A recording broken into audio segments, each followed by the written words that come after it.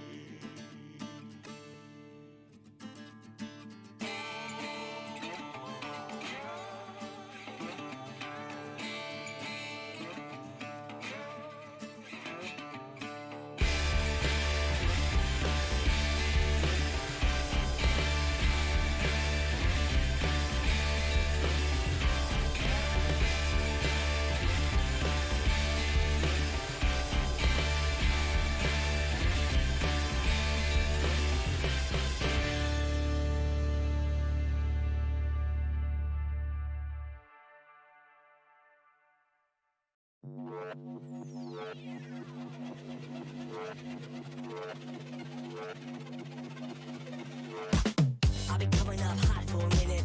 Everybody know the drop when I'm in it. I drop the top when I'm in it. Everybody know the drop when I'm in it. Yeah, I go so yo. Everybody know I'm on. You know when the click through to the and it's about to be a so big fun.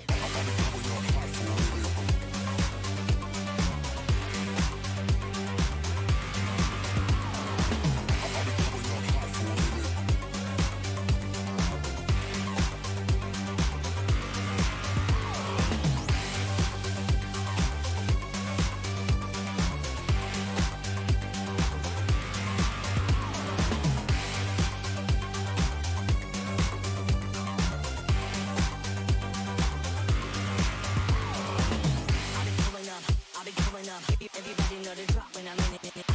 Drop the top when I'm in it. Everybody drop when I'm in it. Yeah, I go so yo. Everybody know I'm on.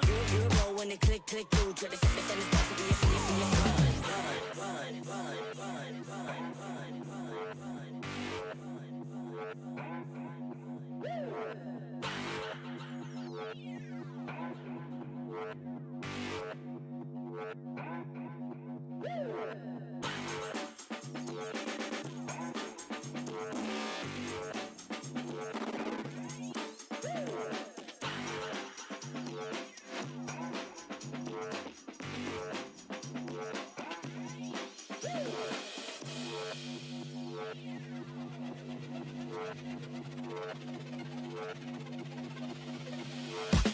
I've been coming up hot for a minute. Everybody know the drop when I'm in it. I drop the top when I'm in it. Everybody know the drop when I'm in it. Yeah, I go so yo. Everybody know I'm on. You know when the click through to the and it's about to be a so big fun.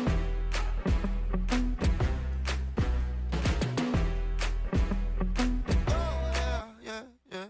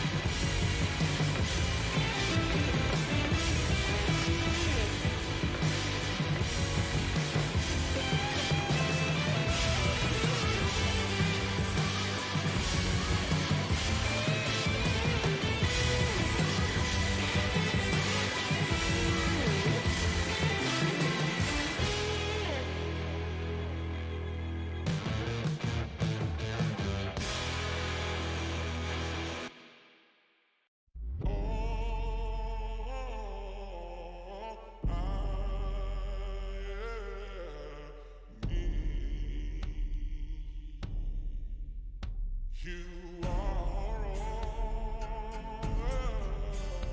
I ever need.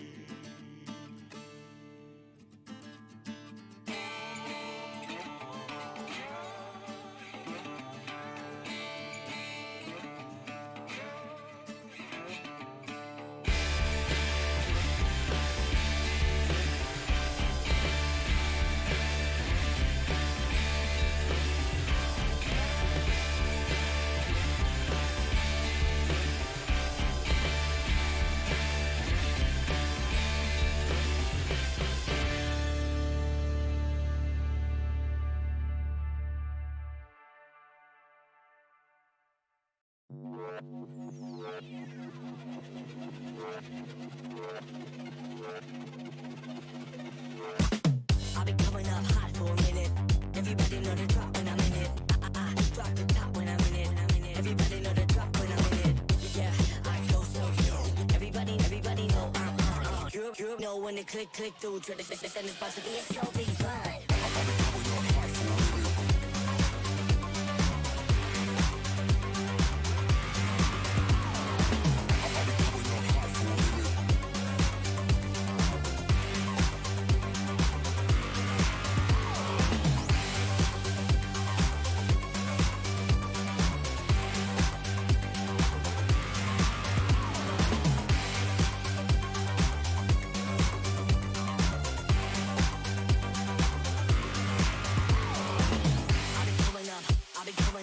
Everybody know the drop when I'm in it. Drop the top when I'm in it. Everybody drop when I'm in it. Yeah, I go so cute. Everybody know I'm on. You know when the click through. Try to say it's about to be a serious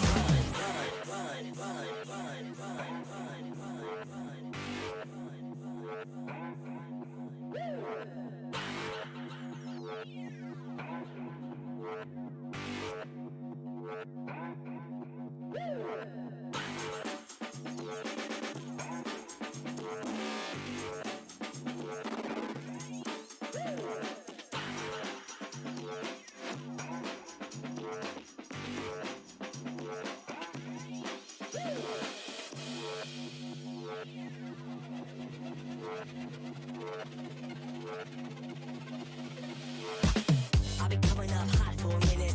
Everybody know the drop when I'm in it. Drop the top when I'm in it. Everybody know the drop when I'm in it. Yeah, I go so cute. Everybody know I'm on it. You know when the click through. Try to say it's about to be a show, be fun.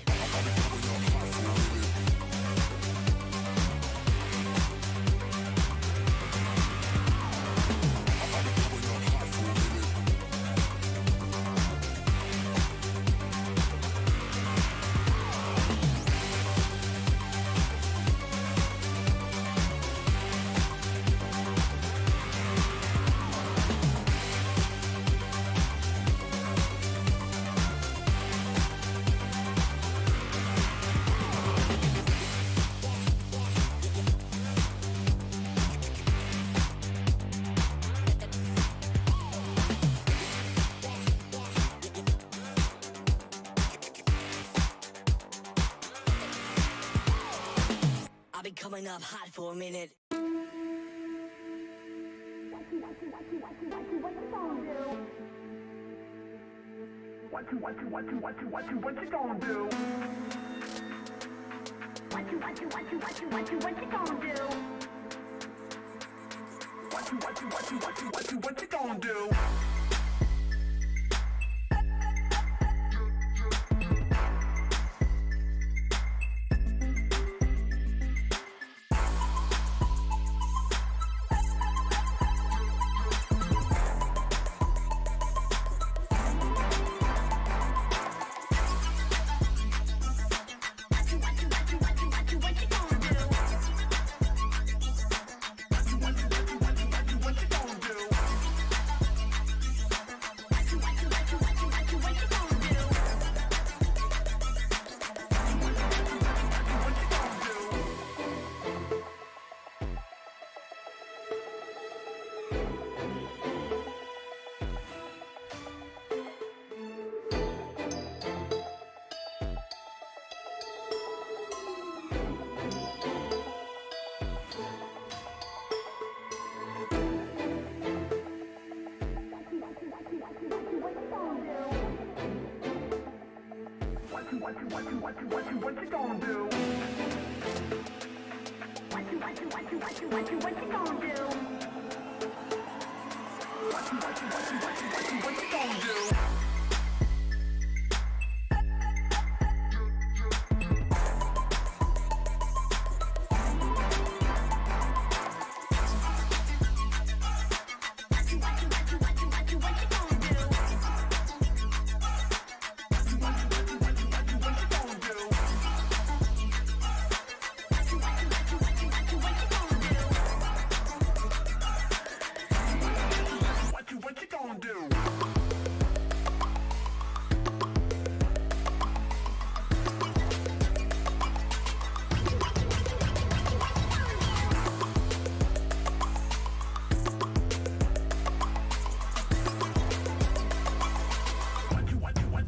do? What you gonna do?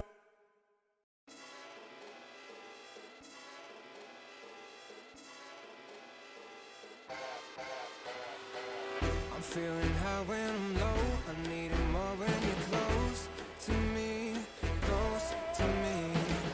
I'm feeling high when I'm low. I need it more when you're close to me. Oh, yeah, yeah, yeah.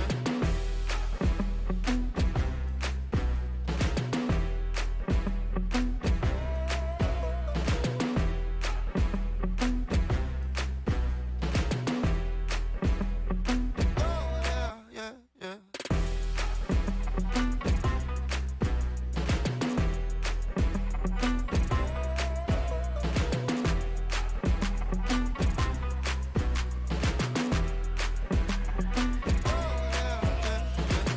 I'm feeling high when I'm low, low, low, low. I'm feeling high when I'm low. I need it more when you're close to me, close to me.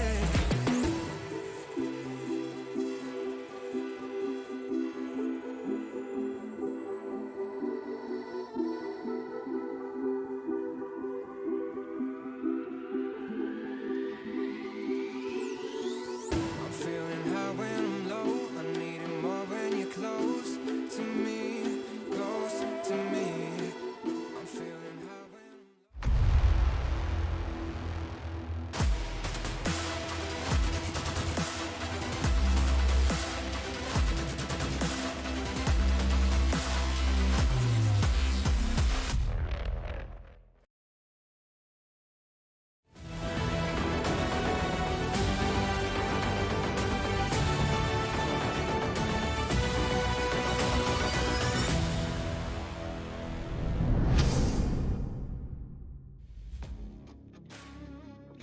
From the desk and the books to Mobile Legends Bang Bang Glory, we welcome you back to day number 2 of the Samsung Galaxy Academy Campus Series. Welcome back, ladies and gentlemen, to day number 2. A round of applause as we make it to the halfway points. Now, not to forget, this is a platform for aspiring champions established in 2023 with the objective to bring together amateur gaming players, grassroots esports teams together and support them throughout their gaming journey through the regions of Indonesia, through the regions of Singapore and Malaysia. Of course, all of this would not be made possible without the support of our sponsors. So all of this is powered by the Samsung Galaxy S24 Ultra, which is also the mobile devices that the players and the teams are using throughout this tournament. And with that, we are in day number 2 of the regional playoffs, where we start off with the top 8 teams, but we'll be dwindling down the numbers as we go throughout the day in the lower brackets. We have one upper bracket later on in this best of 3 5 series to go through in this whole day. Now, to remind the audiences at home and the audiences on ground here in Orange Esports Center, we have a prize pool of $15,000 to be fought for. So all of this will be distributed throughout the teams, but only those that make it towards the very, very end. So with that, ladies and gentlemen, let's introduce our first 2 teams in this series. We have Team Now or Later from Singapore and Team UITM Raw. Both on my right and onto my left side here, that they are fighting for a second chance in the lower brackets. Both of these teams yesterday faced a unsatisfying loss between their teams in a 0-2. So, would redemption be introduced, or will one of these teams unfortunately have to depart from us? Well, we will find out very soon in our very beginning series. So, with that, let's open it up. We'll pass it on to our casters, Safa, as well as Monshel. On to you.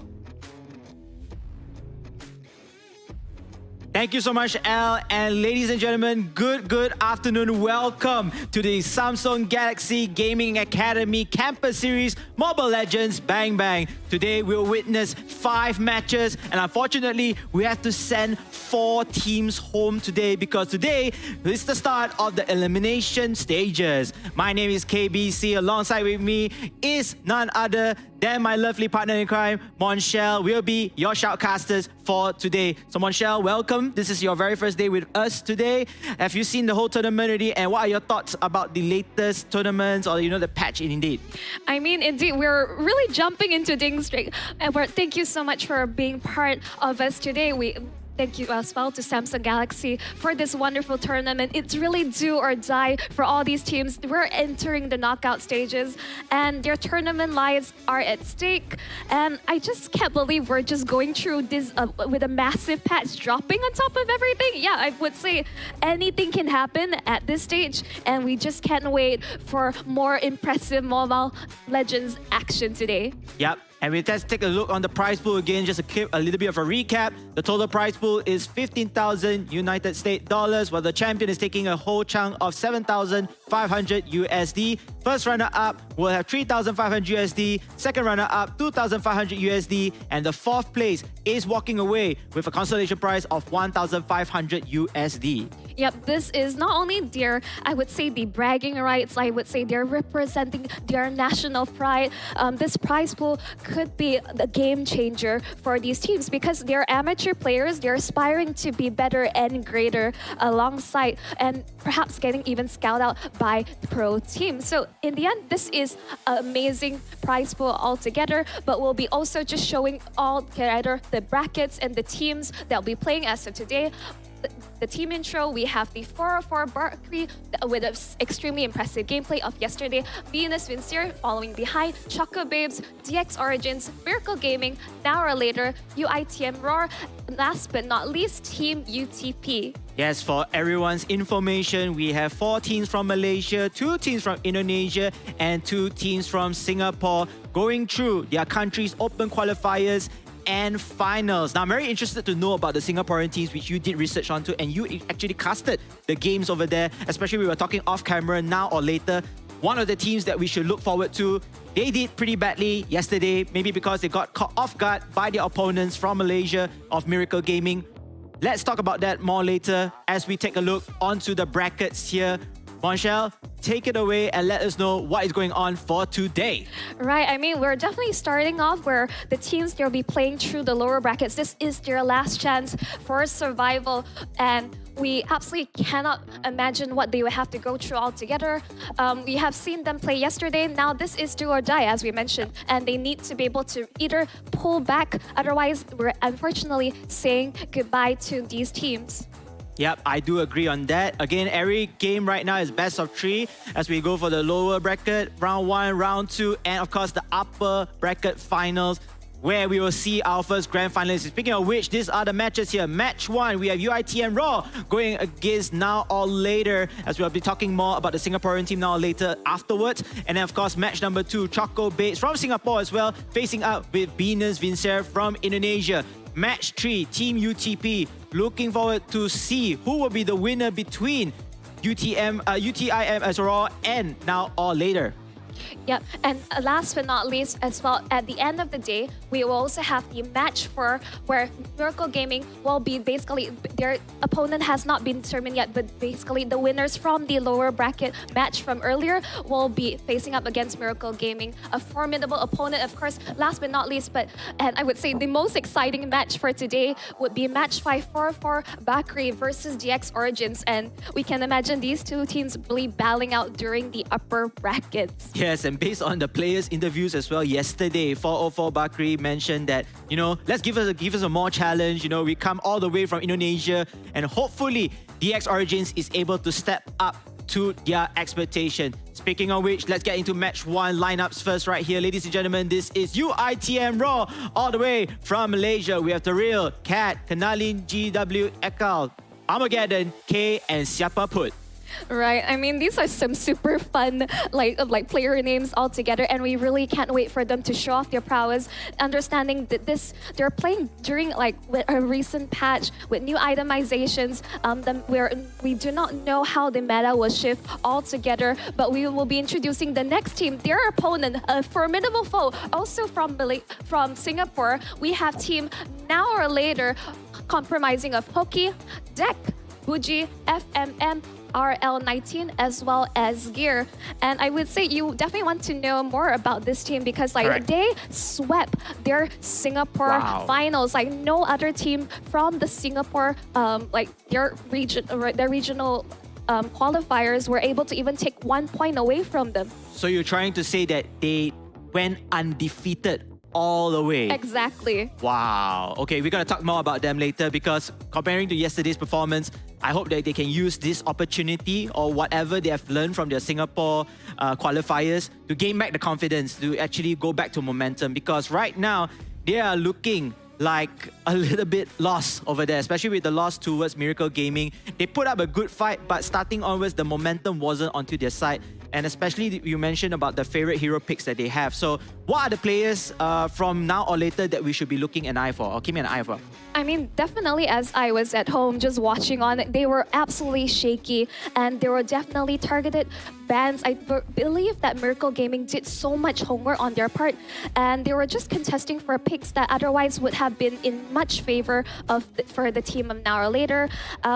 What they really play around is that their team composition, they play around pickups by their assassin player, Kaze Skywalker. He really is someone with such amazing flashy plays, but they do rely a heavy bit on the setup coming in from the rest of the team as well. So in the end, we jumping straight into the draft, the bans are going in straight away. Both teams know exactly what they want to go for, and we see that the Harif was already picked up from the blue side. Wow, and the blue side already here starting off things right for UiTM Raw, taking off Harif, and of course, just to recap on the bans, Loyi and Moskov out from the side of UiTM Raw, while for Team Now or Later, it will be Angela and Chip, and they will secure Roger and Faramis. So making Faramis one of the top picks throughout the entirety of the tournament. We've seen this yesterday already. Very, very useful, using the Nether Realms to keep the team's sustainability on par, and making team fights a bit easier for them. Yeah, absolutely. Team Now or Later, as I mentioned, they are a team that really really well coordinated, and they definitely show their prowess in team fights. But allowing their Valentina through, that means we're just going to see double Nether Realm. So there is a lack of advantage from both sides because you're giving it away. And from basically from the Malaysian team, you can see that they really have a very strong early game. As of now, they pick up the Yuzong. You can imagine the team fight potential is going to be absolutely insane. And Team Now or Later, they're just going in. They're following up with the Trizla. I would say that going for a 1v1 in lane against a Yuzong is a very difficult task, exactly. And very few EXP laners are able to be, up to par for that task. And Trizla, unfortunately, he has fallen off in terms of the meta, but still quite viable. But the damage is slow. You have to really rely on the execution, perfect coordination from the rest of the team to do so. Understandable why they want to ban out the Minotaur, because if you're going to give the team more setup on top of being able to steal the Nether Realm, I would say this is just absolutely catastrophic. Yes, I do agree on that, especially when having, like you earlier on mentioned, that having Terizla is to set up the initiation and then following up with the rest of the heroes in the pool. Meanwhile, Fadrin getting banned already, and then Now or Later going in for another jaw hit. I believe this is the second jaw hit that we get to see. Cool. Yep, and this is going to be another initiating type of hero, a little bit of roaming as well, capabilities. So you can already tell that Now or Later, they really want to go in for the very aggressive play and high intense tempo. Right, because I think picking up the jaw hit so early, you're basically telling you ITM to really reconsider. You're not going to give you a good time. We're expecting some really early rotations and jungle invasion. So being able to pick up something like Assassin Pick is not viable. That's why they're opting for Baxia Matilda, which is overall much safer. But I am a bit concerned in terms of the overall damage output from the team. Their team fight will be absolutely insane, but I have some concerns towards the damage side. But we saw that last Fanny pick. Yep. It's a surprise altogether. All right. Yes. So what are your thoughts on this, KBC? Man, I just feel like Now or Later, they are just going in all in. That surprise Fanny pick. In fact, this is the very first Fanny of the game as well, or the entirety of the tournament. It's going to be super aggressive. They really want to get kills off, and especially when we talk about it, Sky Piercer. That's one of the new items that here. Exactly. Fanny's gonna get the benefits of it. Roger also gonna get benefits from it. So anyhow, enough of our speculation. Let's get into game one, ladies and gentlemen. UITM Raw from the blue side, and Now or Later on the red side in hand. And we have a surprise here, Monchel. Have you heard something about that? Ooh, whoa! Thank you so much, everyone, for the support. Please claim these free MLBB diamonds. Please take note, these codes are limited. Do basically hold your peace. Just get the codes right this instance. But if you do miss out on this, keep watching the stream or come down to Cool City Mall, because we have a live audience here where we're giving out more codes as we speak. Yes, and so you can hear and continue to support us on the live stream as well. If you couldn't make it on ground, the chats are open. Make sure to keep the chat civil as possible. We don't want to have another incident happening yesterday. And our admins are always friendly to help out. And who knows, they dropped some codes down there. Speaking of which, there might be a fight right now. It looks like it's a little bit of a poking situation. They do want to get that little wanderer off. And it looks like the UITM Raw is coming in. But Bucci, very difficult situation. And he most likely get first blood here from Matilda. Great move coming in from Siapaput. But then Ikal is able to survive. Yep, instantly they punish them for Now or Later for overextending the fight. Bucci being forced to flicker, but we can see the top side, they win out on the 1v1. Now or Later biting back. Yeah, and this is a difficult time, or at least on the top lane. I'm not sure why Harif get a little bit of a challenge here to take down Roger. Perhaps Roger already hit level... No, still not level 4 just yet. No, yeah, it's just unfortunately winning out the 1v1 altogether, but the Fanny just almost taking out the Matilda on towards the top lane. We can see that both sides just really fast tempo, but the jaw hit really wanting to pressure Siapaput and making sure that he's delayed, being able to recall back into the base. This is the power of Now or Later. They have so many heroes that could roam very easily. They have the capabilities of the damage upskill. Once they hit level 4, there's so much more damage output that they can put into their game. Now, however, they're going to go for the very first turtle control. It looks like Armageddon took the turtle instead. So that's actually a very good move from UiTM Raw. I'm not sure whether there's a steal or what. No steal. Basically, no contest whatsoever from the Fanny. Understandable. She wanted to steal their purple buff in return, but you can see that now or later they're looking to perhaps protect the purple, ensure that UiTM doesn't get a hold of it. Because for basically all Fanny players know they need to be able to secure their purple buff. Otherwise, a buffless Fanny is gonna make things really tricky for them altogether. Yeah, she definitely needs to upskill in terms of the buffs in place. And we will make sure that all of the teams here, especially the players, they are going to get their respective minions, you know, making sure that they clear their own jungle first before they try to evade or at least protect from them. But speaking of which, looks like there's a fight coming in here. Sapaput gets another kill and silence off that Fanny. Unfortunately, got stuck right at the wall. Yeah. You can see that stolen Netherrealm really coming into clutch, really playing into UiTM's plan against Now or Later. Already they're fighting back, but again, it's still fairly early and both sides are just trading blows. But unfortunately, Dame, DC, he needs to be able to snowball because otherwise, as we approach the later game, yes, we have new itemization with the Sky Cursor ensuring that even in the late game, the damage output will be consistent, but he still needs to get that snowball going. Oh, looks like there's a little bit of a poking harassment, all right, in the mid lane, making sure that, you know, none of the shenanigans has come up. But then top side though, FMM in a lot of trouble there. Roger, 3-on-1 is not fair. Eventually, Ikal managed to get the kill. Yeah, it's just so much mobility. Baxia as well as Matila just being able to roam around the map. This is exactly how you should be playing a Baxia, a jungle, because you want to be able to dominate your early game as much as possible and give, basically, they want to open up enough space for the Harif to farm, and that's exactly what they did. Beautiful gang, this is exactly how they should be playing it. So looks like there'll be more skirmishes right here. The Fanny of Dak. Buji is able to take out Sapaput. And that is only one, but then Turtle already responded here. UiTM Raw going all the way downwards here. Has to be very careful. Terizla RL19 looking for an opportunity, but hey, managed to get it as well. Yeah, forced to use the penalty zone, trying to get away, but to no avail. You're outnumbered. RL19 will take that fall. Yeah, but then again, trade-off, a sacrificial move coming in from himself and able to get the total buff. Oh, is that steal? Yes, that was an absolute steal. The Fanny is buffless at this point. Yeah, this is a really unfortunate situation. They're continuing to slow them down altogether. Now or later, they're on the back foot. Oh, now on later, I'm not going to say amazing start. There's a slow start here. You know, their Fanny isn't getting upscaled, not getting the buffs that they needed here. And now UiTM Raw just putting on the pressure. They're just making sure to harass as much as possible at the top side. Buji coming in right now, looking to use the chains and unfortunately unable to keep Ikal into his hands for his team to initiate on that. Yeah, no, he was just not unable to close the distance as much as possible. And again, Sapaput with the guiding wind just able to pull him back into safety. UiTM, their team fight potential, they know exactly the strengths of their composition. They're playing as a 5-man. They're ensuring, but you can see that the Fanny is trying to attempt some form of split push, but he will be, it seems like Kat hasn't spawned him out yet. He should be able to get out of that situation, but they look like they're interested to do a 1v1. But the Fanny has not enough damage. And again, for Now or Later, it really is now or later to try to be able to claw back into their game because they are 1k behind. And UiTM, they are relentless. They're not going to let go of this lead. Yeah, firstly, nice wordplay over there, Monshel.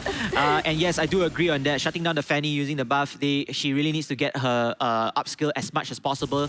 And looking from this situation, they are going to try to steal the buff one more time, but then it looks like a skirmish has already appeared. They got it? Okay, that's great news, but then look at that. Now or later, I remember, it's looking down very, very soft right now, and now the rest of the members of Now or Later have to fall back. Oh, wait a minute here. Has to be very careful. Yutong trying to ride here, and Cat eventually loses his life to that Roger, and Now or Later fights back now. They will strike back here with the double kill onto Cat, and now Buji will get one more kill. So 4-1 in the favor of Now or Later. This is their win.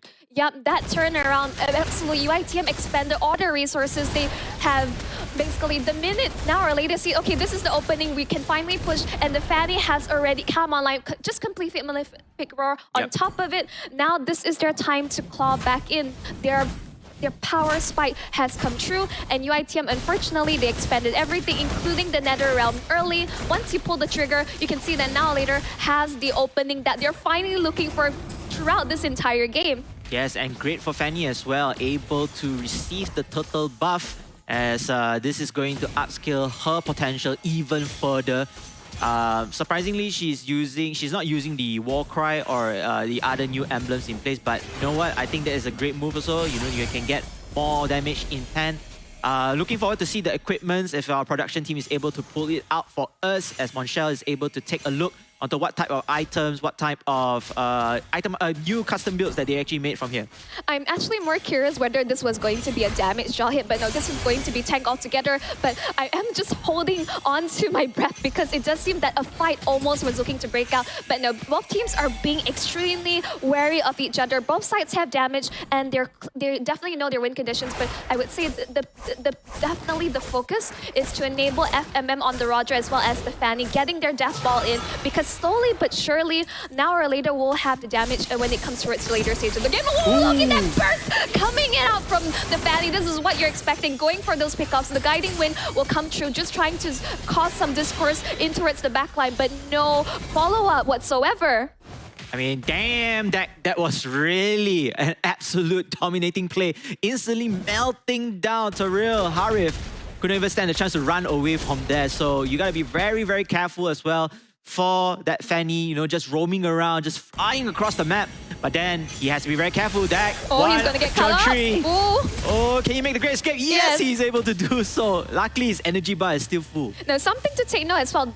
I would say the biggest weakness of UITM's draft is that the lack of CC when the opponent side. That's why the Fanny was a great surprise pick, even though that they were able to slow down the farm altogether. But oh my God, he really was able to escape at the nick of time, just barely able to recall out back into base. Yeah, close to Cigar right there, but Now or Later they have their Mojo back into line. They managed to capture their enemy jungle buff as well, and now they have prime position for that Lord take at the top side.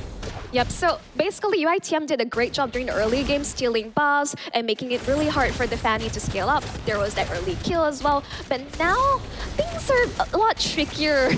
When there's a lack of CC, being able to like really pin her down, she's able to just like, you know, cables in, cables out, just straight out into safety.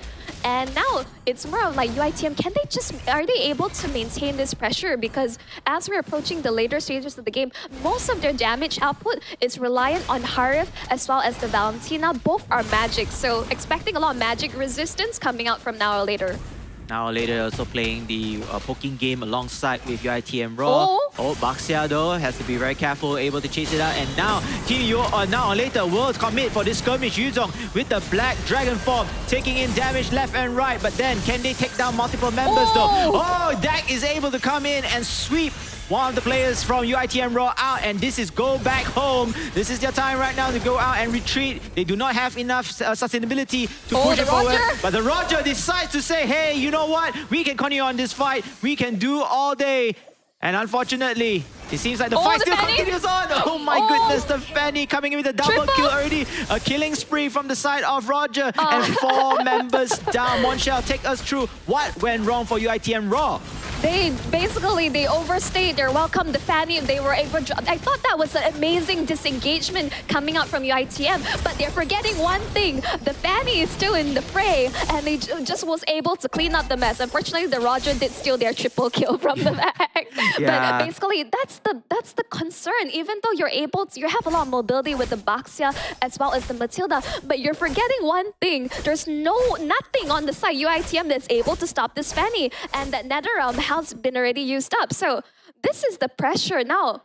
It's on UITM to even like try to... They had their time to try to close out this game or maintain their lead. But now it has shifted into the favor of Now or Later. Yes, Now or Later, you know, that Fanny is so tricky to catch. and they had to, they actually had the upper advantage in terms of their skirmish earlier on, but back and forth, disengaging and engaging, and eventually now or later make the right move. They continue on putting the pressure and eventually taking out 4. Speaking of which, the map control totally into the favor of Team Now or Later right now. Just keeping UITM Raw on their heels at the moment in their base to defend whatever's left of their inhibitor turrets. It's very simple. UITM just lack any sort of tools to be able to deal with the Fanny. And now on top of that, the Roger also being able to close the distance.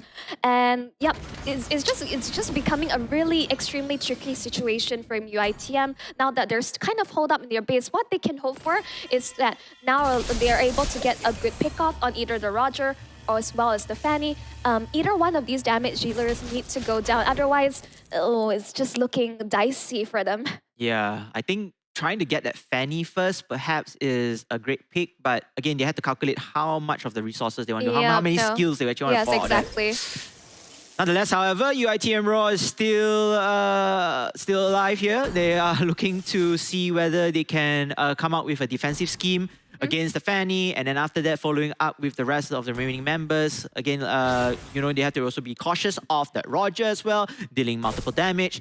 So, what would be the answer? Is this going to be a sneak attack? They're looking for it.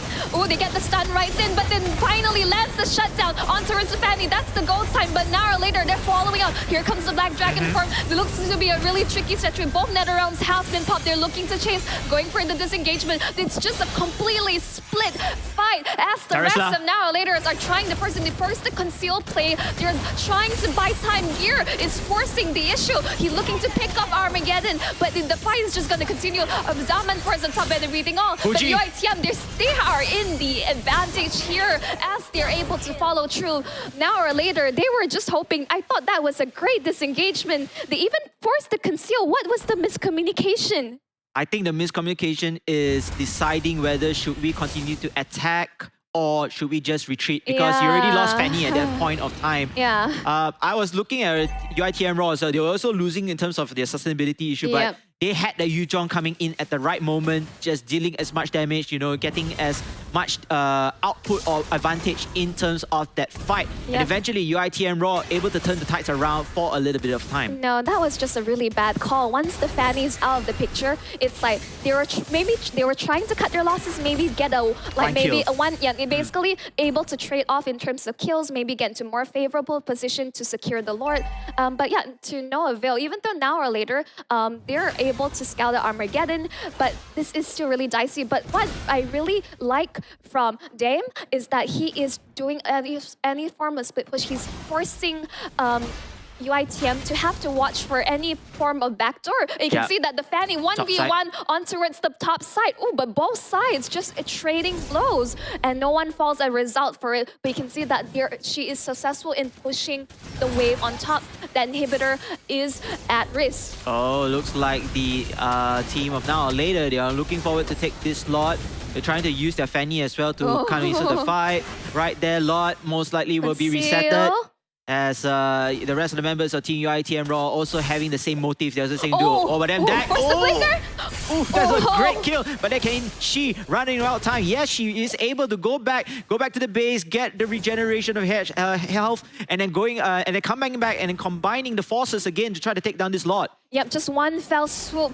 Unfortunately, the Valentina has been constantly being pressured by this Fanny, and that is like now the Fanny is just back into like managing the waves, forcing UITM in a position that they cannot contest for objectives. They have to keep managing their waves because there is that risk of their inhibitors going to be taken out of the picture. Yeah, agree on that. And then they are forcing a lot of pressure for UITM Raw to split their forces here.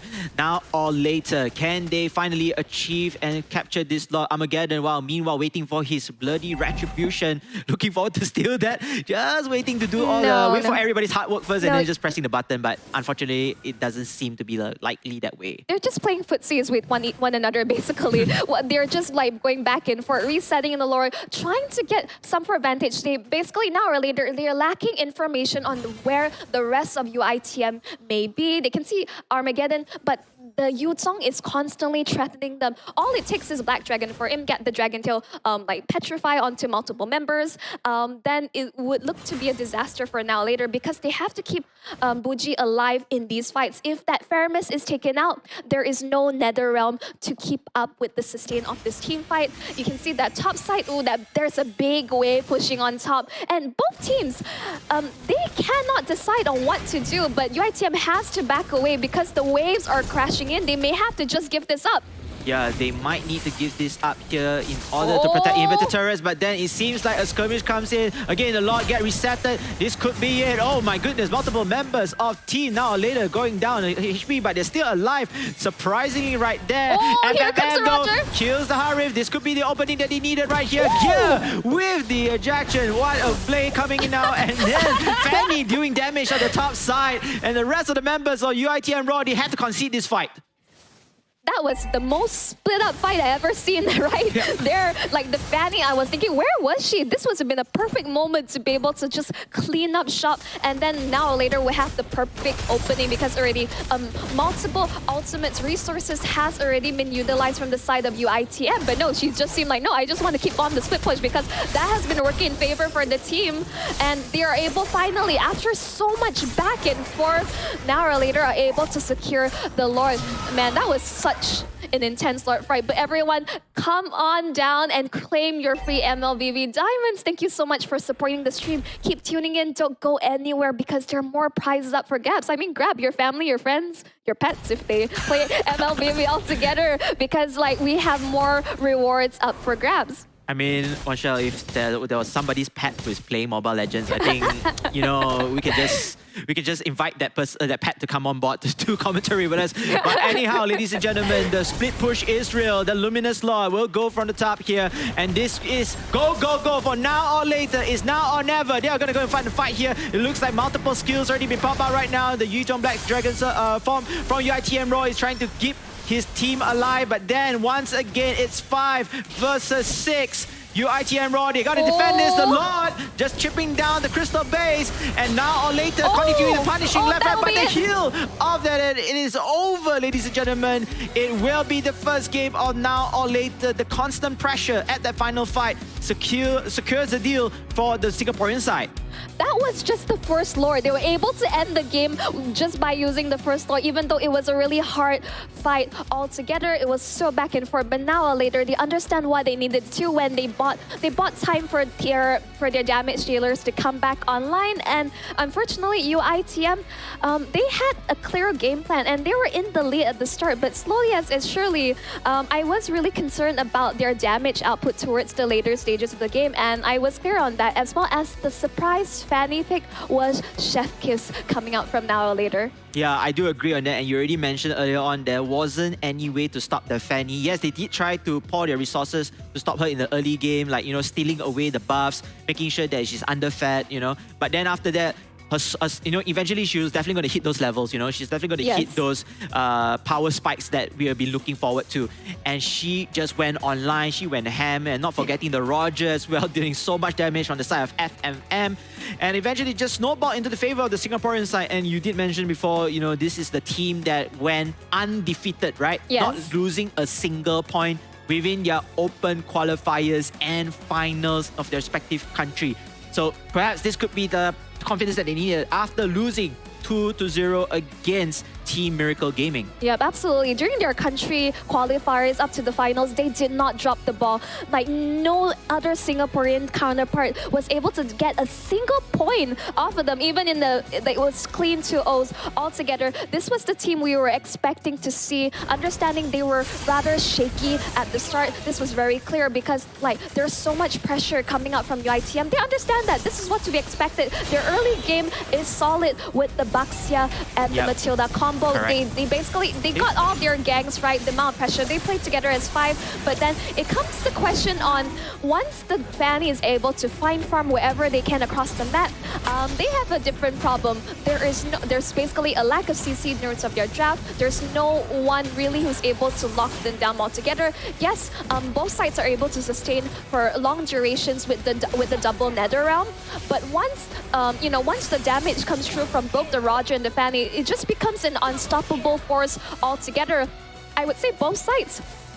There were some mistakes and in terms of splitting and communication because there was this push and pull, unsure whether they should follow up, whether they should have split. And this fight exactly here where UITM was able to claw back, they were able to get kills because now or later, clearly they were hoping to get maybe a trade, but with the Fanny down, they were unable to do things. But this final push coming straight in, yes, this is an enhanced Lord, and it was just the final nail in the coffin. Now or later, able to secure the kill. They were able to get the final hits in, and they were able to finally close out this game after an extensive fight altogether. And we'll be jumping into showcasing our MVP. It's going to be Dame DEC on the Fanny. The surprise pick 5-2-5, 67% team fight participation.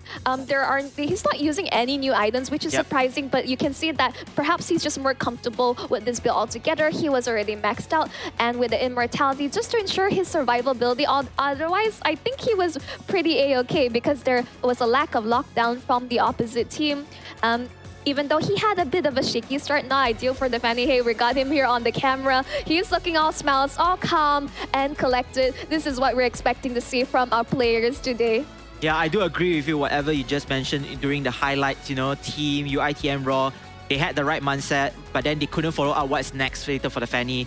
They did one, they managed to catch the Fanny off guard, and that was also like a little bit of sign of life, but it wasn't enough to overall stop whatever's push coming in from now or later. And going back to see the entirety of the scoreboard here, they lack of CC, UITM Raw, lack of the CC, lack of the initiatives to kind of take down this Fanny. In the meantime though, the most important part is the Fanny can still stay alive. 2 deaths only earlier on the stages, it's okay, but return with 5 kills. Very confidently also not using the Sky Piercer, as you mentioned, the latest item, because Sky Piercer is a gamble. You are using cheap 1.5k gold, but do you want to risk it and stun your rest of your itemization, your core items in hand? So she went with the right route. The player is very confident and get the kill. I mean, you gotta risk it for the biscuit, I would say sometimes, but in this case, they knew exactly what they're doing. Now or later, I would say they kept their cool. They understand that what they need to do with their team composition, and they really play it out. Even though I would say the mid control coming out from UITM was exceptional at the start. Buji definitely have a rough time. We remember that earlier skirmish. He was forced to flicker, and the rest of UITM just collapsed onto him. I'm just like, whoop, that he was not having a field day, definitely. I mean, they even contested for his Valentina on top of it all, but this is a player that, I would say Faramis isn't his prior pick. He's more comfortable on artillery like Fursa, or even really flashy plays with the Valentina, which we potentially will be able to see here. But definitely the standout offer today, we would say, is that the Fanny, you understand that, okay, once I got my items, I'm all packed up. There I go. Yeah, and the team trusted in that hero comp, the lineup itself. What a great win for them. I think now or later definitely needs confidence. But again, ladies and gentlemen, if you're just tuning by here, welcome to the Samsung Galaxy Gaming Academy Campus Series, Mobile Legends Bang Bang. Again, this is powered by the Galaxy S24 Ultra right here. Monchelle nearly wanted to take away the phone, and I told her, just put it back, But she did say something. She did say that victory can be yours with the Samsung Galaxy S24 Ultra. So everyone, it's like, this is an amazing phone. The players are using it as we speak, and we absolutely, it's organized by Samsung Galaxy. We can't thank them enough for what a wonderful platform for the players as well as you viewers back at home. Come on down and farm the stream, because we're just dropping free MLBB diamonds for you, just up for grabs. Come on, guys. The organizer is extremely generous, and what else are you waiting for? And throughout the whole day, just stay on with us. Maybe you have to eat through your lunch and while watching the plays, because just farm up the stream, because we have amazing giveaways for you. Yep, that is definitely true. And now we are going to game number 2, the draft phase here. Bans and picks will be out. And this is something that we talked off camera as well, Michelle. We said that, this game or this tournament uses 3 bans. And you did mention a very good point. Pick your poison. Yes, exactly. It's not all heroes. We can live with some heroes that we can counter with, and we can try to win with the heroes that unfortunately being banned. So maybe you can talk us through based on the bans here right now. I mean, first things first, I was so surprised that the chip was even let through during the previous game altogether.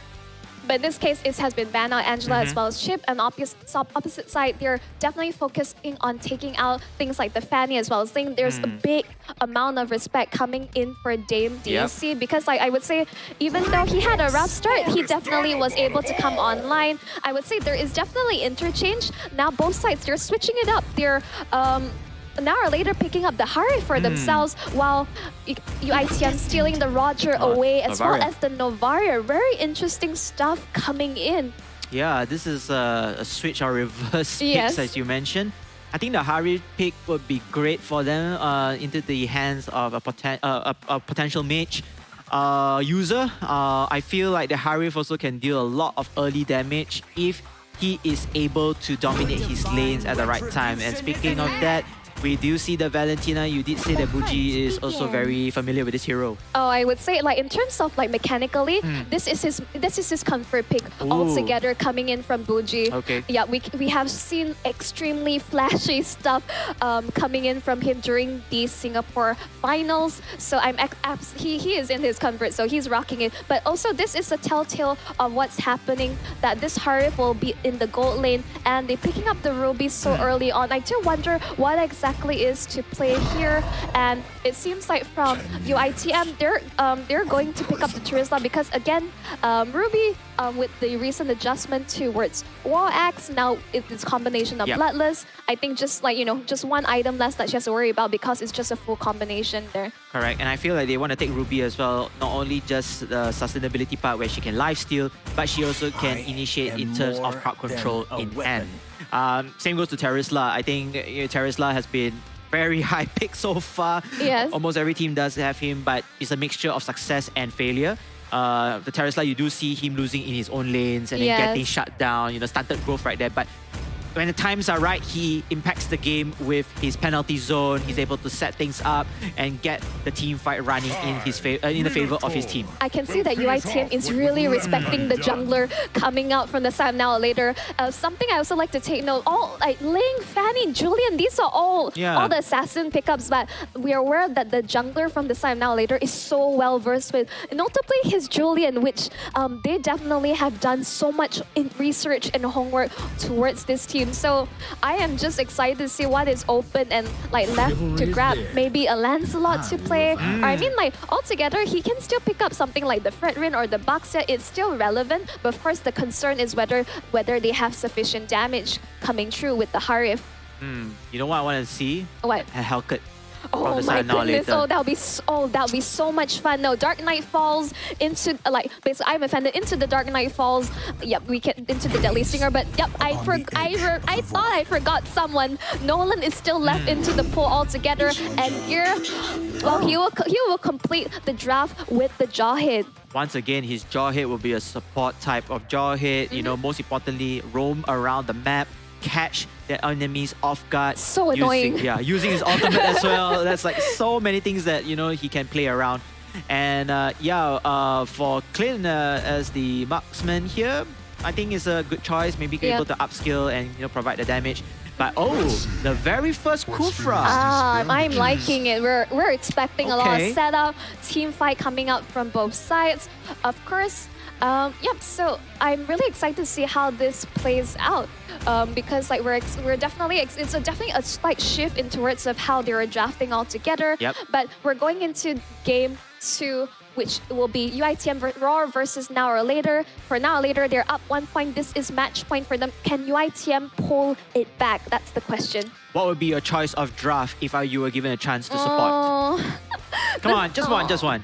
I really like the Ruby pick, and basically I am very confident on Buji's pick on the Valentina. He has just really stellar performance altogether. But ladies and gentlemen, we're back into It's the Land of Dawn. As mentioned, this is going to be game 2. It's do or die for UITM Roar. Can they take back a point against Now or Later? We definitely want to see that. We haven't gone into any 3-game series just yet. So hopefully we're able to see an overtime. UITM Raw is now or never. If they lose this, they will be eliminated from the tournament, unfortunately. Yeah, that's just how it stakes. And the stakes are high in this competition now that we're in the knockout phase where the teams. We're sending 4 teams home today, which is like, we're sorry to see them go, but this is how competition is. And you can see from the top side, Ruby will be going up against Terisla for the fight onto the XP lane. Mid lane, however, Whoa. Nolan is actually stealing away multiple enemy jungles. From there, he's going to try to upskill his farm as soon as possible to level 4. He's already level 3 at this point. And then eventually, a couple of the heroes been roaming around, and Harif at the bottom lane with Clint. Now looking for the vertical jump, but forcing Cat to flicker out already to safety. But first, now he will be able to survive. This is the Terisla. Early on, he's able to sustain Nolan, just not having the damage output now until he hits level 4, which he just has. And a little bit of a taunt right there on the side of Terrell on the UITM Raw. And yeah, I just want to see how much they can control the mid lane as well. Buji getting a little bit of harassment here as the turtle will be at the top side once more time. But they're going to try to take Terrell. Clint is a little bit vulnerable there, but nice use. Nice sidestep coming in from Tread. He was waiting for Gear to force the flicker in, but it seems like red side, they're looking to respond back. But great disengagement coming out from Now Later. Understanding, yep, we had expended that flicker to no avail. And now they will just be able to focus on their objective, which will be the first turtle. First turtle will be in point of contest. Looks like TUITM Raw do have the positioning that they needed. But I feel like they are trying to zone out their opponents or perhaps try to take the first blood here before going for the turtle. Yep, they have no idea that Siapaput is in the right in the middle thick of things altogether. The Kufra is in the fray. You can see that Gear will be able to push them back in, but so far no casualties, no objectives as of yet. But I could have been speaking way too soon as Siapaput forced to use the bouncing ball to get out of there. Yeah, using the bouncing ball to negate any shenanigans coming in for Now Later to save his life as well. In fact, if he were to lose his life, I think it's not really a big deal because he's just a tank, roaming tank here. So not much of an impact right there. But anyhow, it is the turtle. The turtle, they need to control this turtle. They need to get that extra gold and that turtle buff in place. Yeah, right now I say both teams are just super wary of each other. Siapaput hoping to land their shot one in, but completely whips it all together. It doesn't seem to be looking too good. The penalty zone, double penalty zone onto 2 members. There is no advantage coming out from both sides. It's just going to be back and forth, forced to use the like impulse. But finally, first blood will be secured by the Nolan on towards the Kufra. Yeah, UITM Raw is going to have a hard time right now to even secure this turtle. So this turtle will be in the favor of Team Now Later. Speaking of which, 1 kill already off camera. I believe the Harif taking down the Clint. Yeah, I mean, we expecting the Harif to have excellent early game against the Clint, but they lost on that 1v1, as well as they were able to secure first blood as well. Turtle, all wins across the board for Now or Later in this stage. And no casualties as well, Marshall. Exactly. So now, Team Now or Later getting the upper footing. They do have momentum here. You can see that Jawhead is just going across their jungles, trying to steal away or trying to create a little bit of poking harassment from the side of UITM Raw. UITM Raw, how would they want to come back from this area? Would they want to continue on roaming, or would they want to protect their Clint from being harassed? No, it's very clear Roger needs time to be able to scale up, get his itemizations across. So in the end, UITM also has that scaling point of impact with the Novaria as well. But it seems like, gets the land, the shot once in. Siapaput, unfortunately, he's the tank, but here he's nowhere else to go. There is going to be a lack of setup coming out from UITM.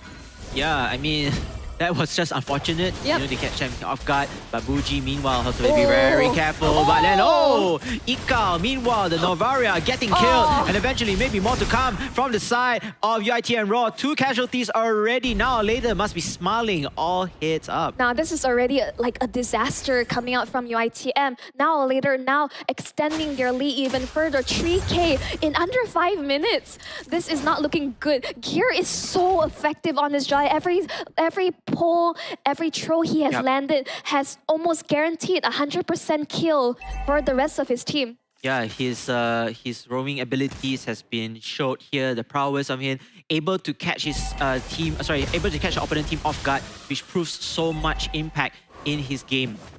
Yep, and the whole point is that RL19 has been not even part of this fight. This team's fight potential is going to be incredibly insane afterwards. But UITM, as we say that, they need to stop fighting at this point, understand they're getting picked off. Even Siapaput's unable to survive in his fights. He's not tanky enough at this stage of the game. It's either he has to land his shots, or otherwise, the rest of the team has no way of engaging in Armageddon, popping that Lycan Pounce onto its RL19, but to no much avail. This Ruby is going to be extremely tanky and no contest whatsoever.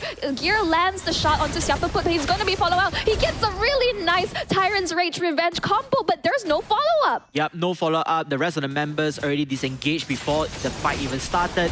So just unfortunate, he has to use his ultimate, but That was 4 people. Yeah, they're just all way all around the places. So it's so sad to see that. But nonetheless, however, now or later, they are gunning for that victory. They want to do the competitive sweep against Team UI, Team Raw to get back their confidence. Speaking of that, first kill, on the hands of UITM Raw.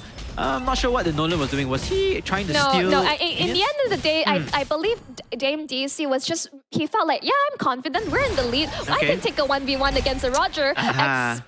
Except Armageddon has been farming up a Storm all this time. And that just helps to just narrow down the gold lead just by ever so slightly, even though, yes, it's almost 3k.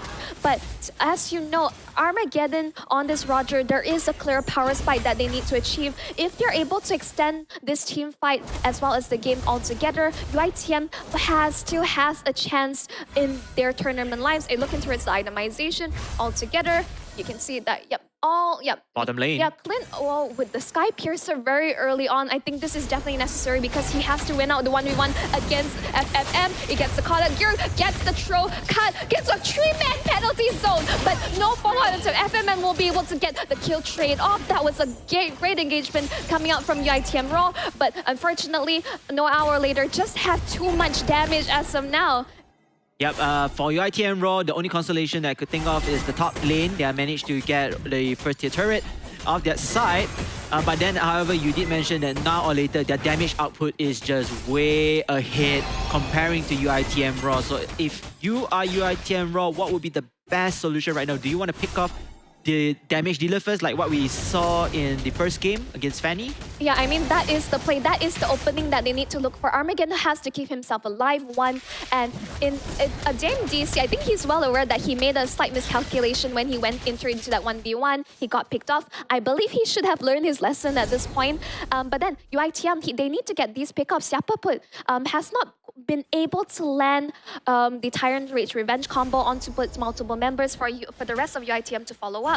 And you can see, nice shot coming out from Navarre. Kanalin is also scaling up, and just with that one shot, UITM is able to maintain control back on towards the Lord. Are they able to secure it? Yeah, the question is, will they be able to secure it? Oh, Looks like nope. It's going to be a kill.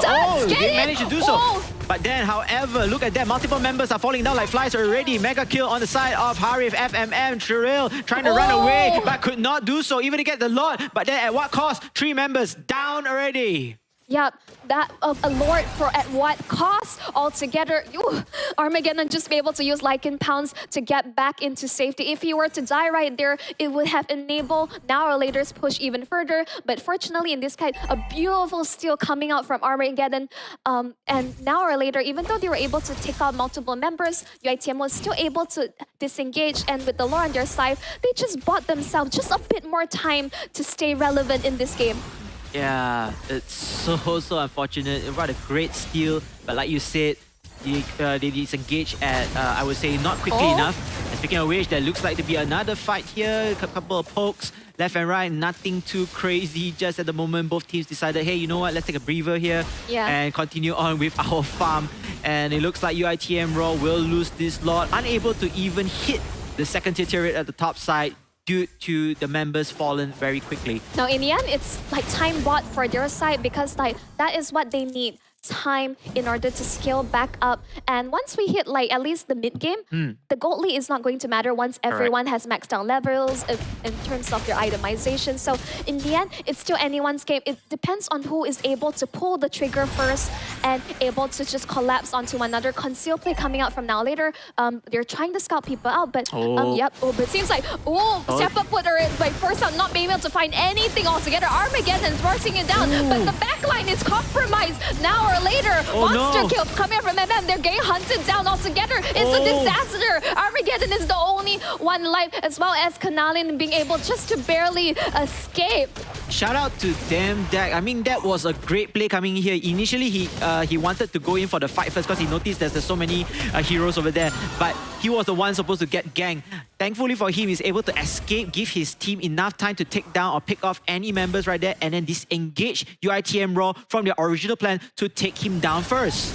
Unfortunately, they're just jumping right. Lycan Pounce trying to get away. He would just have enough movement speed to get out there. Lands the Star Shatter onto Bougie. That is a lot of damage coming out. But now or later are just forcing the issue. They're pushing on forward. They want to keep maintaining their map control because in the end, when things are this close, play the macro game. You have to maintain like that sort of advantage in this stage of the game.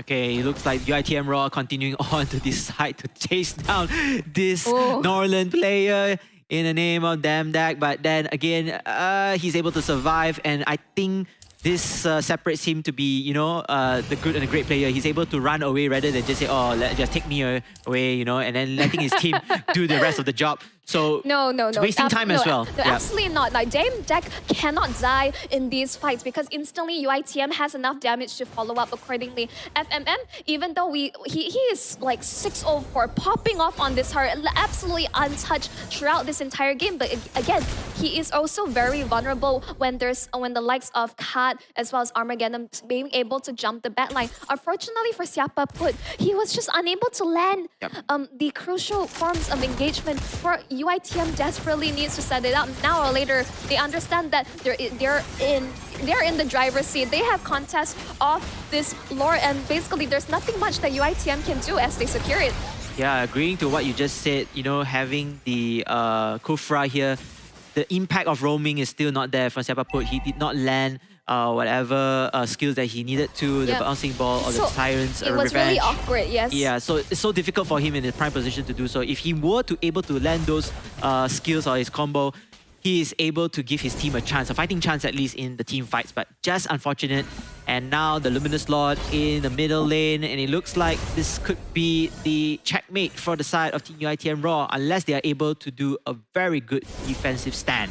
I mean, they're 5 men strong as the Lord is pushing down the mid lane. We can see that what is the play? Bougie has stolen the penalty zone. I think they're looking for a play in the mid lane, but for now, there is no clear opening. The Days are still able to hold. The inhibitor is still standing. Of course, I think a couple of ticks of damage will be all for it to take. You can see that they have revealed the location of now or later. Now, they just have to ensure that we're just waiting for a play. Penalty zone onto 3 members, but the follow-up coming out from now or later, forcing them back. Yeah, not enough follow-up damage here coming in from the side of UITM Raw. They can only defend, but then you see the Inhibitor turret on the mid lane already has taken so much chunk of damage. And it looks like now or later they're just going to hover back here, steal up whatever map control they have, and just forcing UITM Raw to play in their own base. I mean, to take note, that was only the first Lord, and they're almost able to take out the Inhibitor. This is just such a tricky situation. The Kufra gets countered so hard by the engagement coming out from now later. Gear as well as RL19. Just to form engagement, he gets the catch onto 2, but no follow-up damage whatsoever. But they're able to take out RL19. But the cost of their inhibitor as they disengage, they're where they conceal play on top of trying to chase them down, trying to find the reveal. But force it out. Zaman forces it out. FMM is not caught out. He takes 1 out for the rest. Godlike for him. 704. Someone please stop this Harif. And this Harif just committed a crime right there. 704 running away. Smooth criminal indeed right there, Monshel. But you know, this is the trouble, you know, trouble catching off these slippery heroes and letting these slippery heroes get into the hands of great players from the side of now or later. And just it's so difficult to catch one thing and then you need to spend your resources on another, but you already know that the power level or the power difference is still not in your favor. So your UITM Raw just pouring all out. Eventually, yes, they cut one, but it's not enough to follow up and Yeah. eventually lose one as well. From I mean, themselves. they really want to force the issue. They almost got FMM, but unfortunately, the rest of the team just not quite able to close the distance. They weren't close enough, and in return, they were able to he was able to secure a kill and as well as get away scot-free. Yep. So that is disgusting. Disgusting indeed. Now, for now, later, they will have the Lord's control once again, perhaps here, where the pit will respawn at the bottom side. But this time around, UIT and Raw, they do manage to get back their chunk of the jungle. Can they catch this Nolan off guard first? That would be the question. If not, try to catch this Harith, and then perhaps, just perhaps, they have enough sustainability to rush all the way for the team fight and get the Lord for themselves. We have to see about that. Lord already is around 50% of health in the favor of now or later. UITM Raw looking to set things up Oh, here, here but comes then Gear. Gear comes in with a nice usage of the ejection and maybe more right now from the side of team now or later. But then again, they have control of the Lord pit. They don't need to force things out. They can play this slow and steady based on the textbook play. Yeah, no, in the end, it's a 4v5 situation. UITM is just cutting their losses. They're disengaging from that. And again, another Lord falls in the hands of now or later. Again, this is looking extremely grim from UITM. They have to defend again from another Lord push from the side of now or later. Now or later, slowly applying the pressure and hoping to crack the walls of UITM Raw for the very last time, at least, unless, of course, UITM Raw decides to play again one more great defensive play. The Lord will move up topwards here, so possibly we can see a split push coming in for now or later, and then moving and converging together for that team fight. In the meantime, UITM Raw, let's take a look perhaps onto the itemization. So, Monchel, you can maybe take a look onto the items, see what team UITM Raw has done differently in place as we wait for our production team. You know what? It doesn't matter. We're going to go into a fight right now. The split push comes in place. The mid lane, they want to take down this inhibitor turret right there, right now, as the rest of members. UITM Raw, penalty zone. Sorry, no, not penalty zone. Coming in here from the side. And here comes more to come here. Looks like UITM Raw, they are losing. But they're dropping.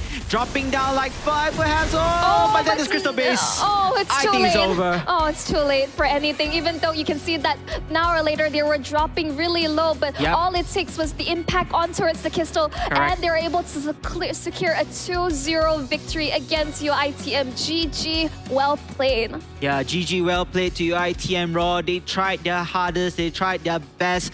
A few glimpses of hope, especially for the defensive plays. Unfortunately, they are out of this tournament. We have to beat them farewell, but nonetheless, full respect for UITM Raw for making through this stage of time. We'll hope to see them in future tournaments to come. Yeah, I mean, comparing to the first game, this has become extremely one-sided because I think in terms of overall execution, Kufra as well as Terizla is just the more difficult composition, like pick off to, to execute altogether. And the Valentina, I did mention that Buji is so exceptional.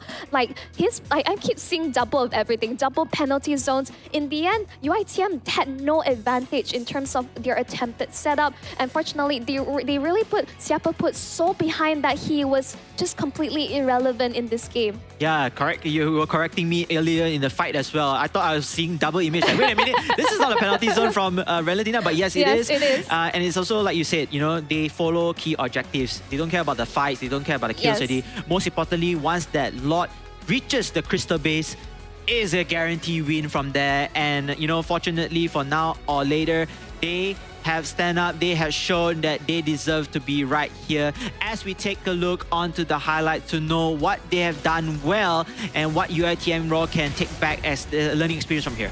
Now, in the end, it's just more of like the Nolan pick, even though like UITM, like in terms of the bans, they focused so hard on ensuring like all the viable jungler picks were taken out. Correct. And the assassins. I think we all kind of forgotten that Nolan's existence altogether. He's a fairly, out of all the assassin heroes, he's fairly new. But in the end, Siapa put was unable to really, like the lack of coordination of the Kufra. It was very difficult to set up, but UITM just didn't have enough damage or perhaps lack of coordination to follow up when he was able to land those shots. Yeah, I also want to give credit to Gear as well, being at the right position, the right timing to just catch his opponents off guard. I mean, yeah, Siapa put, you always catch the tank, but once you take down that tank, there's no other hero to sustain damage already. Yeah, sure, maybe you have Terizla, but he's gonna be Yeah. very squishy as well after all the skills being poured out right there. So the follow-ups are, just continuing on the snowball, it's a butterfly effect, and eventually Team Now or Later gets their momentum up. Yes, we do see a little bit of glimpse of UITM Raw, but again, like we said, that Harif is so hard to catch. So hard to catch as well. It's like kudos to Gear for being able to constantly follow up and really set things up for the rest of his team. And in these final moments here, yeah, it's double penalty zone. They were just forcing the issue. They don't care about anything else. Yes, the bodies their numbers were dropping very low, but they are focused on the objective. They focus everything towards the crystal, and that's how they were able to secure game number 2. And this is more one-sided compared to the first game. And this was exactly the team I was expecting to see coming in from the Singapore side. Yes, and we have to take a look onto the MVP. Oh It's my none other than goodness. FMM. Smooth Criminal using the Harif right there. 8 kills, 0 death, 6 assists with a team fight participation of 82%. My oh my, I mean... This is perfect. No, this is just almost Yep. like this is perfect KDA. Yes. He was just left untouched. Even though that small glimpse of that he was actually threatened at one point, Gear was able to cover him up and he was able to dish out the damage and pull the distance altogether. A slippery hero to catch. FMM was exceptional towards this game. It's like, this is why, a marksman in the right hands, like you can see how viable it is. We're looking towards the itemization as well as the scoreboard.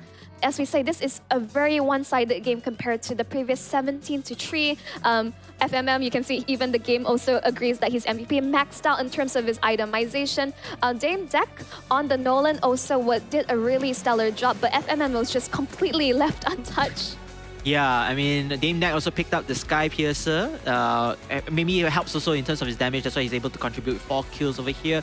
But the rest of the members, the rest of the team, they initiated really well, even though there's not many kills between them. But most importantly, the setup play, the assists, the team fight participation later on when our production team changes the board, we could be able to see a high participation rate from the team itself. But for UITM Raw, Sapaput, I feel like maybe he wasn't really comfortable with the Kufra. Perhaps. Couldn't get a kill. Maybe perhaps he went for a Tigreal. No, it was just Kufra. It's just like there's a reason why we don't see much Kufras being picked up, because it's like getting that engagement and setup is already difficult. Yep. And Fuji just adds another layer of complexity by the Valentia being able to steal the penalty zone. Correct. Like, so there are so many ways of being able to engage on towards the side of UITM. Because it's like you think that, I'm offended is gone. Gear already jumps in towards the back line. Buji just be able to just land the finishing blow, and FMM and Dam is just able to clean up shop altogether. So there was just so overwhelming force coming out from Now or Later. Yeah, just so difficult for the side of UITM Raw. Nonetheless, however, hopefully they're able to take this experience all the way back home and improve their games, and hopefully we wish them all the best in future tournaments. In the meantime though, Now or Later, all the way from Singapore, are still continuing on with their journeys in this tournament. They will be facing, I believe, we have to check the team later onwards in hand. But again, what a play coming in from the rest of the members. I think, they kind of brush out yesterday's defeat and they say that, hey, today is going to be a much more important day. We are in the elimination stage already. Let's continue on with our presence in this tournament. But KBC, there are more giveaways. I can't believe it. One best of three series is that we're giving away so many codes. Again, everyone, thank you so much for supporting the stream as well as the tournament. As I keep saying, I would say keep farming the stream, keep staying tuned, bring on your friends and family, come down over to Cool City Mall. There are more giveaways, as I heard from production during like the live event all together. And now we have to pass it over to our beautiful host Elle for the winners interview. Elle, take it away. And we look forward to hear more from you. Thank you, Casas. And of course, as this series ends with a whopping 2-0, I'm here standing with the winning team from Now or Later, FMM, the MVP. And on this side, we have to say goodbye, unfortunately, to Marco from UITM Raw. But before they move on into their respective stages, I do want to get a few questions in to understand a little bit about their stance. So we'll start with FMM. How are you feeling after getting a 2-0 in the lower bracket? Good. Good? Feeling better.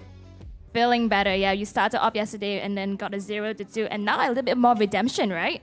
Yeah. All right. So with that, I just want to know, because UITM Raw, they'll unfortunately be departing from this tournament. They made it this far. Do you have any words to say about the last series? Sorry, what? Just any words to say to UITM Raw about their last battle they put up for you guys? Good fight. It was a nice game. Nice game. Well, then we have Marco here from UITM Raw. Unfortunately, they'll be departing from us, but they still have to be proud because they made it into the top 8, correct? Yeah, so how do you feel in this whole experience in the tournament? So, my team do our best. Jadi mungkin ini adalah tournament first kita orang untuk tour besar. Saya rasa untuk tour besar top 8 adalah baik. Walaupun kami kalah dengan Singapura. Okay, jadi apapun experience dia pada kami adalah sangat-sangat baik untuk first tournament yang besar ini. Wow. And one more question. What is next for UITM Raw? Okay, jadi untuk next tournament kami adalah kami akan mewakili MSL, iaitu tournament uni di antara Malaysia. Jadi target kami adalah untuk champion MSL. Thank you so much, Marco from UITM Raw. Big dreams. Although they have to exit this tournament, their hope is still alive. And of course, congratulations goes to Now or Later, as they are still fighting for that top spot in this tournament. So thank you very much, players. And I'm going to bring it over into a short break before we come back with the next series between Venus Vincier and Choco Babes.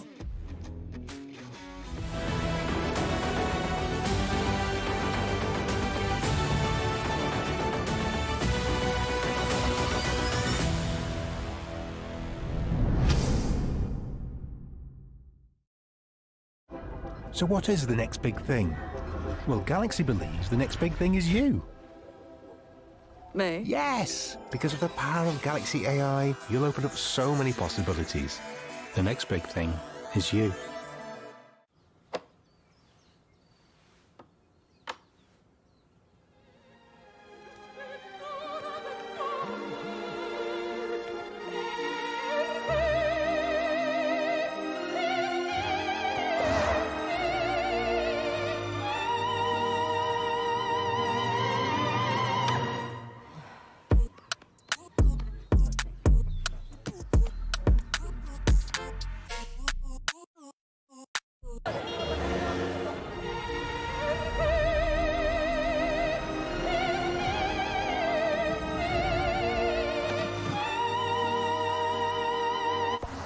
Hey, I'm at gate 6 wearing a gray shirt. ฉันอยู่ที่ประตู 6 สวมเสื้อสีเทา ได้ครับ เดี๋ยวผมไปรับอีก2 นาที I'll pick you up in 2 minutes. Everybody feel it come around with the rhythm, it's a sound. Everybody get down when we give it to you.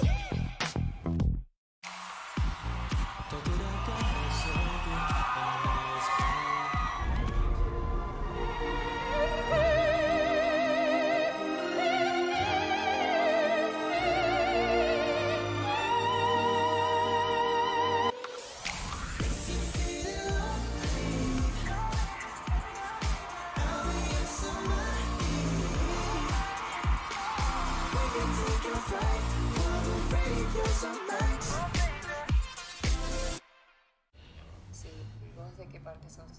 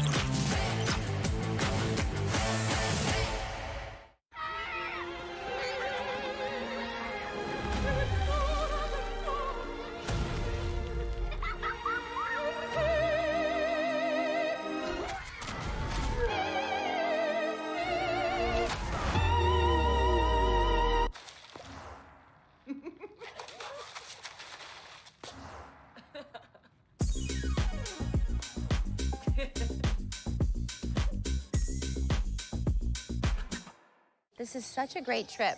I would love to take us all to dinner tonight. 7 a.m. Make the reservation. Chris, are you getting any of this? Dinner at Santino's, opera tonight, tour tomorrow, and check up on Shuggy. Oh, okay. You go, Chris. Hey, I'm at gate 6 wearing a gray shirt. ฉันอยู่ที่ประตู 6 สวมเสื้อสีเทา ได้ครับ เดี๋ยวผมมารับไป2 นาที I'll pick you up in 2 minutes.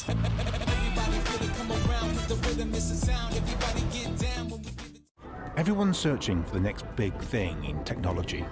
But the next big thing isn't this. Integration, encryption, quantum. And it's definitely not this. Why I'm a trailblazer, a groundbreaker, a pioneer, and most of all, a disruptor. No. Galaxy believes the next big thing is you. May? Really? Yes, look at you. You're an artist. You're open to experiment. You make your actors go shh. And then you have other ideas and make them, yeah, do that. It's never easy. But you open your heart. Hi, I'm live.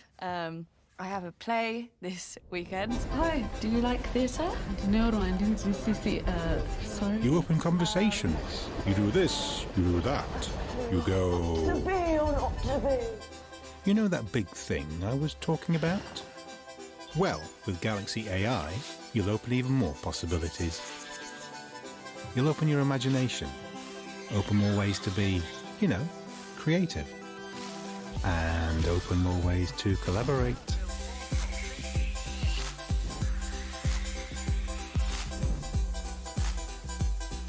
Wow, you made that. We're putting all that power of Galaxy AI in your hands. The next big thing is you.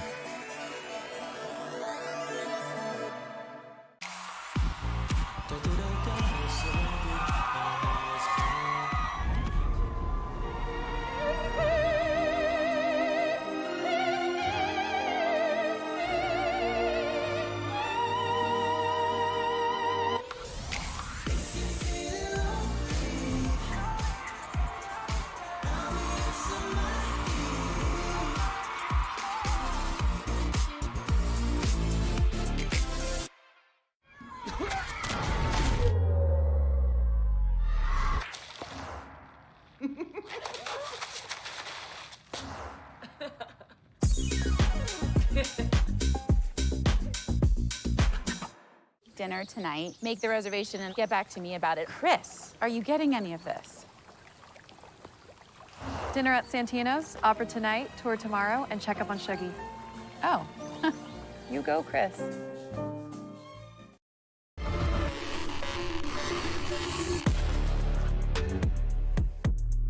Cabaran dan halangan ini menjadi semakin besar dan kuat.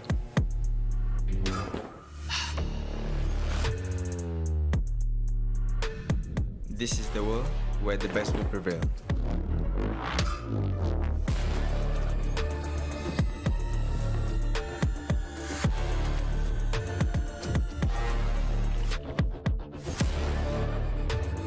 Kami telah tempuh segala onak dan duri.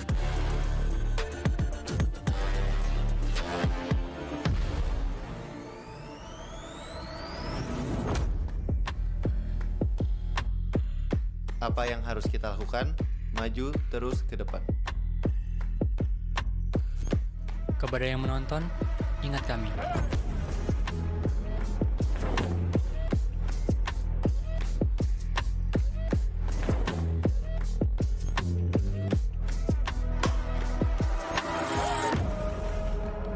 We believe that the only obstacle is us, and there is no time to stop. One country, pride at stake. One mission to accomplish.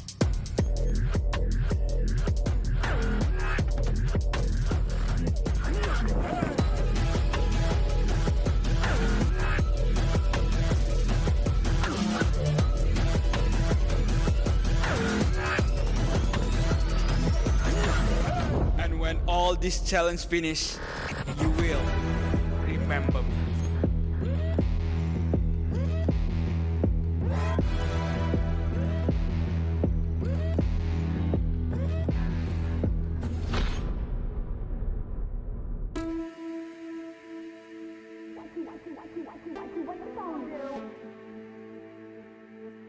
What you gonna do? What you gonna do? What you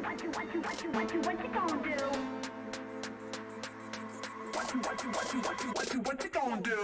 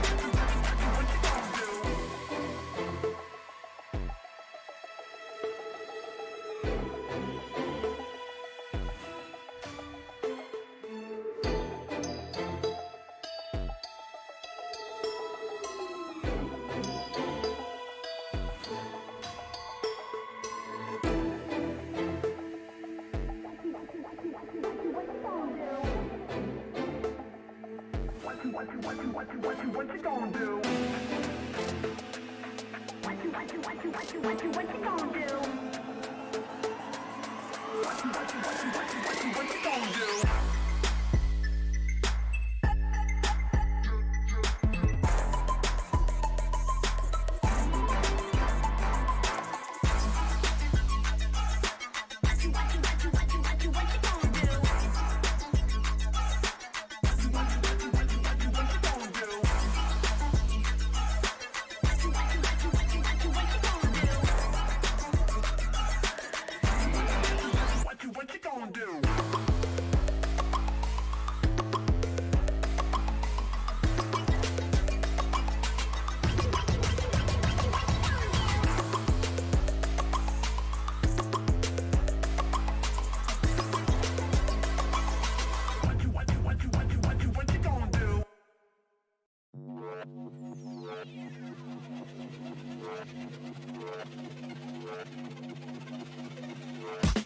I've been coming up hot for a minute. Everybody know the drop when I'm in it. I drop the top when I'm in it. Everybody know the drop when I'm in it. Yeah, I go so cute. Everybody know I'm You know when they click through. Try to send this box to be a so big fun.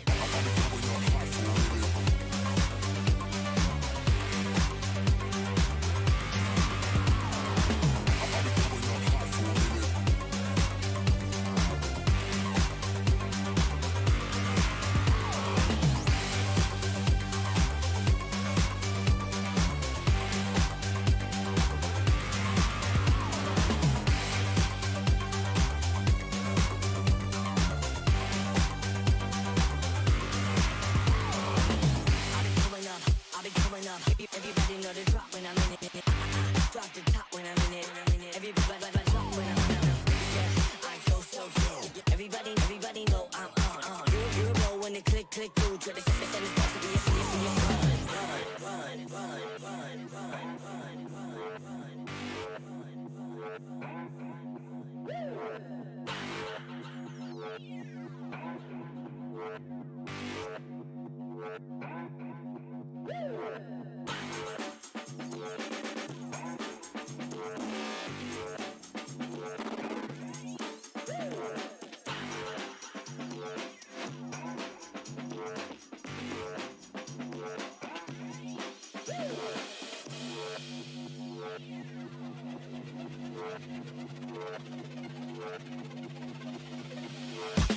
I've been coming up hot for a minute.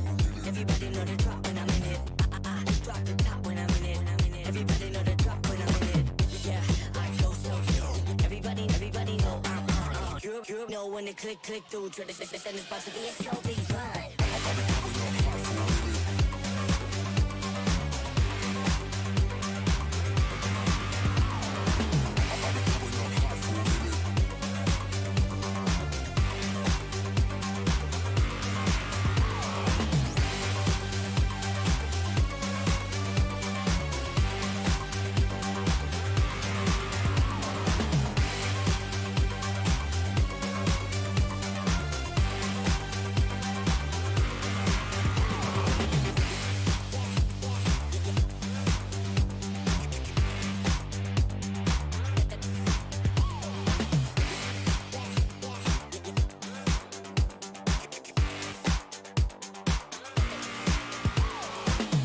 been coming up hot for a minute.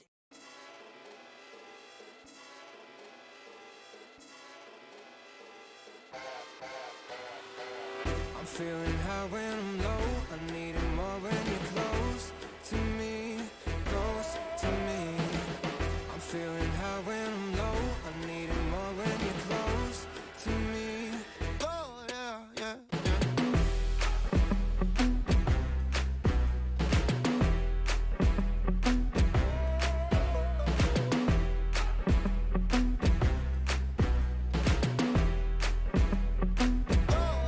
yeah, yeah.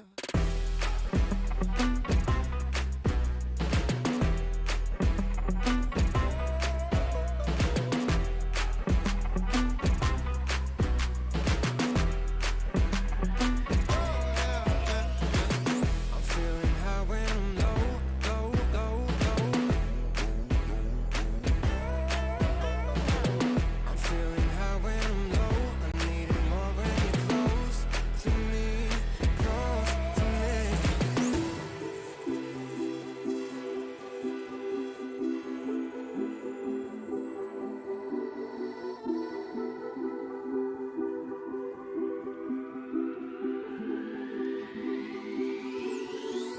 I'm feeling high when I'm low. I need it more when you're close to me, close to me. I'm feeling high when I'm low. I need it more when you're close to me, close to me. I'm feeling high when I'm low, low, low, low. I'm feeling high when I'm low. I need it more when you're close to me, close to me.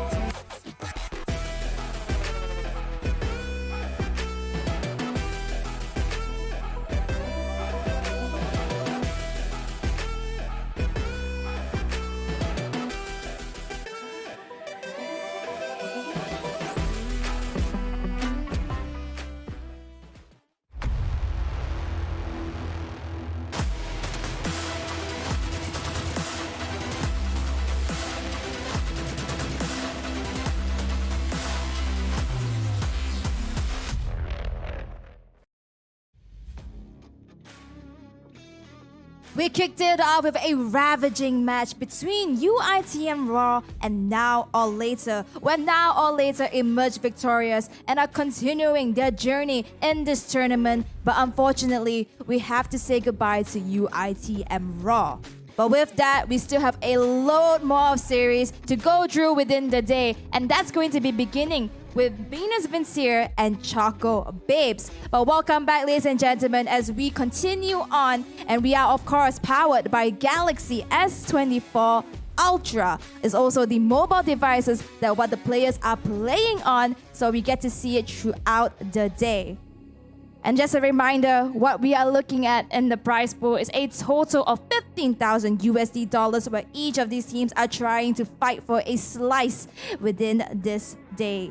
And for that, I also want to mention that we have a giveaway that is happening, which is the Diamonds Airdrop. So if you are in Kuala Lumpur, head on down to Orange Esports Center in the Quill City Mall, level 6, to come and get the on-ground codes. But for those of you at home, do not worry, we still have it in the live broadcast and in the comment section, so make sure to check it out to win yourself some diamonds. So without further ado, ladies and gentlemen, we are on to series number 2. We have Venus Vincere against Choco Babes. So who will continue on in this lower bracket, and who do we have to say goodbye to in this tournament? Well, we'll find out very, very soon, because the casters are ready. Let's take it over, KBC and Monshel. The battlefield is ever reveling and changing, and the competition is absolutely ruthless. Welcome back to the Samsung Galaxy Gaming Academy campaign series for MLBB. My name is Monshel. Alongside me, we have KBC Sensei. We will be your shoutcaster for today. And wow, what a series just to kick things off for day 2. Yeah, KBC. definitely so right there, Monshel. I love the energy coming in from Now or Later. Even though their interview questions are a bit sus, but you can already tell that they are new leaf. They changed a new leaf. They really want to forget about yesterday, and now they are heading on to their tournament lifeline here all the way. But unfortunately for UiTM Raw, they couldn't do so, and we can hear also that they are actually representing a university for MSL, if I'm not mistaken. So all the best to them. I think this is a very good experience, a very good platform. In fact, this is their very first tournament. Exactly. I was so shocked the fact that this is their first tournament altogether, and as we know, this is a platform for aspiring champions out there, and for you aspiring to become better and greater at the game, there are some claim some free MLBB diamonds for you to be able to get. Perhaps you have a hero that you've been waiting to hold out on and you don't have enough battle points, or you have a skin you want to be able to pull off, or your Fashy plays altogether. Well, here you can continue to farm the stream with the Samsung Galaxy Gaming Academy Campus Series, and we'll be jumping into the brackets showcasing. As we talked earlier, unfortunately we had to say goodbye to UiTM Roar, and we can see that Now or Later has proceeded accordingly to the next stage of the competition. Yes, Now or Later will face up against Team UTP, the team that lost to DX Origins yesterday in upper bracket round 2. They'll be dropping by one more time. So Now or Later, surprisingly, is going to face two Malaysian university student athletes, or at least the esports side of things. And of course, for Miracle Gaming, they are waiting for their opponents between either Choco Babes or Venus Vincere. And speaking about Choco Babes, all the way from Singapore, our neighboring country, coming down to Malaysia, let's give it up to them for their lineups. We have Blade, It's Just Done, Raspberry Mojito, Rumi, and U2, if I'm not mistaken, Michelle. Yeah, that is you basically you got that right on the top, including the at the end. Well, again, this is another team all the way from Singapore, but I have some strong words to them in contrast to Now or Later. Unfortunately, I would say their gameplay is somewhat lacking in comparison, because I would say that Now or Later is definitely the dominant team coming out from the Singapore qualifiers. I'm not sure how much have changed in the weeks of preparation, hoping to be able to show off their stuff against the regional playoffs. But who will be your opponent? There will be Venus Vincere. We have Dren Francis, Star TZ, Ikan Francis, Jovi Lepsi, Envy Lepsi, and last but not least, Fatal Lepsi, coming all the way from the side of Indonesia, an extremely formidable foe. I mean, a formidable foe and formidable names over there. Just a wordplay everywhere. I'm surprised you actually got it all right in the first try. I kind of missed it out a few, especially Jovi Lepsi. But none other than that, you can see that the Indonesian team, they were very close actually, going up against Team UTP. Just unfortunately, they lost and then they had to drop down right there, correct me if I'm wrong. Then, yeah, I think they still have the strength, they still have the right mindset to do so. Just need to fix a little bit of their errors from yesterday, and hoping to gain an advantage against their Singaporean counterparts in Choco Babes. And yeah, I do agree with what you just said with Choco Babes. They really need to step up. Even though we see a little bit of glimmer of hope when they tried to do a defensive strategy or defensive scheme, but it was just delaying the inevitable, which is their defeat. I mean, as you say with Mystics, I mean, this is the platform for amateur players to be able to get a taste of the battlefield as we jump in towards the draft for the game 1 for our second match of today. Wow, already banning out Angela, Matilda, Chip. I think this is going to be into our notebook, that these are the top bans at the moment. Chip already 3 times, including this will be 4 times already. So I think Chip is like a mixture right now. It's like picking the poison. If they can handle Chip, then they will let Chip off the hook. But unfortunately, in this case, Valentina also being banned. And the first pick from the side of Team Venus Vincere will be Roger. Yeah, I mean, just standard like picks all together. The Roger again being led through and also prioritized, because in the hands of the right team and player, the amount of damage has already placed this hero as one of the top higher picks at this meta altogether. But really interesting stuff coming out from Choco Babes. They're opting for both. Oh my word! Wow. Yeah, the Kai as well as the Diggy already. Okay, all right. We've seen the Akai earlier yesterday. But this will be Diggy's first appearance into the Land of Dawn. No, I have some recollection. As you know, I casted for the Singapore finals altogether, and I do remember Raspberry Mojito being very effective on the Diggy altogether, and they are looking to negate the what Fatal Lepsy would like to do on the Arlet, the final slash, being able to negate that altogether, and the team fight potential coming out from the heavy spin and forcing the Roger into very awkward situations. Yeah, I feel like Awu, the Akai player, not Awu by the way, he's going to be he needs to be very cautious as well, using the ultimate, the heavy spin to zone out his opponents. And speaking of which, first Minsita. I'm loving it already. As basically with Choco Babes, this is such an interesting draft altogether. They're looking for their all-out team fight setup. The King's Calling will negate any form of basically team fight potential coming out from Vincier altogether. So in the end, I think Vincier, they need to have to recalibrate accordingly how they want to approach the team fights, because as of now, Choco Babes has a very good setup as well as forms of engagement. And well, if they want to cheese it out, I would say Mincetar Gold Lane could be viable altogether. Yeah, could be viable. Very good choice as well. You know, zoning out, just making sure that the lanes is himself, but he needs to also upskill in on Wei. Bruno will be banned out alongside with Ling. Ling, very common ban now at the phase, but Bruno dropping for the very first time in the phase. I think it's the second time, sorry. The second time Bruno has been banned out here in the entirety of the tournament. So you can see that Team Choco Babes, I think they are trying something different, a little bit unorthodox. They sure are trying something different compared to what we have seen as thus far. And now it seems like they're hovering over the Xavier earlier, but Kagura, this is, I already can imagine how this setup altogether. Of course, this is a hero that is rarely picked up. I would say it goes 50-50. I'm not sure how viable it is in this stage of the patch, but with the new recent itemization, I'm interested to see how this plays out. And now the ball, the pressure falls on to the hands of Venus Vincier. How they want to continue to do this.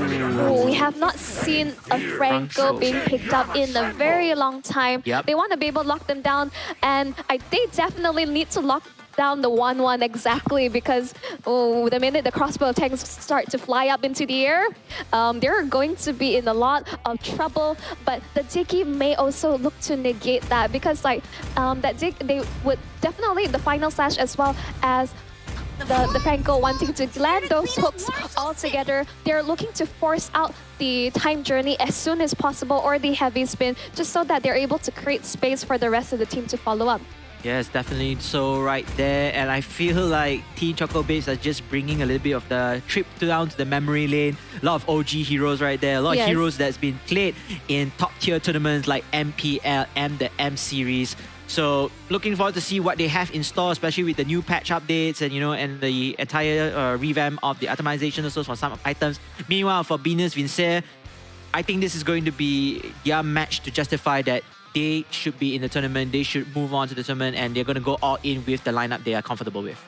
Exactly. I mean, they're clearly having a lot of fun with their draft. As we've seen, they're really trying out new things, as well as with a recent patch has dropped. Welcome back, everyone, to the Land of Dawn. It's going to be game 1 of Venus Vincier versus Choco Babes. Let's jump right into it. And Venus Vincier, you can see that the players are now trying to get their very first buff at both sides as well. Nothing too strange, very, very standard in hand. But Awu, in the meantime, let me see what he's using. Mid lane is being pressured quite heavily. You can see such a heavy rotation coming out from both sides. Being very wary of one another. But Rumi already taking just a little bit of damage altogether. But so far, no plays coming out from both sides as of now. I'm very interested to see why the Akai is taking buffs here. Okay, never mind. Maybe actually lands the hook onto its Raspberry Mojito, already taken very low. Forced to have to heal up altogether. You can see that Star TZ, it's just the presence of the Franco is already putting that mental pressure on towards the side of Choco Babes. Awu, meanwhile, holding on to his dear life, they're able to stand on his own as well, continuing on with the pressure. And bottom lane as Arlott and Minsita will face out one another. Who has a better advantage in terms of these two heroes at the point? Okay, I think it will go hand in hand, but Arlott at this stage will definitely be able to have just a slight lead. Okay. Because for Mincetar, he has to be able to land those hooks all together. If he misses, he whiffs. He's unable to dish out the damage and fall altogether. Oh, Starzy, that was basically that was a narrow sidestep from that hook, but you can see that. But on the side of Venus Vincier, their win condition is that they really heavily relied on Star TZ to be able to secure those iron hooks all together to set the initial setup. So that is a lot of pressure on this Franco. Yeah, but the bottom lane, you can see that they're already being pressured fairly hard as you're looking to make their way down towards secure their first objectives altogether. Will force to use the heavy spin already so early, maybe get caught out, but no, everyone will be able to disengage as of now. Is just Destin will get the hook on towards the kite. That'll be first blood on towards, but final smash on top of it underneath the turret. Double kill secure. It's got bloodbath favoring Venus Vincier as they're able to secure 4 kills in under 3 minutes, and as well as they look towards to secure the first objective, that will be the turtle. What a play coming in from Venus Vincier. My word. That Star TZ hook, like you already mentioned earlier on, they rely on him to initiate the attacks, and he does that promise. He absolutely delivered. The minute he lands the hook onto its Raspberry Mojito, that is they have lack of time journey, and the final snatch onto that Fatal Lapse he had pulled off, that was just amazing stuff altogether. It's so fast, Choco Babes did not see that coming.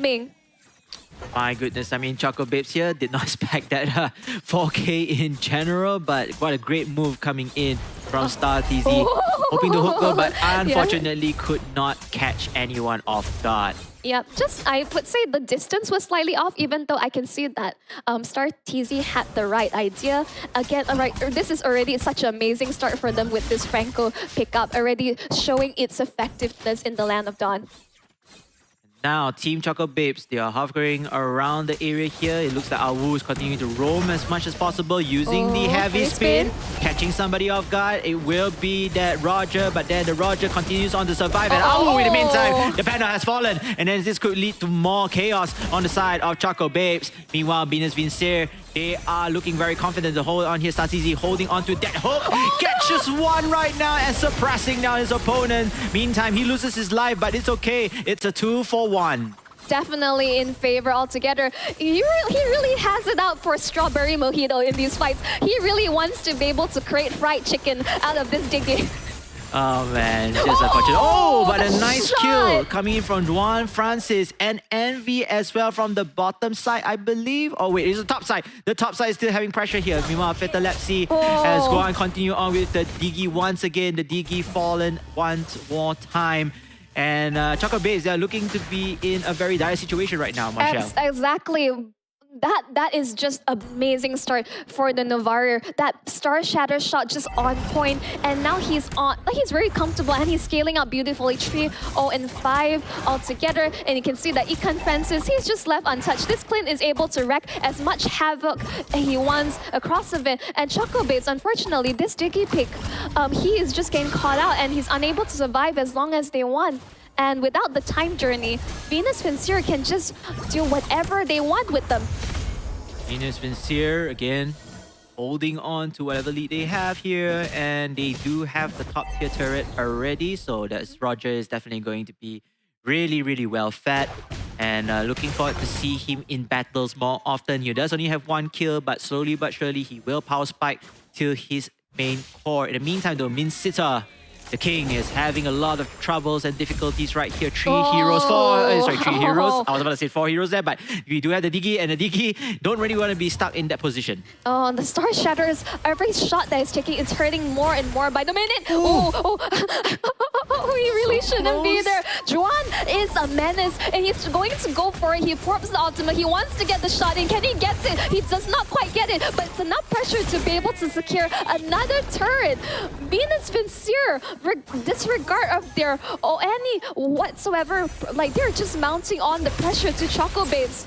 And we can see that Roger picks up the Sky Piercer, increasing his damage and joining in the fight later on soon right here. As you can see, ladies and gentlemen, one member down from the side of Chocobo G2 and maybe more to come. Time Journey does being using to negate any information or any effects, but it seems likely to be a futile mode as more to come for MV Lab C, Ikan Francis. Everybody's getting kills left and right, but in the favor of Team Venus Vincere. They lose 2, but they get 4. Yep, they get 4 as well, as that will be the mid turret fallen. They're winning out in terms of macro. They are just maintaining their pressure. They're aware of their win condition. Choco Babes, there's only so much they can do to answer back, even though it's just Tan with the King's Calling was able to dish out the damage before his life was also taken out. But in the end, this is going to be an uphill battle coming up from Choco Babes as Venus Vincere.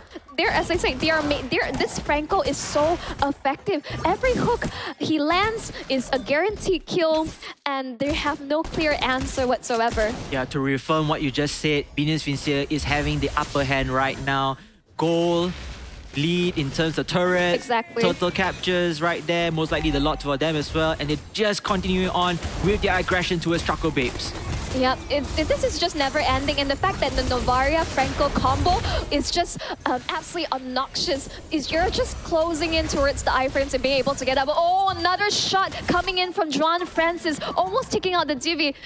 Raspberry is just not having a good day with this pickup. Oh my god, like someone stop this Novaria. They have no ways of jumping in towards the backline to stop him. Yeah, no one to stop the team as well. And, you know, Diggy being Diggy, a little bit too squishy here, despite having the support role, the support skills as well to support others in his team. But he himself, just so unfortunate. And you can see the itemization right here. Monshel, take it away. Oh, I do see a lot of Winter Crowns though. Correct me if I'm wrong.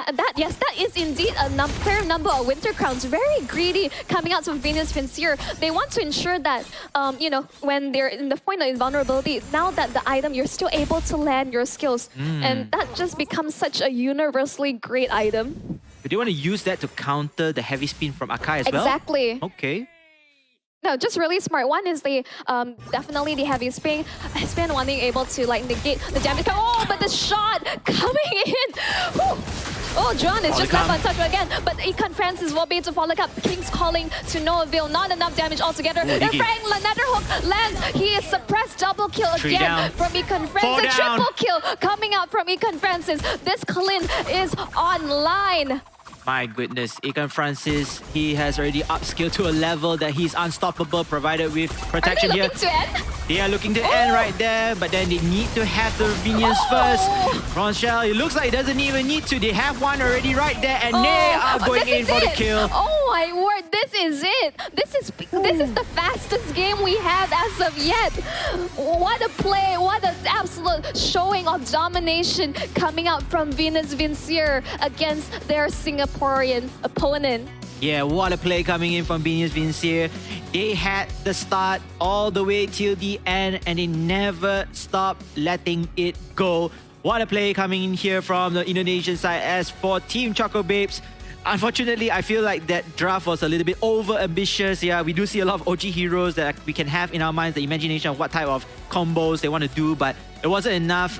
In fact, they didn't even start the fight. They didn't even bring the fight to them, and they were all very passive, very defensive in the place, which eventually led to their downfall. Yep, exactly. Once you have this death ball, like they just kept going and going and going, and slowly but surely, they just keep up the pressure mounting on them. This Franco is living rent-free in the heads of Choco Babes. You would think that the Diggy is a great way to counter and negate that altogether, but if you're picked off first and they have enough damage to burst him down, this hero picks becomes irrelevant in these team fights because he's not available. And you can see that what a beautiful start coming into it. You can see that the 4 kills secure. Once they were able to secure the Diggy and the final slash to follow up with the Novaria. you can see that Venus Pinsir just absolutely landslided on towards Choco Babes, and they never let go of that lead. Yeah, the winning condition also, like you say, Monsha, as you emphasize it once again, it must be Star CZ. Star CZ needs Yes. to initiate. He needs to land a hook, and he delivered that promise to his team.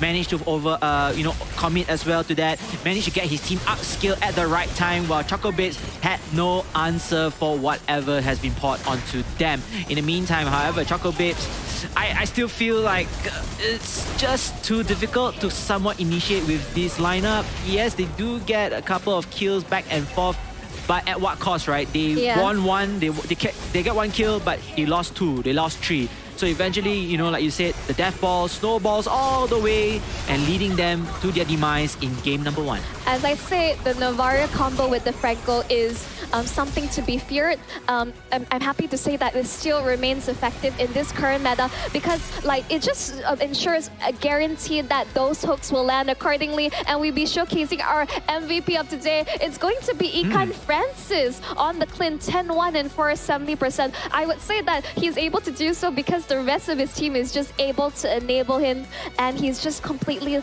left untouched. And in just under 10 minutes, he's already has completed 3 items. Very greedy all together with the Bladed Hephaestus, the Endless Battle, as well as the new item altogether.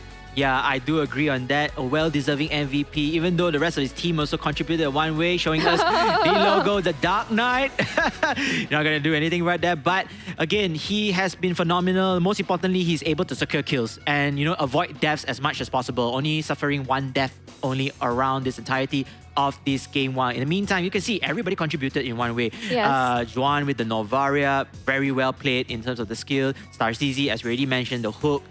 Fatal Lapsy using his R-Lot, able to dominate his lane, alongside with Envy Lapsy as well, going online and helping out with the team fights.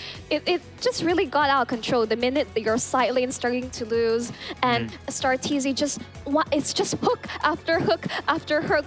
It's like we have seen phenomenal Franco plays. This is just one of them. I really wanted to give the MVP to him because without him, the rest of his team is how does this composition fall into place? But whether Choco Babes would consider actually banning out the Franco is another thing to say, because I think that Star TZ performance today was amazing, but of course being also enabling the rest of the team, I think is overall just amazing teamwork coming out from their side. Yep, teamwork make the dream work for the side of Venus Pinsir. The Indonesian team just need one more win in order to continue on with their lifelines under the lower bracket finals. In the meantime though, Team Choco Babes, I'm not sure whether they should be sweating here or maybe they're just having fun, but if they were to lose game 2, it's all over for them in this tournament. No, exactly. I mean, the competition is extremely cutthroat. I mean, so much at stake. The prize pool, as well as representing your country, that national pride. And ladies and gentlemen, welcome and thank you for for supporting the stream. You have more free MLVB diamonds. Continue to farm the stream. Tell your family and friends. Let's keep this going, shall we? Yes, and of course, we would like to thank Samsung again, organizing entirely here. And of course, remember, powered by the Galaxy S24 Ultra. Victory can be yours if you're using the Samsung Galaxy S24 Ultra. Totally forgot that I should start with Ultra first or S24. Totally remember, but hey, it's still a beast of a phone. Not only can play games with it, but you can also do anything with it, and most importantly, able to rank you up to mythical, glory, immortal, whatever it is. But it's a high rank, it's a high rank. Yeah. Yep. So as our lovely host has spoken to us, the players are using the phone, the brand new phone, correct. and just showcasing their amazing gameplay. And now we're going to talk about the adjustments as we jump in towards the draft for game 2. How will they go about with this? Because understand that game 1, Choco Babes was extremely experimental, but that didn't quite pan out for them. Yeah, I think game 1, just to test the waters, I think perhaps maybe they can drop the experimental zone and go for more comfortable heroes in their lineup. Most of the time as well, I can see that, there are basic bans, top bans again, Chip, Valentina, Matilda, Angela, all being banned out. So now comes to the first pick. What type of tone that Choco Babes want to set? Perhaps the Roger? I would think that the Roger would be a great choice altogether because I mean it's constantly being picked up, and there you go. My prediction stands. Roger continues to dominate the meta, but in contrast, we can see that even in previous games that the Harif was picked up very effective in his lane in the right hands. So we're gonna see how this plays out. Yeah, the Harif has been an amazing character, amazing hero. We have seen the previous game as well, where team now or later going up against team UITM Raw. They use the Harif on the hands of FMM, running away, smooth criminal, get the kill and then get out of the way from danger. So Arlott as well will be the selection on the side of Team Venus Vincere. I like this Arlott, even though this Arlott didn't contribute much in terms of team fight, but his side is really well done. No, I think he did amazing earlier on. I mean, that beautiful final slash. I mean, as enabled by the Novaria, just being able to, like, they started the snowball when they got those kills at the early stages of the game during that game 1. But you can see that the counter engagement is coming in. They pick up the Esmeralda as well as the Ruby. These are really great answers towards the Arlott. Yes, great counter picks here. And now moving on to the next side. Venus Vincere, do you want to go for perhaps a tank or at least a counter pick towards Esmeralda as well? Or Novaria once again. I mean, Juan was so effective on it. He was landing kill after kill after kill. He was like, as I say, on the side of Venus Vincere, like everyone just pulled their weight all together. There was so there are an adversary. Choco Babes, this is a David versus Goliath moment if I ever seen one. Yes, and having the Novaria pick as well with the Astro Echo, the ultimate, giving them vision, much needed vision. And you already seen how Venus Vincere plays. You're very aggressive. They need more map awareness, more map information, and then they can even execute their plays even better.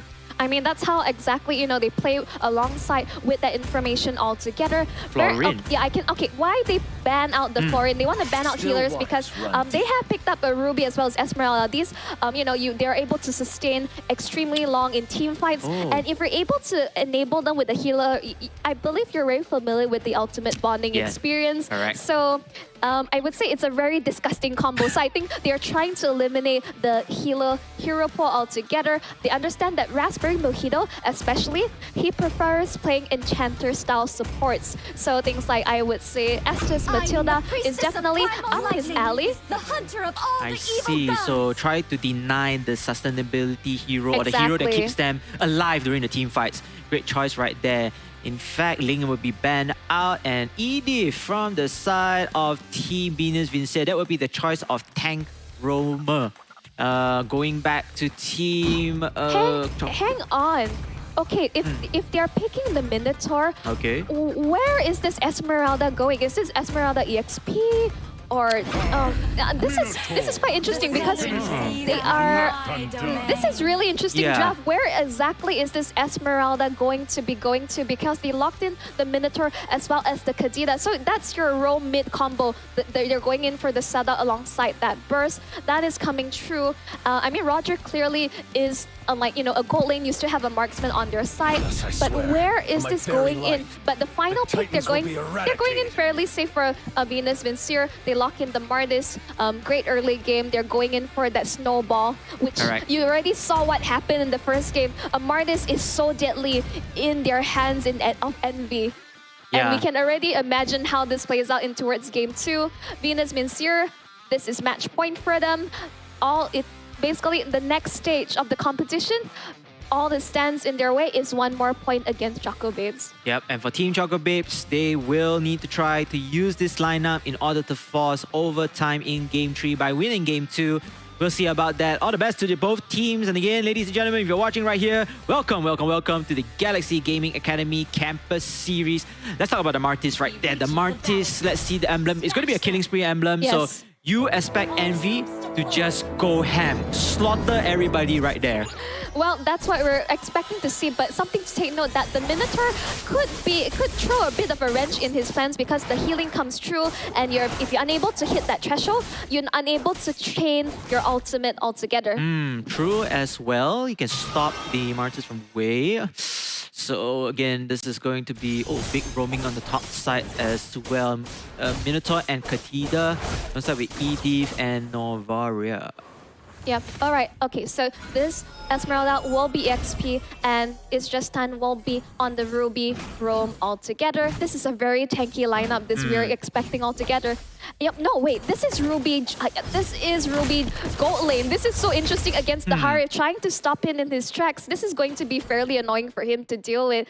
Really interesting setup coming from Choco Base. Double fighters. Yeah, double fighters to keep themselves sustained, and you don't want the Harith to just pick you off that easily with his early magic damage spike. And speaking of which, look at that. Team Venus Vincier very aggressively over there, getting the first blood already onto Roger. Maybe more to come. A double kill instantly. As you can see, Decimate, which is a level 5 already. So fast. Exactly. No, that's the plan. They want to ensure that AWU hasn't hit level 4 altogether. Instantly, they're able to dominate. You say Minotaur doesn't have much healing, but they could just follow through onwards, and they're falling. But it's just done. But finally, the Lethal Ignition will take the final blow, and they were able to secure the kill, even though he's forced the flicker altogether. But you can see that AWU is trying to ensure he's able to sustain. But as of this stage, it is going to take a while for him to scale up in terms of his healing. Already an extremely action-packed match. Very action-packed match. That's already like 4 kills in less than 2 minutes. So that is a very great move, and I like the aggression coming in from both teams. Nonetheless, however, Venus Vincier is the one that bring the fight right there. So especially bottom lane, Esmeralda, she's going to have a little bit more sustainable lifeline there, but everybody's going to try to gank her. You're going to stun her growth, right? Yeah, I mean, if you leave an Esmeralda unchecked, instantly, yeah, you can see that, he's going in. He's still cold. Yep, he's just jumping right in. Fatal Lepsy, relentless in his pursuit, and he takes out Ritu as a result. And they secured the turtle with no contest because he was just able to hunt him down. I mean, Roger is in a bad state of condition here, U2. 2 deaths already. Definitely going to stun his growth a lot, especially with the time right now, level 4. Another onwards into the ultimate coming out from Minotaur, but no follow-up together. Here comes the Kadena, but it's negated altogether. There he gets decimated. As a result, he's going to just continue, and he chains it once again, killing spree for Envy. This Mardis already online. Really online. Delivered like what he has to do. Get the kills. Slaughter as many enemy heroes as possible. Ladies and gentlemen, he already got 3 kills in the past 2 minutes, right? 3 minutes already in the hand. So that's a lot. 1 minute per 1 kill. Yeah, it's just a series of really unfortunate of events where the Minuan Fury was popped. Raspberry thought he was able to pop in with basically the rough waves, but not enough damage. It was completely negated by the Nardis using his iframes altogether, and he gets taken out instead. Again, when you pick up something like the Kadena, you're wanting to be able to get those pickups and kills and scale up accordingly. That is the reason why they chose a double fighter composition to take advantage of that early game.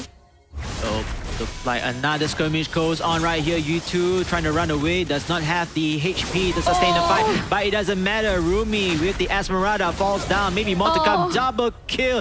Envy is a man on a mission right there, ladies and gentlemen. He's going to try to sacrifice his life. Got shut down, but it's okay. It will be a 4-for-1 in the sacrificial item from Envy. That was just an absolute slaughterfest coming out from Envy. And basically, if you're looking to aspire to play like Envy as of now on the Mardis, claim your free MLBB diamonds. I mean, secure a Mardis for yourself or some interesting goodies on the application altogether. Continue to farm and support this stream. Yes, and shout out to Samsung as well. Again, this entirety of tournament is powered by the Galaxy S24 Ultra. Speaking of S24 Ultra, looks like here comes another one. Ikan Francis using the Zaman Force Ultimate and continuing on damage onto Rumi. The Esmeralda is not having a great time of her life. No, absolutely not. They're just going to force the issue. Again, another Star Shadow on top of it all. This Edith has proven to be so effective in their catches altogether. There's nowhere to run. They're not even safe underneath their own turret. As Venus Vincier, what is this level of gameplay? Oh my goodness! Minuan Fury connecting, but to no avail. Envy is just left unscathed, secures the kill underneath the turret, walks out scot-free. I feel so bad for you two. Every time you try to teleport back home, back to the base, he got denied. Okay, never mind. Let's go back a bit further to our second tier turret. Also got denied twice. And I mean, things are not really looking good for Choco Bits. At this point, I think they can just try to gank, try to pick off somebody important, but in the end, it looks like it's going to be a lost cause as another member. There's nowhere to run. He used the Iron Fender. He's just able to sustain just for one additional second, but he's in 1v3 situation. There's not much Aegistan can do. But again, Ras starts easy on the top of it, forces the rough waves out of Raspberry Mojito, defensively trying to get away into safety. Oh, level 8 is the highest level. Okay. Good start, you two, with the first kill onto himself using the Roger against Novaria. Just right now of him healing. Owl denies the Decimate coming out for Envy Lepsy. This is what we're expecting to see from the Minotaur. The healing negates the threshold altogether. He's just able to survive altogether. But Tarsizi, he's relentless. This either he's been able to land all the onward, forwards, and the Star Shatters all together. Venus Vincere, they're hitting like a truck. Yeah, if they're not hunting for kills, they will be hunting for turrets. If they're not hunting for either of them, they will go back to the jungle and steal away whatever resources is needed for Choco Babes. Choco Babes' overall entirety, they are getting stunned. Look at the goal lead right now. So much more until, I couldn't even calculate properly. But speaking of which, calculations are wrong from Rumi. Dies again, and maybe more from the side. Rough ways to use, but then unable to do any significant damage from the side of Venus Vincere. Choco Babes just continuing on with their fatality. Their casualties have taken a huge toll, and eventually they lost another turret. That was actually a decent setup coming out from Raspberry Mojito that petrified into the rough waves, and they were actually taken solo, but the rest of Choco Babes, they're so far behind, they're unable to secure any sort of follow-up or kills as a result, and Venus Vincere, they just walk away. Oh man, I mean, Venus Vincere, they are absolutely in the driver's seat here, Monshel. They're going to get the last turtle, they're going to extend their lead, extend their power spike. If you were Choco Babes right now, if you're analyzing their game, what can they do? Because I'm at loss of words at the moment. No, it's like, here's the thing, they're forced to play so defensively. And this is not a team that's supposed to play defensively, but on top of it, you can see that you can try the first Lycan pounce, but double kill secure for the Haru. He's in the back line, he's forcing it. Minoan Fury, triple kill, killing spree. It's an absolute disaster for Choco Babes as Venus Vincere, regardless of the inhibitors. What inhibitors? As they force the issue, they are marching right in towards the base. Aegistan is the only one left alive. Can he hold the rest of his team as he pulls it Iron Bandit onto two members? Rough waves by Raspberry trying to force the issue, but is it too late? Can they hold? As they did, but Deep Side, they're unable to hold any longer as Venus Vincere, another quick game as they close out this series. GG, well played. I'm giving the credits to Venus Vincere for not prolonging that game, quick and easy, death, smooth, painless moment and experience. But then again, nonetheless, Choco Babes, they're all having smiles right now. They're just having fun. They want to take this experience as a learning lesson, and all congrats to them. Sorry, GGWP to them instead. But for Venus Vincere, congratulations. You are moving up to the next lower brackets round 2, and they are going to face a formidable opponent in Team UTP or Miracle. Either one of it already, I can't remember. Yeah. That was quite a hard match to watch because it did felt like they were lambs going to slaughter as Venus Vincere. Oh my goodness. Like when I saw the Mardis being picked up last, I was just like, oh boy, if game 1 was already like they were just chaining kills, securing kills off the back, we can definitely see that Envy is so adept on this hero, and we can see that Choco Babes was trying. They were hoping to go for a double fighter side lanes in order to at least have somewhat of an early game advantage with 2 fighters. But Venus Vincere, they completely derailed their plans altogether. As we jump into the highlights, and we're going to see how this game was broken down to. I mean, from the start, from the get-go, Venus Vincere, they had one thing in mind. Get Envy Lepsy online. He has been doing phenomenal. He's been using his ultimate decimation. Level 5 already, under 2 minutes if I'm not mistaken, or within the 2 minute section. And look at that, he's just diving, tower diving, turret diving, whatever you call it right now. Even go a little bit greedy over there. Definitely rather greedy of him, but understandable. If you're this comfortable on the Martis and your team is so far ahead, why not? Because he understands, like, you know, his role. His team is able to follow up. Even if he dies under the turret, he's able to get follow up accordingly by the rest of his team. I don't think there's too much to analyze in this case, because Choco Babes, everything they use, they have to use all their ultimates as well as their resources so defensively, just trying to get away from Venus Vincier's onslaught. As I say, this was a rather difficult match to watch because Venus Vincier just they mounted on the pressure. They didn't care that there were still inhibitors at the end. This last living moments as the Harib was able to secure that triple kill, they just march in. They don't care, regardless of the death timers. Yes, we're under 10 minutes, and they're able to just march right in towards the base and close out the game in such a fashion. Outmatch, outfarm. That is the conclusion of the entirety of the series. Congratulations to Venus Vincier. Here is your MVP. It's none other than MV Lepsy. Definitely well deserving. I feel like he is one of the players that actually spark the entirety of the flow. He was the game setter. He was the game trendsetter over here overall. Even though he does not get his full item build, but you can already see Blades of Despair, Hunter Strike. And again, overall, even though 62% teamfight participation, but it doesn't matter because he was going in for the solo kills. Yeah, I mean, he was just hunting down various members of Choco Babes across the map. He doesn't care altogether of what Choco Babes has to offer. He doesn't care of the defenses or the turrets that is in his way. He just wants to be able to get kills. As we say, this is a really one-sided match, 5-21.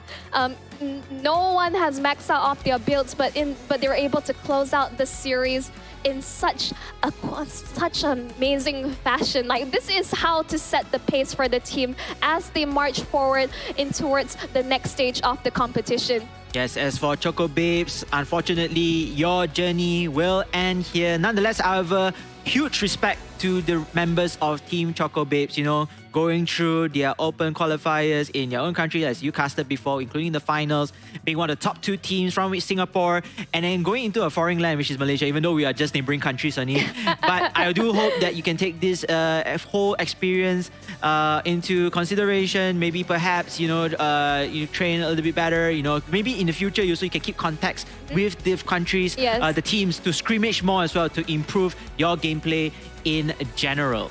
Yep, but I will say special shout out to Star TZ, the Franco plays.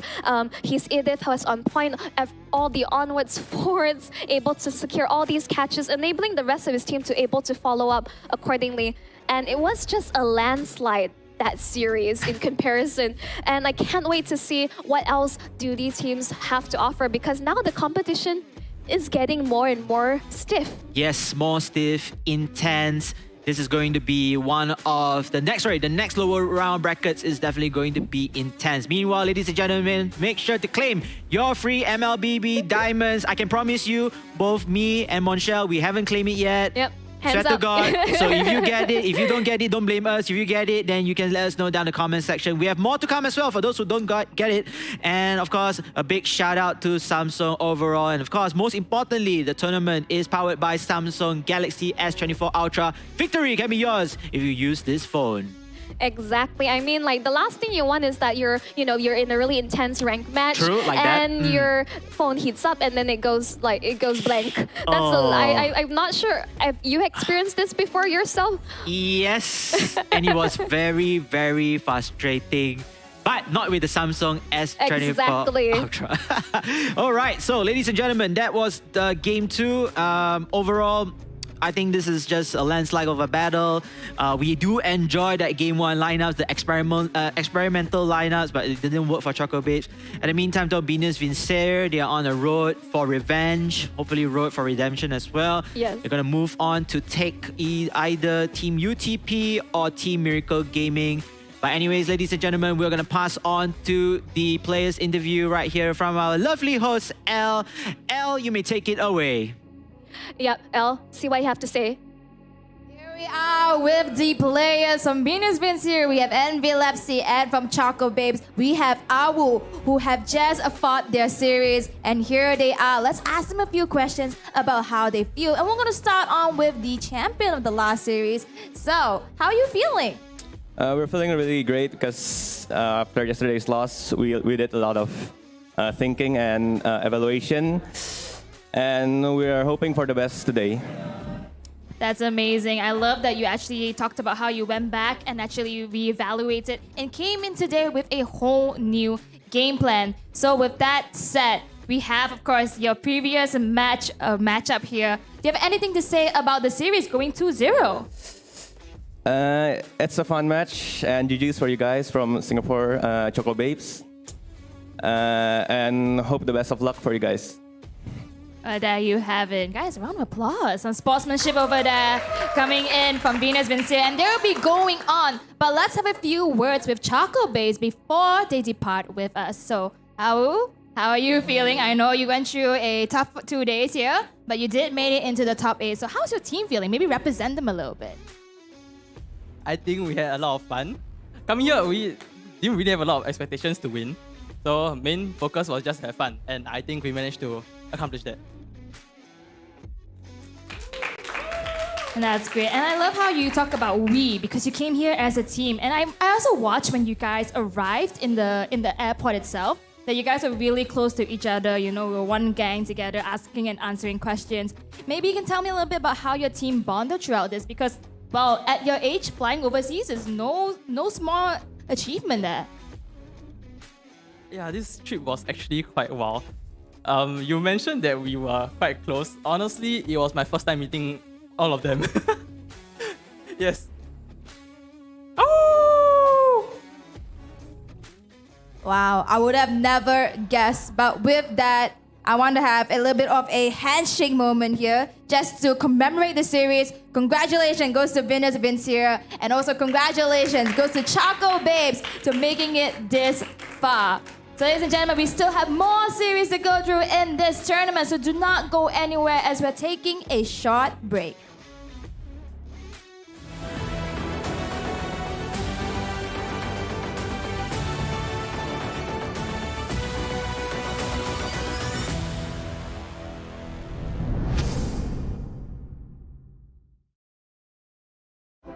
So what is the next big thing? Well, Galaxy believes the next big thing is you. Me? Yes! Because of the power of Galaxy AI, you'll open up so many possibilities. The next big thing is you.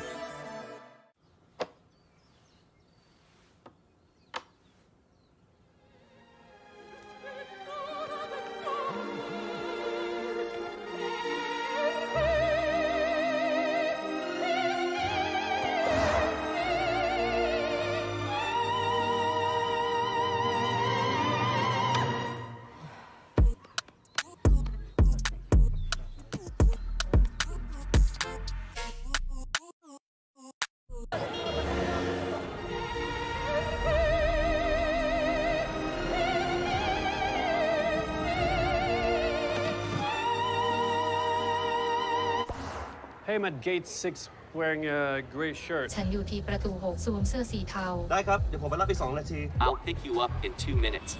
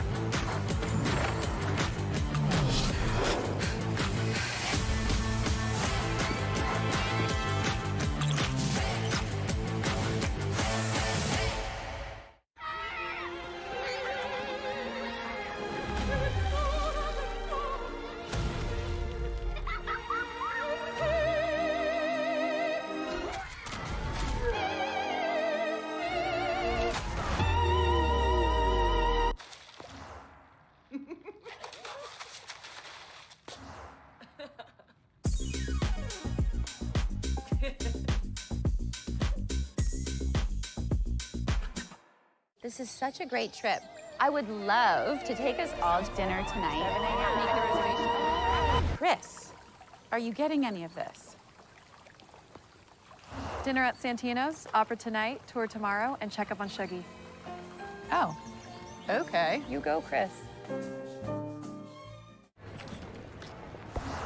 Hey, I'm at gate 6 wearing a gray shirt. ฉันอยู่ที่ประตู 6 สวมเสื้อสีเทา ได้ครับ เดี๋ยวผมไปรับอีก2 นาที I'll pick you up in 2 minutes.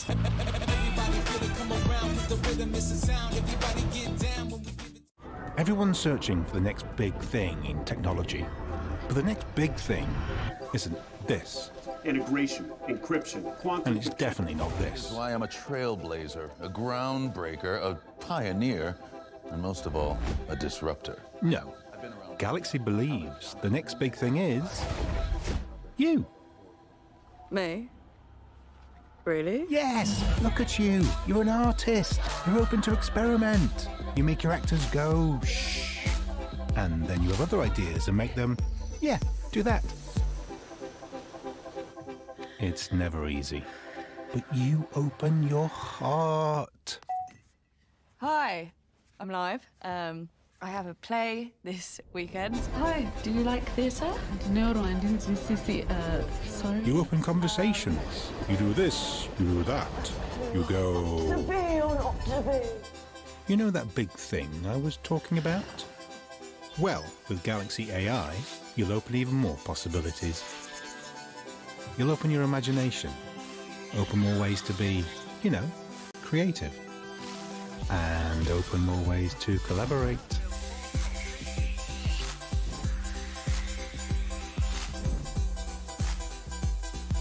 Wow, you made that. We're putting all that power of Galaxy AI in your hands.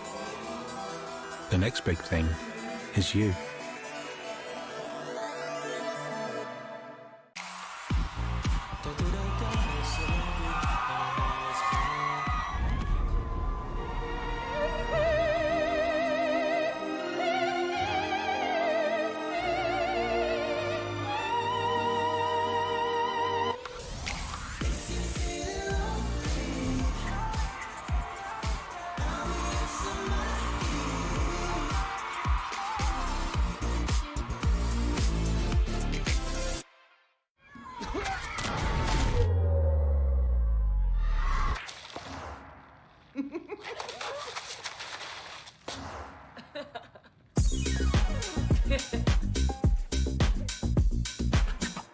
Dinner tonight. Make the reservation and get back to me about it. Chris, are you getting any of this?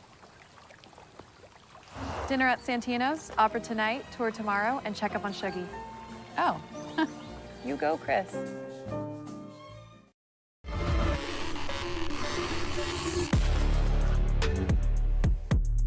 Cabaran dan halangan ini menjadi semakin besar dan kuat.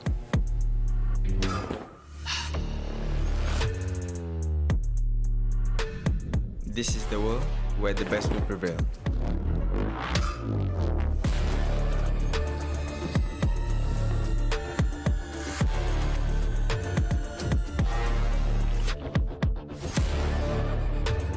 Kami telah tempuh segala onak dan duri.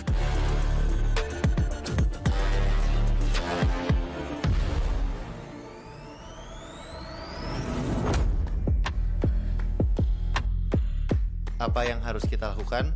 Maju terus ke depan.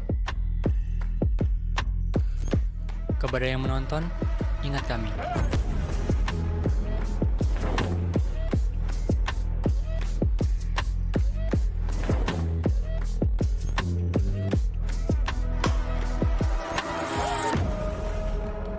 We believe that the only obstacle is us, and there is no time to stop. One country, pride at stake. One mission to accomplish.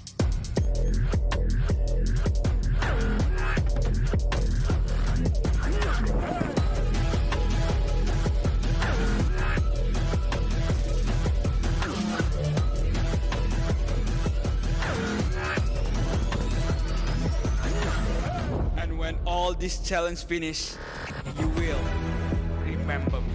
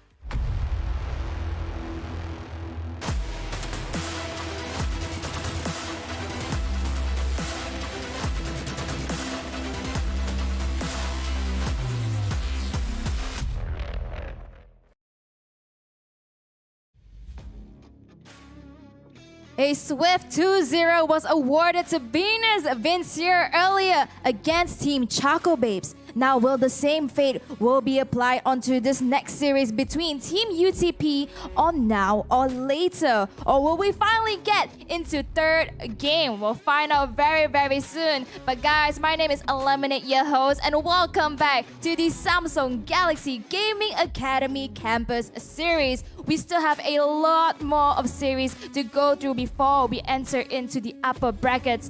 And with that being said, this whole event is powered by the Samsung Galaxy S24 Ultra, where we have the mobile devices that the players are using, powering their game in Mobile Legends Bang Bang and bringing them to a victory. Now, just to add on, what the prize pool is that they are fighting for is a total of 15,000 USD dollars. And in this lower bracket series, stakes are higher because one team will be sent back. So would it be Team UTP, our local heroes, or would it be Team Now or Later, who has fought then, now, and maybe later? Who knows? So with that, we're going to remind everybody that we still have a giveaway that is happening. We have diamonds to give out, airdropped anytime in the physical arena. And if you are at home and you are still looking to get those diamonds, we have it in the live show and in the comment section. Now, guys, I know you're waiting for the next series. So without further ado, Team UTP and Team Now or Later, let's hand this over to our casters to begin the game.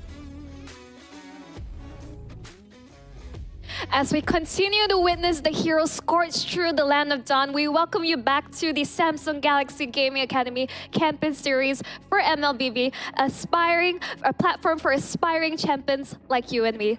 Welcome back. My name is Monshel. Alongside me, we have KBC. We will be your shoutcaster for today. And, well, we just want to talk you through what has happened in that last match. Man, that last match was just a landslide of victory from the side of Venus Vincier. They, from the Indonesian side, are able to defeat their Singapore counterparts, which is none other than Choco Babes. Unfortunately for Choco Babes, their journey for this tournament has ended. While for Venus Vincier, they will move on to the next stage in the lower brackets. Are you kidding me? How many MLBB diamond drops? I lost count. I lost count already. Well, thank you everyone so much for supporting this tournament as well as the stream. Here are more codes up for grabs. And if you're not farming the stream already, I mean, why not? Because you're just missing out. And thank you so much to Samsung Galaxy. This tournament is powered by them and the amazing Samsung Galaxy S24 Ultra, which we have on display. And we absolutely can't wait to jump just straight right into the brackets. Unfortunately, we already have to say goodbye to the team earlier, Choco Babes. They have such spirit. These are friends that, they've been playing together online. This is the first time they're meeting together live in Malaysia. And we can see that we are going to be focusing on Team UTP versus Now or Later. And I'm wondering how Now or Later is able to keep up, because the more games they're playing in this lower bracket, the more strategies they're revealing to their opponents and more for them to explore. So let's see how Team UTP will show up against the Singapore team. As we're going to jump into the lineup, we have Team UTP, Nopa, El Nino, Miz, Emmy, Levy, and Waknat. Yeah, this is a team that performed pretty well in the upper brackets round 1. Unfortunately, they face a formidable foe and they have to drop down to the lower brackets. I believe they lost to 4-0 for Bakri, if I'm not mistaken. But nonetheless, however, we will be seeing them in action. But before that, this will be another team that we have saw earlier, which is Now or Later. Hoki, Dak, Buji, FMM, RL19, and Gear, as Monshel just mentioned. They went undefeated in their country open qualifier and finals.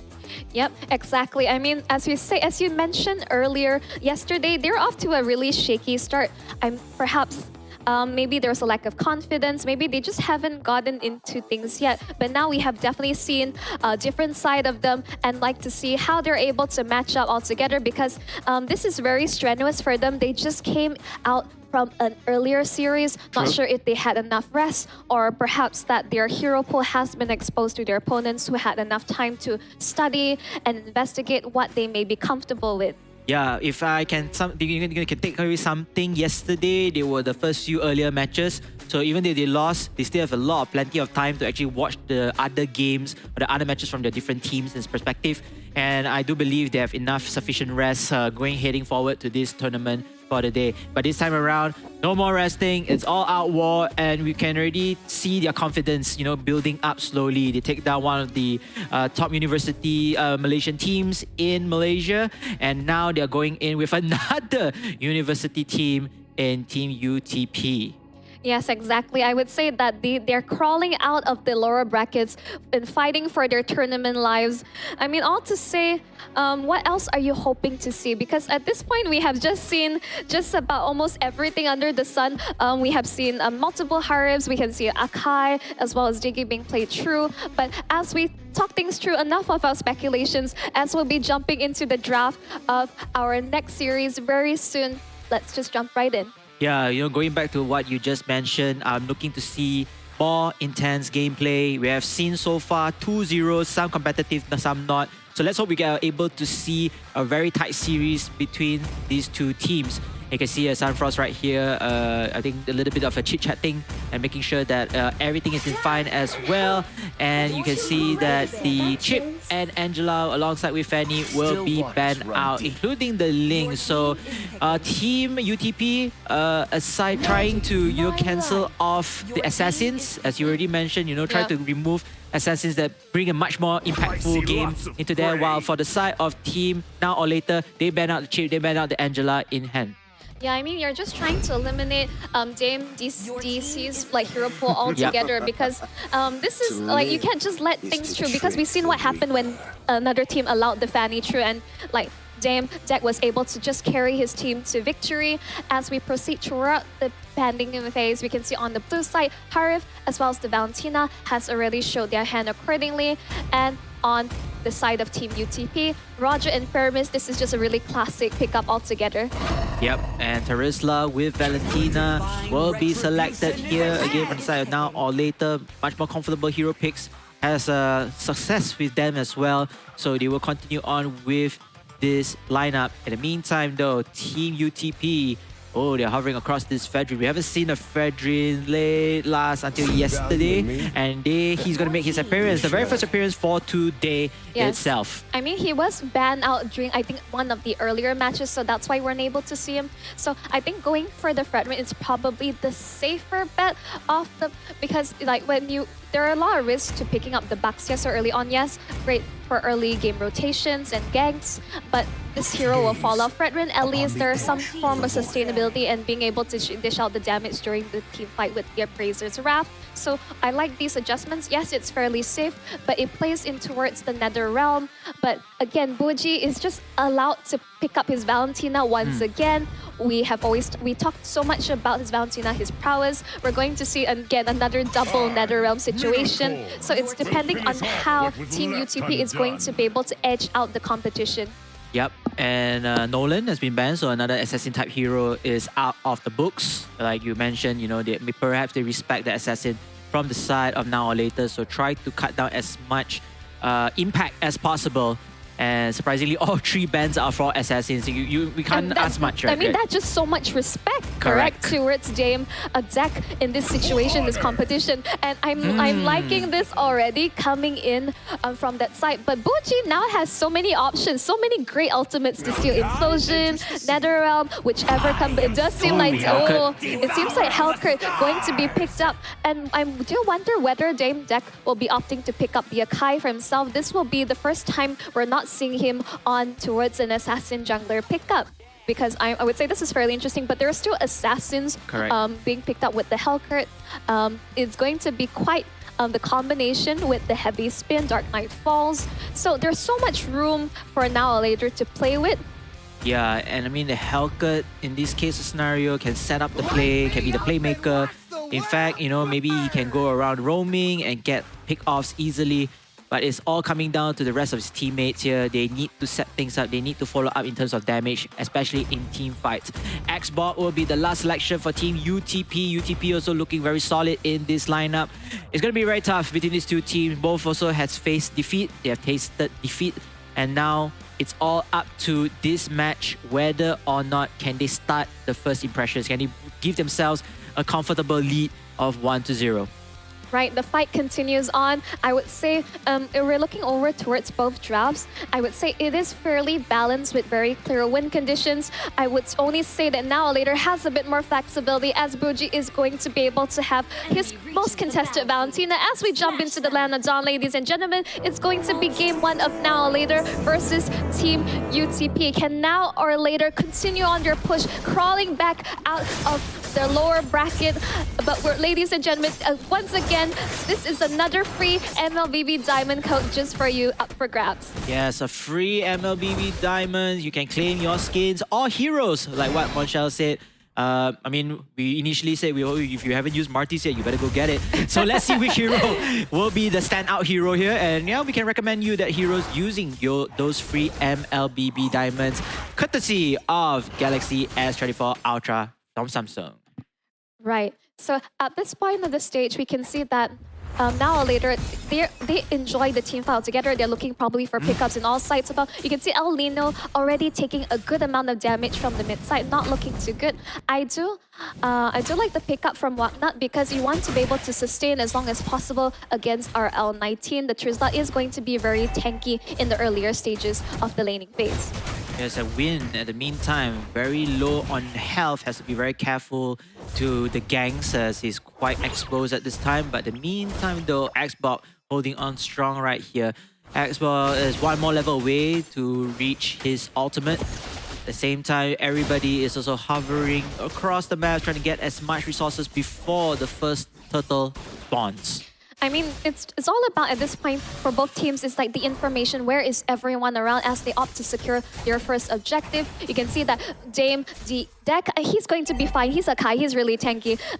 They won't be able to burst him down as of now, as both teams are looking for it to be able to secure the first objective. Also, you can see both roamers from both sides are being extremely wary of each other, just mapping, matching their movements across the map. Matching movements, but then here comes a fight of skirmish. That may be probably the first casualty in the hands of Now or Later though. But yep, they're just gonna retreat and focus on the first key objective, which is the first turtle.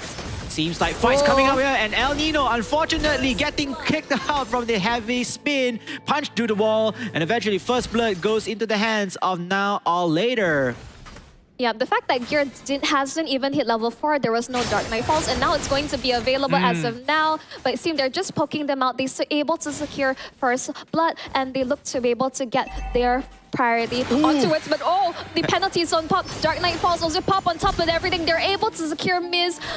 No silencing whatsoever, as they're able to secure one more kill as well as the objective without any contestation from the jungler of side of Team UTP. Yeah, Dame that also, I think he did it pretty well. He knows that he have map control with the help of his teammates. Doesn't even need to use the retribution in hand. So he saves the spell for the next game, or at least the next fight if needed to. At the same time goes, Now or Later starting off very, very strong. 2,000 gold lead as Team UTP looking forward to set things up. But then you see that Kgrel just went into the bush and got spotted out by the members of Now or Later. Back again to roaming phase.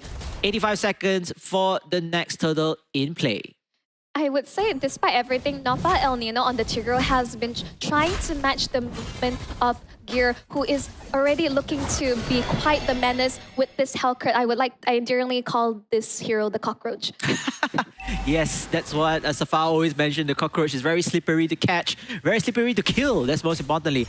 And you know, aside from Hellcat, you have that Harif as well, also being very hard to catch off guard. So if I'm Team UTP, I'm going to have to face these troubles. I mean, it's fine if you can see him, but the minute he flies off to nowhere and Gear steals the camp away, and he's not even the jungler in this stage of the game. Man, using those deadly stingers is so deadly and demoralizing, to be more frank. Now later, so controlling most of the areas, and you can see Harif is just continuing on with that turret, giving the turret no breathing space as well, and eventually falls down for their very first take. Now, just mounting on the pressure, you can see that Buji has already stolen the Nether Realm. He wants to be ready for the next upcoming fight. Oh, so much damage already. Miss is already taken a portion of his HP. My Buji is being extremely effective in this stage of the game. Now later, just mounting the pressure, being extremely calculated. El Nino is in no position. He's constantly being scouted out by the rest of Now Later. Yeah, scouted out, zoned out. There's not much of initiation from Team UTP. Oh, Zaman Force. Zaman Force though, ultimate going in right here from the Harif as the Firaga armor. Oh, unable to use the ultimate right here. X1 has to fall back no matter what, but it doesn't matter. Key objective number 2, the second turtle will be in the hands of Team Now or Later. At this stage of the game, what answers that Team UTP have against Now or Later? Because FMM on the Harif was just 1v3-4.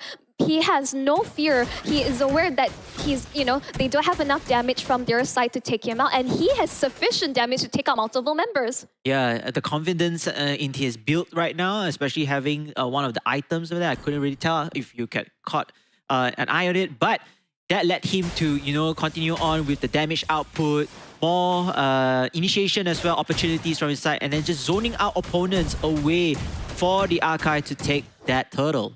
Unfortunately, Tigreal is just having a really rough time. He's just constantly getting scouted out. RL19 misses the penalty, so at least that's a valuable ultimate. That's information that UTP now has. Now they have to look for an opening, but no, they're just playing so passively. They have a Tigreal. They're supposed to look for initiations off the back, but it seems that El Nino just is constantly getting scouted out, not being able to find any openings. TF Miz is getting forced out of position. Heavy spin committed, but no follow-up whatsoever. It does seem like a bit of an awkward spot. You can see RL90 being pushed back. Dark Knight Falls popped that. Zaman Force chunking into the backline. Wind has to force the Flicker to get out. Emmy falls, but being the Feramis, the death timers are basically nothing, but Now or Later are just looking to force on forward. Nice disengage and re-engagement coming in from Now or Later. They know they are strength in numbers already after with their whole team is stacked together across out, and they're continuing with the pressure right here. Buji getting the kill onto Roger right behind the enemy turrets. Miss. And the implosion miss. Oh my goodness. Things are getting even worse for Team UTP. They could not follow up with the implosion, so there is no initiation for the team fights. That was just unfortunate. If only he was able to caught on there, but whether the rest of the team was able to follow up on that is also another question we may have on hand. And this is looking to be just some miscommunication as well as execution of the drop. They're struggling at this point. Now or Later does seem to be the team in control of the situation. They dictate how they want to be able to manage the battlefield, and it's just so passive from the side of Team UTP. They're trying to look for openings, but they're just not getting anything. And Now or Later are just slowly increasing their lead even further with another objective secured. So 3 turtles in the hands of Now or Later as the first basic lot will spawn in the next 112 seconds. But as you say, Monshel, they have been holding on to the entirety of the lead till this state. Team UTP in a very passive defensive state. Whatnot. Oh, you gotta be very careful right there, especially, most of the team members might want to gank you up since you're the solo player. But bottom lane though, however, Team UTP senses that they really want to go for this Hellcat, but again, you have to understand the amount of resources that you have to spend on the Hellcat is real. Speaking of which, perhaps a team skirmish will go up here, but nonetheless, however, they're just going to take out objectives. Second turret down, third turret down in hand. I just don't know how to feel. They're just letting go of all these objectives, and turrets are just falling left, right, and center. Now or Later are just playing the perfect macro game. And even though Team UTP has not given any further kills over to them, they're not finding any form of initiation or understand that they're behind and they will have to continue the farm. But at least find something. If they're able to at least get one single pickoff, that may be enough to shift the tides altogether. Oh, Terisla testing waters over there, perhaps trying to deny the orange buff from the side of Team UTP, but they're just going to disengage and, perhaps find another way to start the skirmish, favoring on their side. 4-2. All right, slowly but surely they're taking the purple buff away, but then Bougie comes in here with the Farmis. Wants to lay a little bit of poking damage in hand, but then here comes the heavy spin. Damn, Dak. He's going to use heavy spin right there. More to come, and here comes the penalty zone, I believe. Oh, right now. And here is the damage output. FMM starting off with the Zaman Force and using the ultimate in his hand. Win, meanwhile, taking a revenge kill onto this Archive. So it's a 1-for-1 trade-off, but then the map control is still in the favor of now or later. And all things considered, the fact that they were able to trade just 1v1 and they only lose Emmy in that process is actually extremely well for Team UTP. Great NetherRealm, saving the rest of his team altogether, even though sacrificing his life. But slowly, these are all the fights. These are sort of initiations they need to consider. Because in terms of their team fight potential, it's absolutely there. But they just need to have to look for openings. They have to be willing to try any sort of play, because if they don't do something or anything, now or later we'll just walk right over them. Yeah, they're going to upskill as quick as possible through the key objectives. And speaking of key objectives, the lot is for contest right now. Team now or later zoning out Team UTP. Where is the Tigreal? The Tigreal is okay, coming on range real soon, starting off the fight, perhaps trying to catch them off guard, but that is so difficult. Look at that. The lot will be resetted though, however, so this will be giving Team UTP a little bit of breather in place, but not for long, ladies and gentlemen. Whatnot, meanwhile, holding on to here, RL19. We will use the skills, try to zone out again his opponents as they are slowly but surely chipping away the lot's health for their very first lot take. Yep, I don't understand why. Understand that they have to force someone back in order to deal with the split push coming out from the Hellcurt, but they're just giving up the Lord. They're not even trying to fight, because at this stage, they're just, now or later, as I say, they're just increasing their lead. Team UTP is just playing so passively. It's as if they're not playing the game. Yeah, just very, how do I say this? They're trying to be cautious, but it doesn't help them in any way, because you are letting the opponents dictate your step. You're letting opponents dictate your flow of the game. And now you're just defending. And how long can you defend, you know? Yes, exactly. I mean, there's only so much you can do. And you're playing so defensively and not trying anything. I'd rather they try something than not try at all. Because right now, you can see the Lord is marching down the base. Penalties are not going to miss. They're going to continue on the follow-up. Last Insanity towards the backline. NetherRealm has been popped from both sides. Stolen by the Valentina. The base is broken into. You can see that the damage is coming through. Another NetherRealm. You can see Dark Knight falls towards the back. Gear is jumping in towards the back line, but not enough damage or follow-up coming up from both sides. Now or later, actually, multiple members have been taken fairly low. Team UTP will be able to defend against this push. For now or later, that is a victory for them, because that basic lot does deal so much damage already. And a sneaky kill from Valentina onto Miss, I believe so, from there. So this is not looking too good for Team UTP. They definitely need to keep their members alive and healthy to at least defend this, because now or later they are well known also for their aggressive play, and they are going aggressive head-to-head, engaging onto this turret. But the turret falls down already, and that's all the damage they can do. And here comes the jungle control. UTP, I mean, we already predicted this already, Monchel. They are going to defend. But tempo has already been lost. They got nothing in hand. Speaking of which, itemization right here. Take us through quickly. Yeah, I mean, like, clearly, like, there is a, you know, numbers disadvantage as well as terms of the goal lead. It's stacking up, really. It's almost 11k difference coming up from both sides. You can see the Valentina is almost, like, you know, one more item up against the Feramis. We can see the fight is going on. Heavy spin has been popped. It's on towards Whatnot, who has to force the flicker. The 3 penalty zones on towards the Dark Knight falls. The Deadly Stingers comes straight to FMM. Killing spree coming out from here. They're just forcing the issue. There's no way they're able to defend at this point, but they will be able to spamming. Bougie has also bought the Winter Crown. Just add insult into injury towards the side of Team UTP. You can see that Dame Deck, he also bought the Immortality. I think he may be taken out from the case, but that is going to be game for the side of Team UTP, as now or later closes out in such a fashion. I want to comment and compliment, I believe it was Bougie using the Valentina.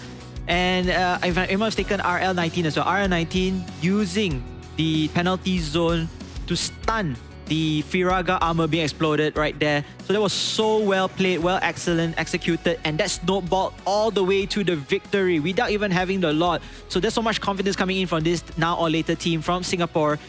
I can see, like you said earlier off camera, this is the main team. They are awakened. You know, yeah, they lost very badly in yesterday's game, but this is a whole new team overall. Yeah, as I mentioned before, this is a team that we have witnessed their prowess during representing their country, Singapore, during their country finals altogether. Understand that, as you say, it was a bit shaky, but this is, as you say, a completely different team. Yep. Very one-sided stuff. Team UTP just played so passively, even though they have so many great ultimates as well as team fight potential altogether. But I would say this, there isn't too much to analyze on in terms of the highlights altogether. Team UTP, even though they have the setup, they have the plays, they should have the early game advantage altogether. But Gear was so effective in disrupting and constantly threatening the back line altogether, and the constant fear of the heavy spin just coming in through.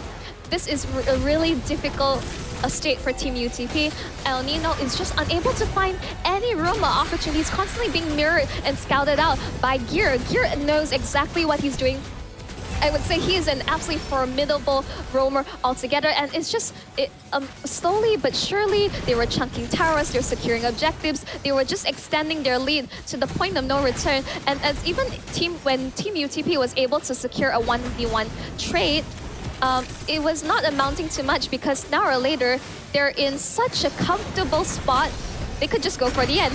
Yeah, and you know, I think this is something we can both agree on. Team UTP is just playing very passively. Yes, they can be cautious, but if you don't take risks, especially in times where you think you can win the skirmishes, you're going to lose out. You're going to let the team, your opponents, dictate your tempo. You know, you have to be on the defensive end, and then slowly but surely, you know, just leading to your downfall. Speaking of which, the MVP is Gear. 3-1-2, as you can see with the Hellcat. 45% team fight participation, not the highest, but still with the Dark Knight Falls, just sets up the play, sets up the right tempo, and go in for their victory. You can see he will pick up the Sky Piercer, Demon Hunter Sword, and Blades of the Hepta Seas. I mean, I always like to say, like, a cockroach is scary, but the minute it's like just flying off into the air, you know, they definitely throw Team UTP into absolute disarray with this Hellcat being picked up, and we jump in towards the scoreboard. This is a fairly low kill count, considering everything, but this is mainly because Team UTP was just playing so passively. They don't even want to engage. They're just giving up everything across the map in the macro sense in terms of objectives as well as turrets. And there's not too much to say here other than Gear. Even though with just 3 items, he was constantly threatening the backline so much. And Buji is just able to do Buji things in this case, and where he's just able to just wreak havoc, dish out the damage. And Miz, unfortunately, on the Fredrin, didn't build up sufficient magic damage at this point, even though you have 2 main sources of magic damage from the Harif as well as the Valentina. This is a case where they, you know, was too passive. They have fallen completely behind, and El Nino was the only point of setup, point of contention for the side of Team UTP. Whatnot is just able to just try his best to sustain in lane against the Charisla. But basically, that's just about it. And as you say, amazing play from RL19 to stop the last Insanity for coming through. Yeah, that basically just sums it out overall towards this game. I do question a lot of what Team UTP plan was, because I do believe that their lineup is meant for for great team fight potential in the early game. They should be winning out in terms of contention with the Fredrin. But I do hope in Game 2 there are adjustments accordingly, and that they do play a draft that perhaps is more comfortable for them to pull off. Yeah, I do agree on that, on your take, and a little bit of risk-taking as well to keep yourself in check. You know, you don't really want to let the opponents bully you through their own intense tempo and gameplay. But nonetheless, however, this is just only Game 1, setting the tone right here. Team UTP, Game 2, changing the draft, choosing heroes they are comfortable with, and playing with a little bit more risk, a little bit more risk appetite in them, a bit more setting the pace if possible. And I think, like, judging from yesterday actually played pretty well, to be frank. Like, they managed to dominate their opponents, they managed to set the tempo, so perhaps they can use that sequence or use that characteristics of their team and then putting in for this game. Not to be too afraid as well. I mean, there's nothing to lose anymore. You're already down 1 and then you have to win again. So just let it all out, just making sure that they still continue on with their tournament journey. I mean, indeed, there really is nothing left to lose at this stage of the game because we're into our double eliminations of day 2. Once you're knocked out, you lose the series. Yep. It's time to say goodbye. And in this case, for Team UTP, I do hope that necessary adjustments has been made. They cannot allow now or later to dictate their tempo because they're just getting exactly what they want. It's as if it's just taking candy away from a baby. Yes, taking candy away from the baby and bullying all the way. Just unfortunate that. Nonetheless, however, a new game has appeared. So Ling and Fanny, Chip and Angela, very similar bands from the previous game 1. I believe Team UTP also continue on to respect the assassin bands, respect the assassin player. They're gonna get up Harif instead. Ooh. Yeah, they're just contesting the Harif from FMM. I would say that so far, based on FMM's performance, you can see that he's we can give him almost any type of marksman. He has been able to pull it off with such outstanding performance.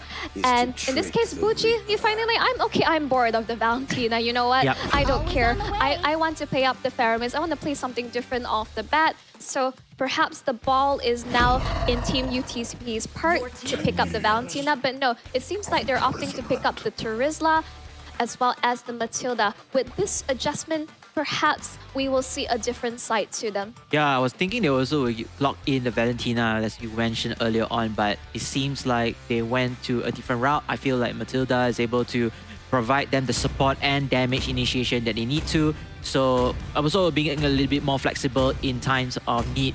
As for the Turizla, nothing much can be said here. I think this is a very sustainable hero, able to initiate as well, even though he is not the best killer or the best damage dealer out there, but initiation is definitely key. Ruby will be used from the side of Team Now or Later. I kind of like this Ruby as well. I think this is to counter the side lane, whoever is matched up with her. I mean, this Ruby can still be flexed either way into the roam or the EXP position. So still, I like how basically now or later are just keeping their opponents guessing where exactly this Ruby is going to be. I understand that against the Turizla, it's just that like a bit of a wet noodle fight. You're just smacking each other with a towel, and you're not gonna really chunk out or kill your opponent unless a gang is initiated accordingly. We'll see what the bans come true. Yep, they ban out the Valentina. The last thing you want is to let the Nether realm being stolen with opposite side, because that is the added advantage of a second life for the rest of your team. Yeah, that's a great move right there. You know, just not taking any chances and expanding the power spike within the core of the players or the teams itself. Nolan again, once again, respect ban. So it's coming down to Team Now or Later. Oh, they're gonna lock in Julian, and this is going to be I would say Buji's favorite. You correct me if I'm wrong? No, I wouldn't say it's not. So Buji's, at this point, he will be picking up the Faramis. In this case, it's Dame, Dex. I would say, based on all the heroes we have seen him play, my personal favorite has to be his Julian, because he's like he's just moving like water perfectly, and I'm actually liking this adjustment accordingly. They pick up the Lilia as well as the Akai.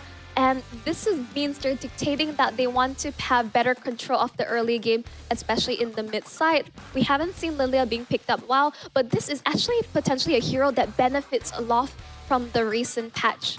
Yeah, first appearance as well for Lilia, and going back to the Akai, they're stealing it away from the side of Now or Later. Perhaps with this composition, they are able to become even deadlier, and they are able to start fights from themselves using the Akai to zone out their opponents. Arlott will be the last pick right here. So, Monchel, I think this is a better drafting overall for Team UTP, but do you think, in your opinion, can they stand a chance against Now or Never? Now or Later? Well, indeed, this is now or never for them. As you say, do or die in this game. As now or later, they're up 1 point. Team UTP, can they pull it back? I like the adjustments on towards draft. It's different. I do want to expect more initiation as well as them setting the pace, because if you're unable to do so, now or later, we'll just run away with the game. True.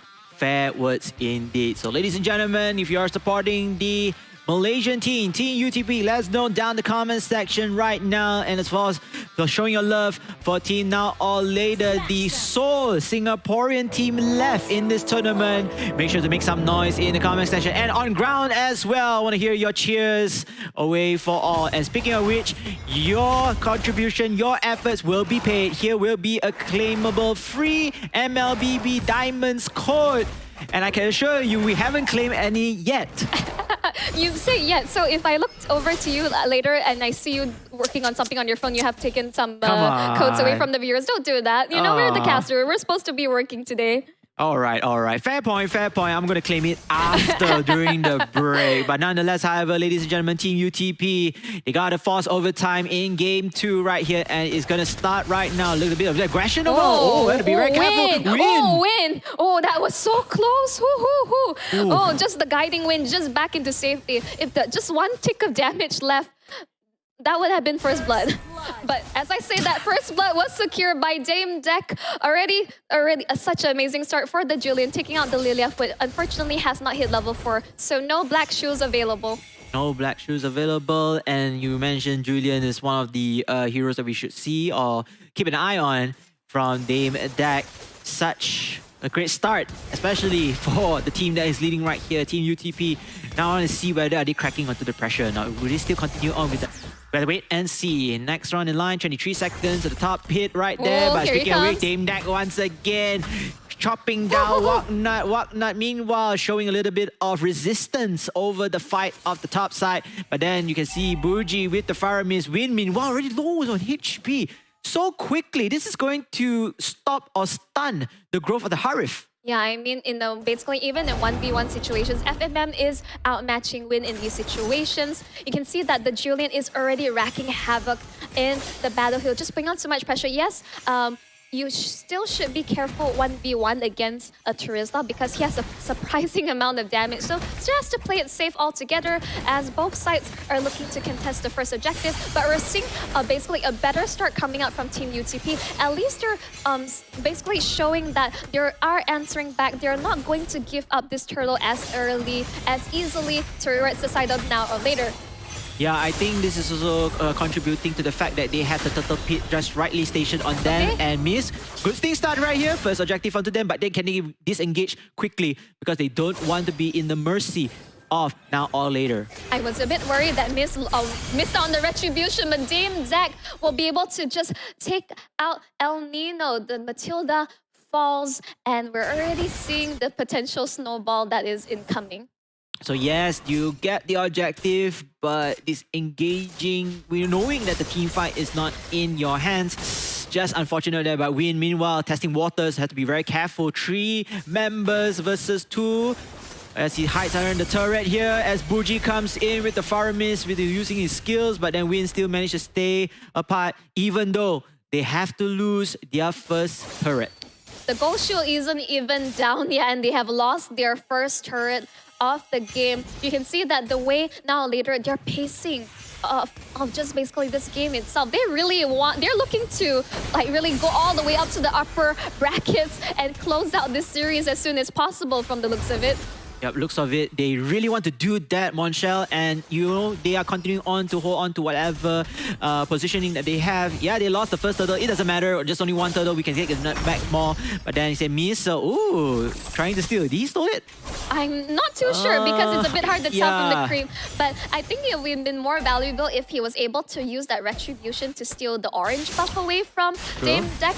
But again, hard to say. But you can see that Miz is in a bit more of a comfortable spot in comparison to the previous game. Correct. But Team UTP, they really need to pull a miracle to stay towards this game. They need to stay relevant as well. Miz going to do a great job right there. Takes down Buji from the side of El Nino, and then maybe more fall to come. UTP, signs of life right here in Game 2. They are going to continue on with the fight, but then hold up. El Nino has been very careful. Oh my goodness. That skill from Roger FMN responding it with a valiant effort. But then, however, disengage and engage moment here. RL 19 possibly losing his life. Miss using the retribution for that, saving it for the kill, and maybe more to come. Yeah! Oh, what a kill! The Nether Realms coming in at the right time, but then it looks like to be a back and forth moment. However, in the favor perhaps of Now or Later though. Yeah, they're just brawling. It's actually a fairly equal trade. Both sides just trading blows. I could see that Emmy was able to dish out a lot of damage accordingly. But what a clutch Nether Realm coming up from Bougie. Like, that was just incredible. But both sides, now we're seeing signs of life from both teams. We're actually going to be able to see quite, I would say, the standout from both teams. Yes, Team UTP, this is what they were lacking earlier in the game. Not taking risks, not taking initiatives, and now they're the entirely different team. But then, can they withstand the amount of aggression poured out from Now or Later? Here comes the next turtle. Next turtle goes to Now or Later here in terms of the contest. Again, the top side though. So Team UTP should have enough cover. They have a bit more advantage regarding what the pit at the top side. And it looks like a lot of members are just roaming around here, starting off the fight.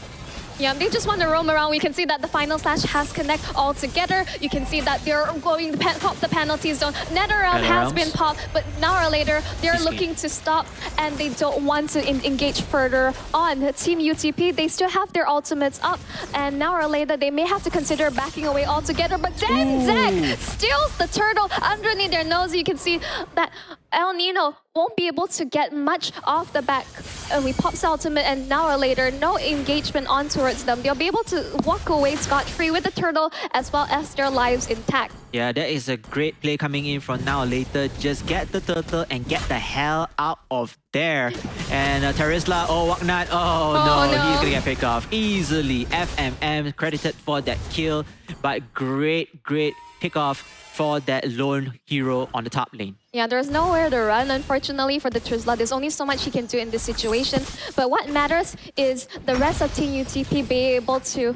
first, he uses the retribution there. How the rest of his team is able to answer back and answer across the map. But Win is going to be fine. Pops the Zaman Force. Unfortunately, the minute Now or Later sees the ultimate being popped, they just completely just like, yeah, we don't want to fight you right here, right now. And they're just so quick to disengage. I mean, Team UTP a little bit better compared to the first game, but they are losing objectives in hand, even though the goal lead hasn't been really vast at the moment. Yep. But Now or Later, it seems like still controlling the tempo. You can see that they are running things, the running business on their own here. They are starting fights as always. RL19 with the Ruby though. Haven't started yet anything, but then Waknat, misses a little bit on the penalty zone. Only caught one off guard. And here comes go for Now or Later. However, who is going to win the sustainability battle right here? Heavy spin from Miss in order to disengage and zone out the rest of the remaining members of Now or Later. But Team UTP and Now or Later are having a short truce for down. I do wonder whether he heavy spin push the rest of Now or Later out of the zone of Team UTP to able to dish out the damage, because I think Emmy was in the position as well as Win to dish out the damage there, but it seems like Miz work in the favor of Now or Later to push them out of the damage zone.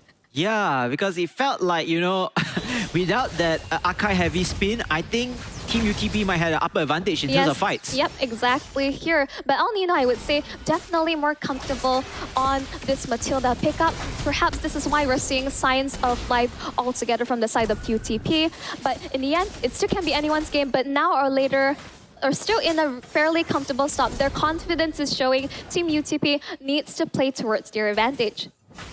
Yeah, advantage it is, Monchel. As you can see, I'm actually looking left and right, up and down. So close. That was nearly a pullback, at least to zone him out into the opponent's side. I mean, it's fine. I mean, Emmy has Purify as well as the Black Shoes available. I'm Offended only catching on to one is fairly okay in this stage, but that means I'm Offended as well as Black Shoes is not available for this fight. The Akai still has a heavy spin, but final slash on towards Waknat. Penalty zone on top of that. Waknat will be taken out, but you can see that the Circling Eagle on top of it all, completely zoning away. Wow. While Tower later are still looking to dive towards the backline, Nether around Paul. It's a completely messed up fight altogether. Heavy Spin pinning down 2. Both sides just walk away. No casualties from what is a very messy team fight. Yeah, no casualties, but no picking as well. And the lot has been restarted. I feel like both teams at the moment is really testing out whoever can last longest in their skirmishes. And now round number 2 here. Yep, you can see the circling eagle onto towards the multiple members. RL19 taking a lot of damage. Penalty zone going to be missing. Force the flicker. Bougie gets the kill. Wagner get the shutout onto Bougie and return, avenging his teammate as they're continuing on the run. Gear will have to use the final slash to get out of this there. While you can see Dame Deck are looking to put on the pressure. The guiding wind will bring Miz back to safety. Heavy Spin committed just so that he can escape from the clutches. And now or later, they are in the better positioning now. Finally, they can take the Lord for grabs. That's a mistake by Team UTP. I noticed they jungle dive too much already on the side of Now or Later. So when going back for the re-engagement, Now or Later has the advantage. And then knocking down that you know how many casualties from the side of Team UTP, opening things up for their very first slot. So UTP, I feel like, yes, good confidence over there. You want to take the fight towards them, but then both are equal in terms of sustainability, both are equal in terms of damage output. So you need to learn how to play to your own advantages, especially using your jungle. So if you notice right now, Later actually played in their jungle earlier, but disengaged and forcing Team UTP to go inside their jungle and facing the casualties from their side. Long story short, Now Later are just being extremely reactive, but they are actually be able to secure a gang on towards Dame Deck, which unfortunately, he is an assassin. He's still very vulnerable altogether. They're able to get the pick off, but the rest of Now Later are just forcing the issues. Final slash on towards Wagner, but that is just the Turzla. He's fairly tanky and he will be fine in this situation. But while they're fighting in mid, the Lord is looking to crash on top side. They need to answer for it, otherwise they're going to lose a fair amount of structures. Yeah, I think Team UTP do have the ability to kind of stop this lot, even though their second tier turret is going to take a huge hit. Perhaps just going to knock count down already. Yep. But again, they do have the defensive end and they need to be more reactive, like you just said. You know, Now or Later was more reactive, but was more prepared as well to take the fight whenever the time is right.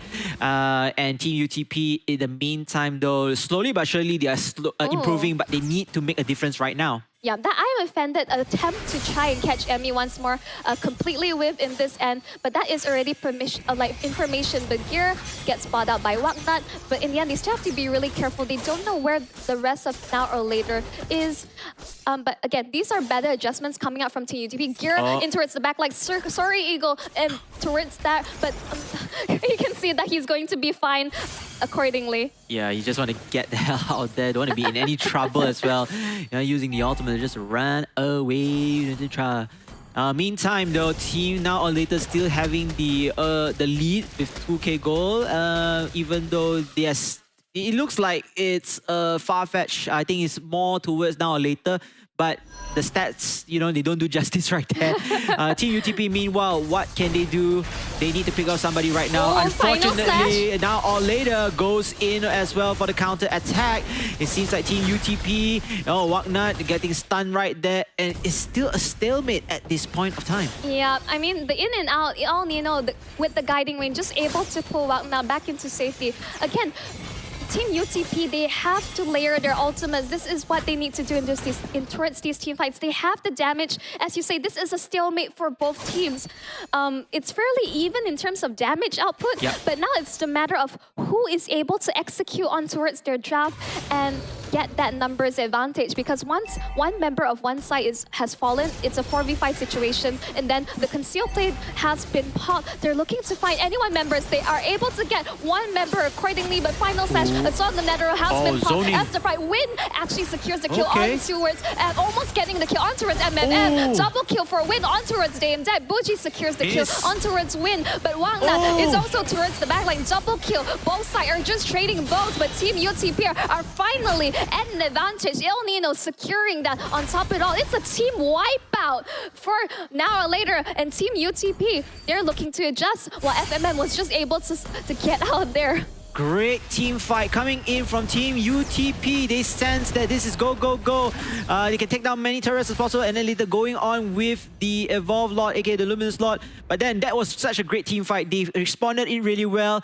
Big shout out to Miss. That heavy spin just zoned out all of the members of Now or Later in order to make their team fights even harder, and that paid fruits of dividends. I mean, that's exactly what they needed to do. That was like the best team coordination we have seen yet in terms of the team fights. The execution was a lot better. You can see that Now or Later, perhaps they jumped the gun a little bit too much. I saw that a lot of ultimates were expended so early on, the final stash, as well as the Nether Realm. Instantly, Team UTP is like, okay, these are all gone. Now is the time to go, go, go, and jump right in. And even though that both are able to trade both, but oh, El Nino, again, but he is a slippery one. This Matilda, like constantly getting final stash on, but he's going to be A-okay. We can see that Buji just pulling in multiple members, but Wang Nut has already scaled up. He is rather tanky, and he's going to be quite difficult to kill. And you can see that El Nino, comparison to the previous game with this Matilda, is enabling the rest of his team to just go in and out and dish out damage and not get punished accordingly. This is what they need. Yeah, this is what the draft they went through, and it has paid really well for them. Honestly speaking, you know, I did not expect Team UTP to just change 180 based on the draft here, and they are much more comfortable playing this time. And speaking of which, team fights here, a little bit of poking, a little bit of harassment, testing waters left and right, but it's the Lord that is in the point of contest. Now or Later do initiate this slot, but can they have enough firepower? Do they even have enough manpower for taking out this slot while holding on to any pressure coming from Team UTP? Meanwhile, Team UTP will respond right now. However, FMM kills off Terizla. It's a 5 versus 4. Not looking too good for Team UTP.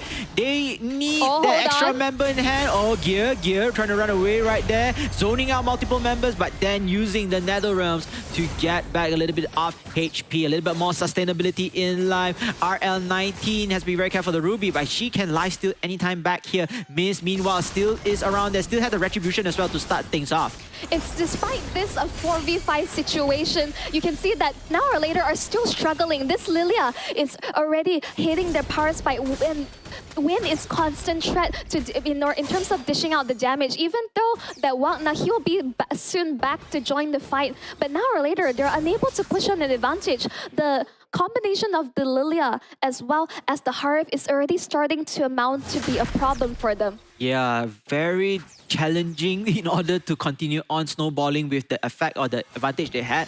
And it's all, you know, back to equal grounds. And it seems like Team UTP, I think they're seeming a little bit more confident this time here. And they have control of this lot take. So far, yeah, so good. Now or Later as well, hovering across here. You can see the Harif. Oh, has to be very careful. 4 members already. Win. Oh, melting down so instantly. And eventually got killed by Buji. Maybe more to come. FMM takes down Emmy. This is the opening that Now or Later needs right here. They can go for the Lord right here and right now. And oh my goodness, Whatnot. Oh, don't get killed so bad. You definitely are needed in your team. And here comes the contest. This Lord definitely in the favor of Team Now or Later, unless Miss is able to go up and go for the retreat, but it's a little bit too late. I think it's just not worth it at this point. Win, I believe he was overconfident. He was in a 1v2 situation. I think he was confident that El Nino should be able to bring him back safely with the guiding Win. But Now or Later, they had their teeth on towards this Harif and they did not let go. Instantly, that was the opening that Now or Later was desperately waiting for. The goal laner from the side of UTP was taken out, and finally, after such a long stalemate, they're able to secure the next Lord. Surprisingly, Team UTP as well, they do have all their heroes level 15 already, max skilled, max level in place, but meanwhile, Now or Later, I believe they had one more hero left, which is in Arlott, and that's it. This the whole team is already level 15. This is upskill all the way. The Lord on the top side, they will do the split push here. Winter Crown onto the hands of this Harif, so not easy to get him that quickly. And here comes the team fight, perhaps the skirmish. This is going to be a battle of attrition between these two teams. However, the Lord makes it unfair for Team UTP. Now or Later, going in slowly, surely, waiting for the Lord, kiting the Lord as well from Team UTP's side, and eventually takes down this Lord. But the damage has been done. One inhibitor turret turret who has been lost. Indeed, irreversible damage out of a single mistake coming out from Team UTP. They have lost their advantage and now they're playing on the back foot. As an hour later, in terms of macro sense, they secure one turtle. Wagnat has been caught in the eye of offended. Heavy spin on towards RL19, but great initiation, enhanced chain on top of the Netherrealm. But Win is going in with the damage on top of it. Wagnat gets the penalty zone, but Gear is just coming in with the damage. Wow, much more damage over here. FMM is on a mission. Double kill already. Triple kill. Skippity pop pop. And this is it, ladies and gentlemen. Maniac of 4K. Bang, bang. What an absolute play coming here. Even though he does not have the minions. But here comes the minions for. This is it, ladies and gentlemen. Now later, your Seoul Singaporean teams are moving into the next round. GG, well played. To now or later, that is our first ever Maniac we have seen as of today. And what a way to close out that series. Woo. My goodness. Wow, I mean, now or later, that fight changes everything, changes the narrative between the still battle or the battle of attrition between these two teams. You gotta give it up to Team UTP. UTP nearly put up a good fight, nearly come back as well. Over there, a little bit of size of glimmer of hope, but it was not enough, especially that last fight. FMM just went ham. He definitely went ham in that situation. Even though, as you say, there were signs of light. We like how they drafted in a way where they clearly, in terms of the early game, they had that advantage. But they were just finding, like, perhaps now or later, just understand the assignment, and they just didn't give any room or openings for them to be able to push that early game lead. And as a result, that they maintained on that slight lead, and the minute they were able to pick off the Harif, it was game for them. Instantly, they were able to force the issue. MMM, I think he was holding back, and then finally, okay, now I want to come online. I want to be able to jump right in, and he secures easily the first Maniac of today, possibly of the first turn in the tournament as well. Yeah, I think, I want to add on to what you just said. FMM found the right opportunity. He takes down those squishy damage dealers on the side of Team UTP. After you take down that Harif, who's going to follow up the damage, right? Who is going to support in terms of damage output already? No one. So he just continued on and on and on, even though under the turret, very low of health, but it doesn't matter. The Roger has sustainability, he has lifesteal, and you can see from the highlights right here, Monshel. I think both teams did pretty well early on the stage. Yeah, it was fairly back and forth. I would say that at some point, it was just like, it was just neck and neck. Correct. They have enough damage as well as enough sustainability as well as setup. It's just more of like who was able to follow up accordingly and be able to execute the game plan exactly. Yep, and you can see that Team UTP found their footing over here. I really like the Matilda choice. I really like the support that she's given over here alongside with Lila and, Miss. We were talking about Miss so far, using this heavy spin at the right time, zoning out his opponents, giving Team UTP a glimmer of hope. But now later, this is where I like their players. So forcing Team UTP to overcommit into their jungle. Trying to run away. Oh, too late. You're into our jungle. You're going to have to walk all the way there and giving them perhaps that lot in place. But in the end, I would say it's still fairly back and forth, and it really could have went either way. But now or later, they were just so good at finding these advantage and coordinating with the rest of the team. It's like, okay, one member has fallen, it's all right. We have the rest of the team to back you up accordingly, and being so objective-oriented and just being the better, like, coordinated team. This is why now or later they have shown us why they deserve to crawl out from the back. As you can see that altogether the layering of their ultimates and their skills, the team fight was just beautifully executed from their side. And Team UTP, I think they realized this, it was already too late, and FMM was just able to just rack absolute havoc on towards the side of UTP, securing that first Maniac of today. Yeah, and I kind of like how FMM, if you notice, right, he's playing behind his teammates. He's giving his teammates to soak up the damage, soak up the skills as well. Again, worthy MVP right there, coming at the right time, dealing the damage and putting the nail onto the coffin.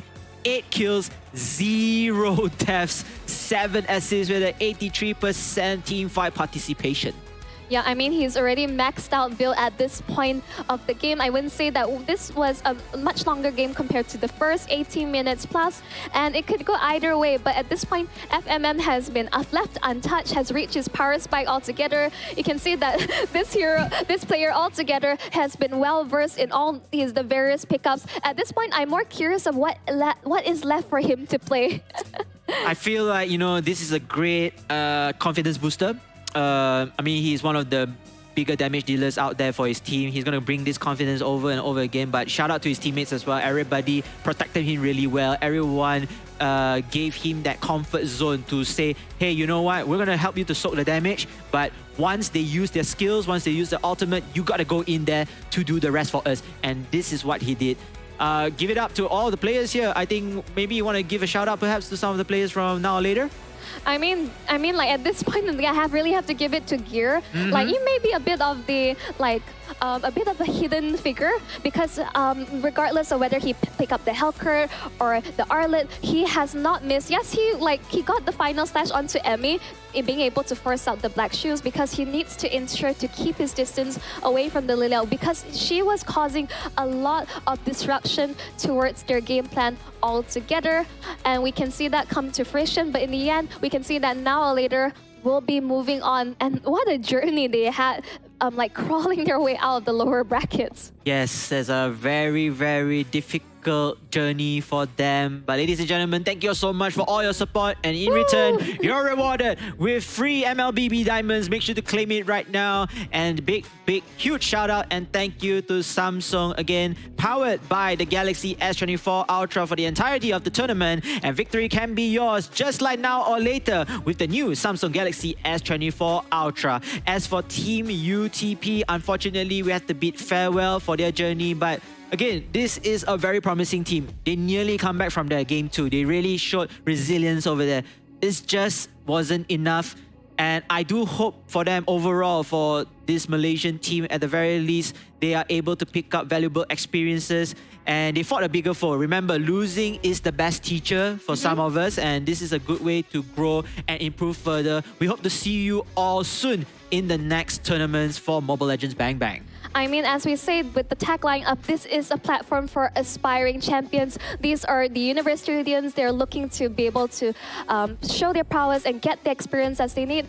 But let's see what our lovely host, Elle, has to say towards. We're going to be jumping into the players' interview accordingly. Elle, take it away. It is Now or Later, and now it is 2-0. Allows Now or Later to continue on in this lower bracket. Hopefully, they can come back into the main brackets here. Again, we have FMM, who has been the MVP for 2 series now, joining me. So guys, a round of applause for FMM, our MVP, joining me on the stage. So with that, a different set of questions now. Number 1, it starts like this. Now or Later, it's either back then or it's now. And I think it's really true to your name that you guys did lose out yesterday's series, but then you came back today winning both of your series. Is there actually a meaning behind this name? It's just one of our friends' name. Then we just put it as our team name. Wow, the lore is not as in-depth as you think, but it did come into fruition. It came true, and reality is now or later. And with that, the next question I have here is very simple because unfortunately we have to say goodbye to Choco Babes, the other Singaporean team, and now you're the only one here representing your country. And how do you feel with that? Do you feel a bit more pressure knowing that you have only one more life left? No pressure. It's just have fun and play the game. If we win, then we win. If we lose, then... It is what it is, right? Yeah.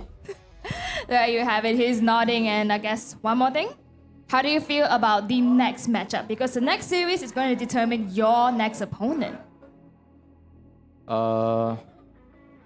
Next series, either Miracle Gaming or Binus Fincher. Yeah. I hope I can fight against Miracle Gaming again, so that we can get our revenge. Yeah. Oh, the spice is coming out. Revenge is in the menu.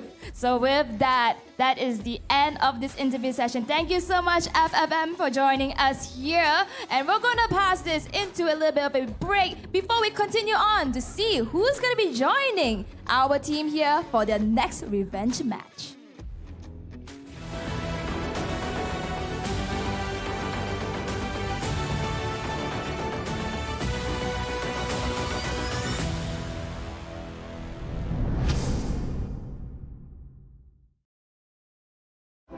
So what is the next big thing? Well, Galaxy believes the next big thing is you. Me? Yes! Because of the power of Galaxy AI, you'll open up so many possibilities. The next big thing is you.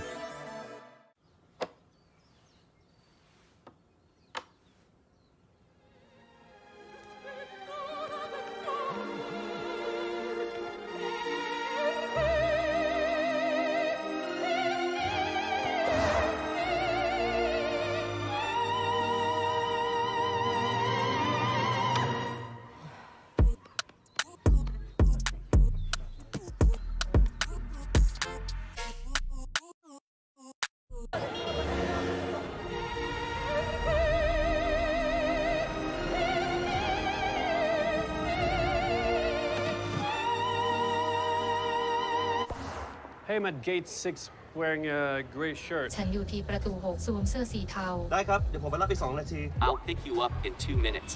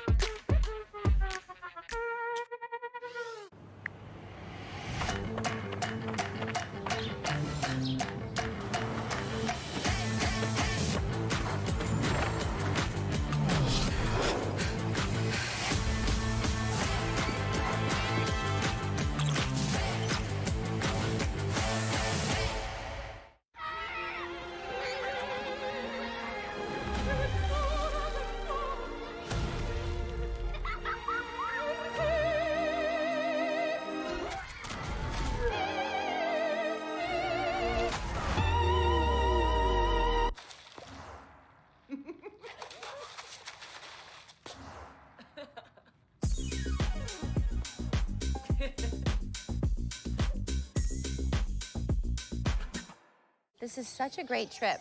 I would love to take us all to dinner tonight. Make the reservation. Chris, are you getting any of this? Dinner at Santino's, opera tonight, tour tomorrow, and check up on Shuggy. Oh, okay. You go, Chris. Hey, I'm at gate 6 wearing a gray shirt. ฉันอยู่ที่ประตู6สวมเสื้อสีเทา ได้ครับ เดี๋ยวผมไปรับอีก2 นาที I'll pick you up in 2 minutes.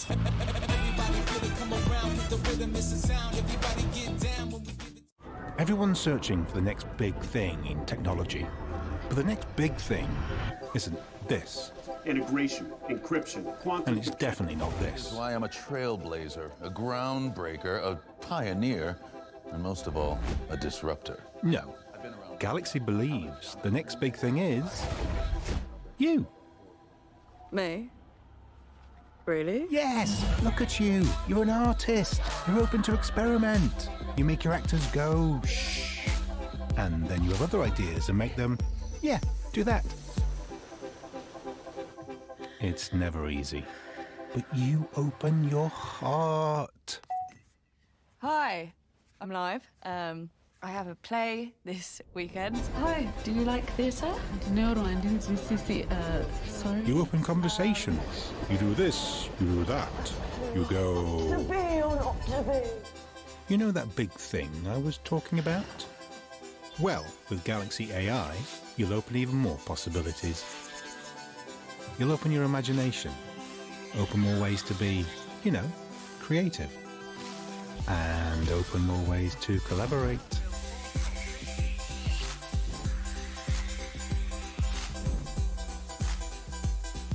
Wow, you made that. We're putting all that power of Galaxy AI in your hands. The next big thing is you.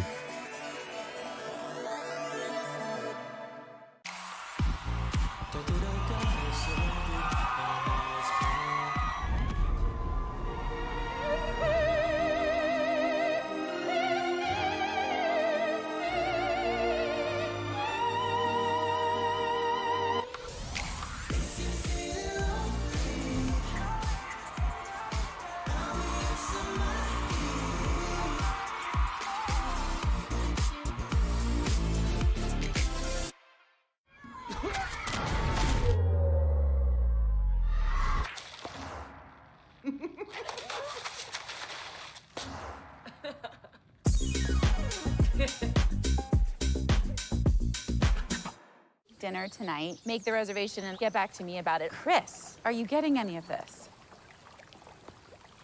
Dinner at Santino's, opera tonight, tour tomorrow, and check up on Shuggy. Oh, you go, Chris.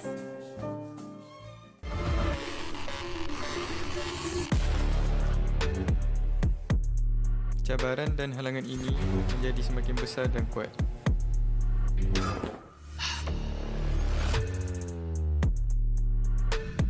This is the world where the best will prevail.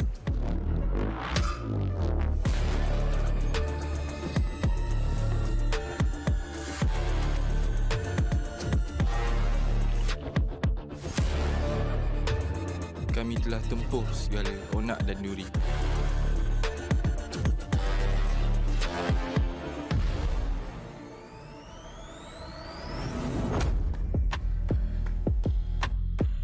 Apa yang harus kita lakukan?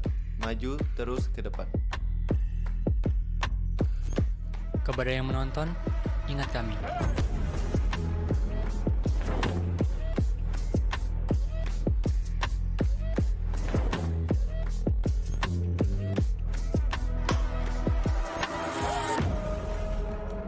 We believe that the only obstacle is us, and there is no time to stop.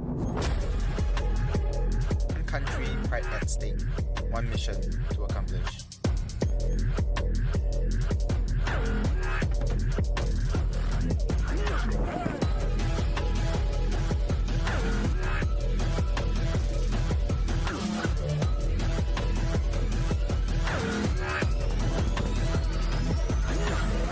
And when all this challenge finish, you will remember me.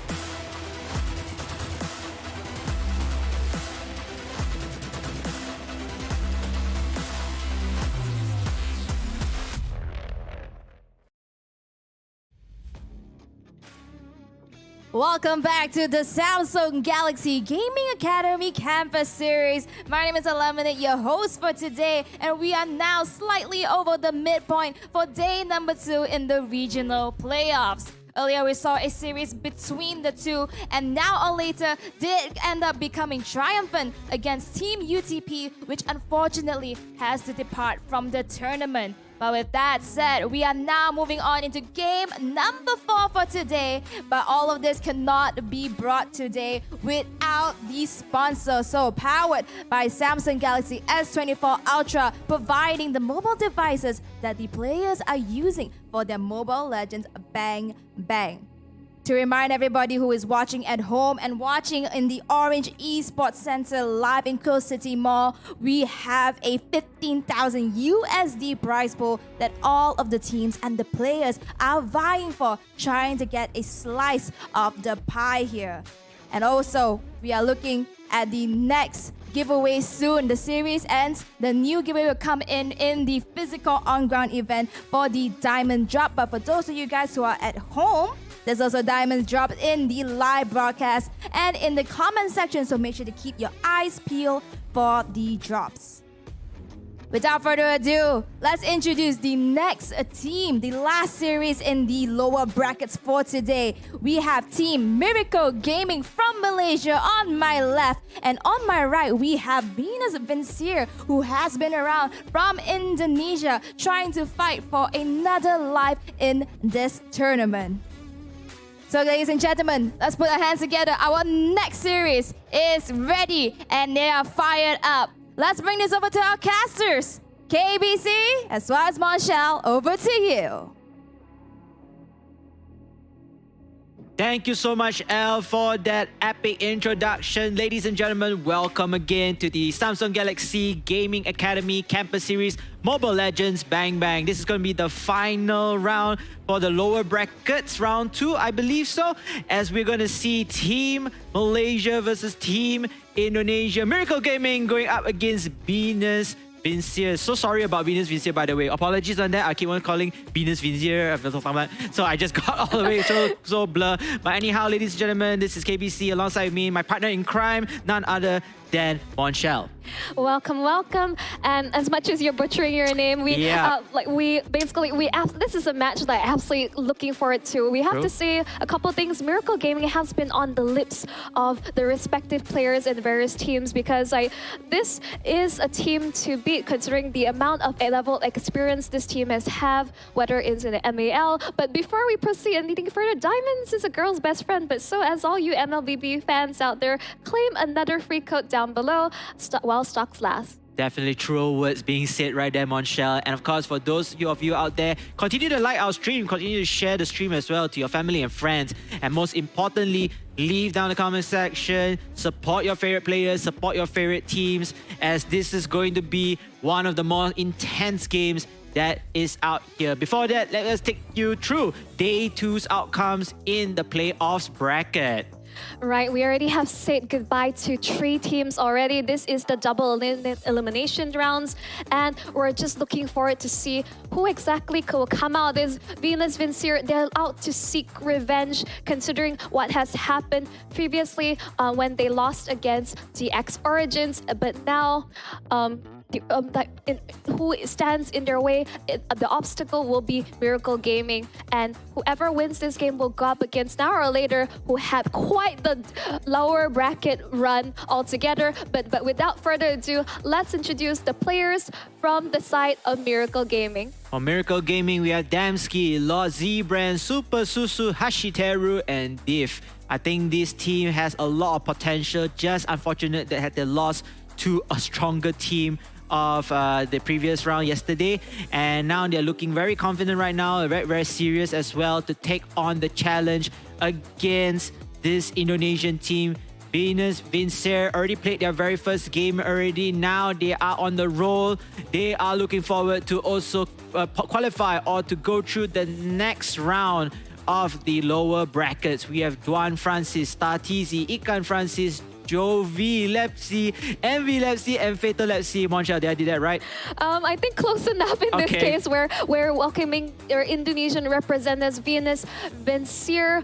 As you say, they're up to seek revenge. Accordingly, they have unfortunately dropped the game previously, but now they're fighting for their tournament lives in the lower brackets. Yes, and you can see the players here also, not many smiles, but you know, it's kind of obvious they want to be at their prime position. They want to be their prime condition in general. They want to be staying focused for this tournament. So another Malaysian and Indonesian team attack. Venus Vincere already gone through one already, and yeah, it looks like they are looking forward to take down another Malaysian team in hand. And we are definitely going to see how this match will fare up here. Game 1 first, ladies and gentlemen. The drafts are live. Right, I mean, we're going to see, I would say, standard bans off across. Angela not getting to see the day in light because she's going to be banned out consistently throughout. And take note, there are 3 bans altogether, which makes things really interesting because, like, as you say, KBC, pick your poison, what you're allowing to let through or what you're contesting altogether to get picked up altogether.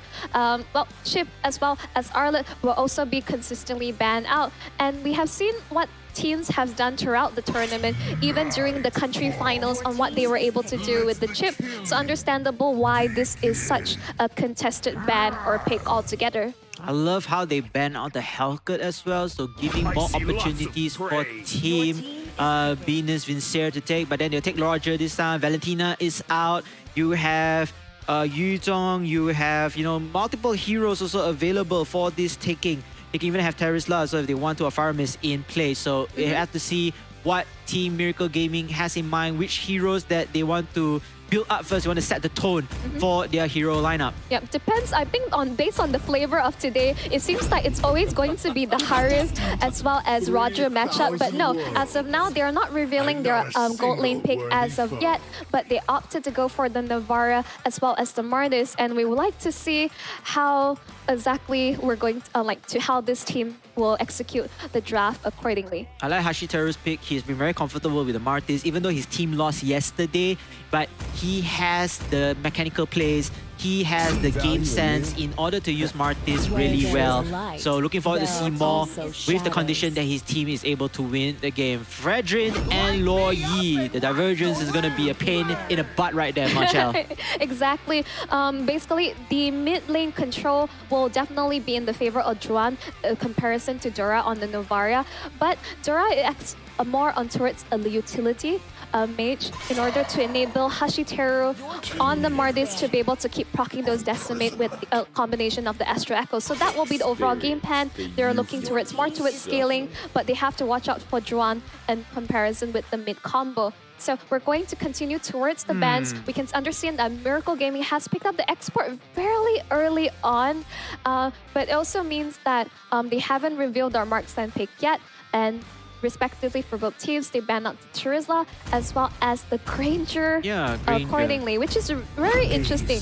I think the hands of Zemski, if I can't remember properly, but you know how it's okay, they're going to go with the Nolan instead, and then Super Susu probably is going to go for his tank, roaming tank later onwards.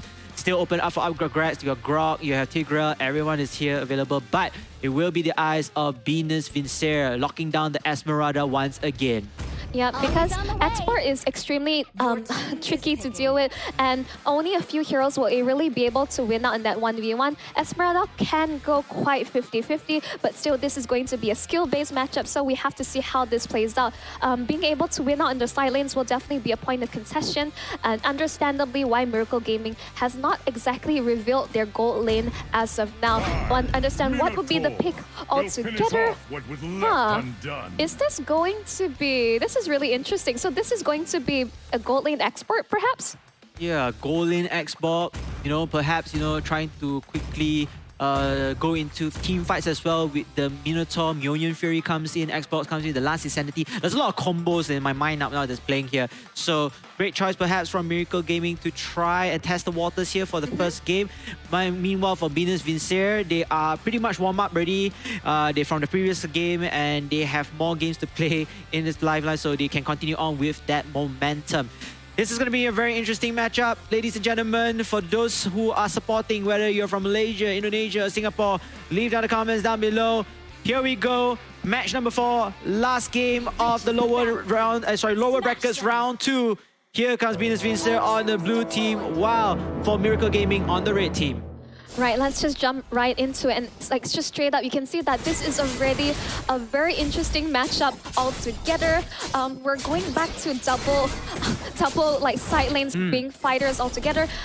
This is a strategy that works fairly well if you want to be able to dominate the early game. But thank you so much, everyone, for all your support. We're providing you with another MLBB Diamond Code giveaway up for grabs. Do take note, these are very limited to do like claim it as soon as possible. Yeah, and if I were you, I'm just going to screenshot that code, that screen, whatever, right now, because it's so quick. And you know, this is one of the reasons why we haven't claimed the code just yet. But anyhow, ladies and gentlemen, let's get into the game right here. It seems like the players are all doing their standard, as it's their own SOPs, doing whatever they can get to upskill their heroes. But hold up there, Dembski getting a little bit of a poking situation here. Lord Zbrands as well, trying to take that crap away from Fatal. And Fatal is able to survive at the moment. Yep, in the end, we expect so much heavy rotation towards the bottom side. They won't be able to secure as of now. In fact, they're just looking to be able to contest for their first objective. So from both sides, we're expecting to see very heavy rotations. We can see the battling out of Mardis versus Roger. This is quite a curious like a sequence of events, but let's see how this pans out in the terms of 1v1. But we see can focus on top side. They're looking to pressure on, but the Guiding Wind will bring Ikan Francis back to safety. Yeah, Ikan Francis got caught by the coil, I believe, and unfortunately for him, he does have Matilda to support him a little bit. So going even Stevens right there. Meanwhile, on the bottom side, a heavy rotation coming from Venus Vincer. 3 heroes apart here. Probably is going to try to stun the growth of this Xbox. But more importantly, the turtle spawns at the lower pit. Yep, StarTZ just getting poked out by a fair bit. Dembski should be in a better position to be able to secure the Lord. But you can see that Envy is doing his best to pull the Lord towards their side of the map. But Fatal Lepsy is also pushing in the issue. They're looking to see who will be able to secure the turtle. That will be Envy Lepsy. It's going to be quite a fight. And Fatal Lepsy will be able to secure first blood and contagion. But Super Susu will be able to answer back and take out Juan and return.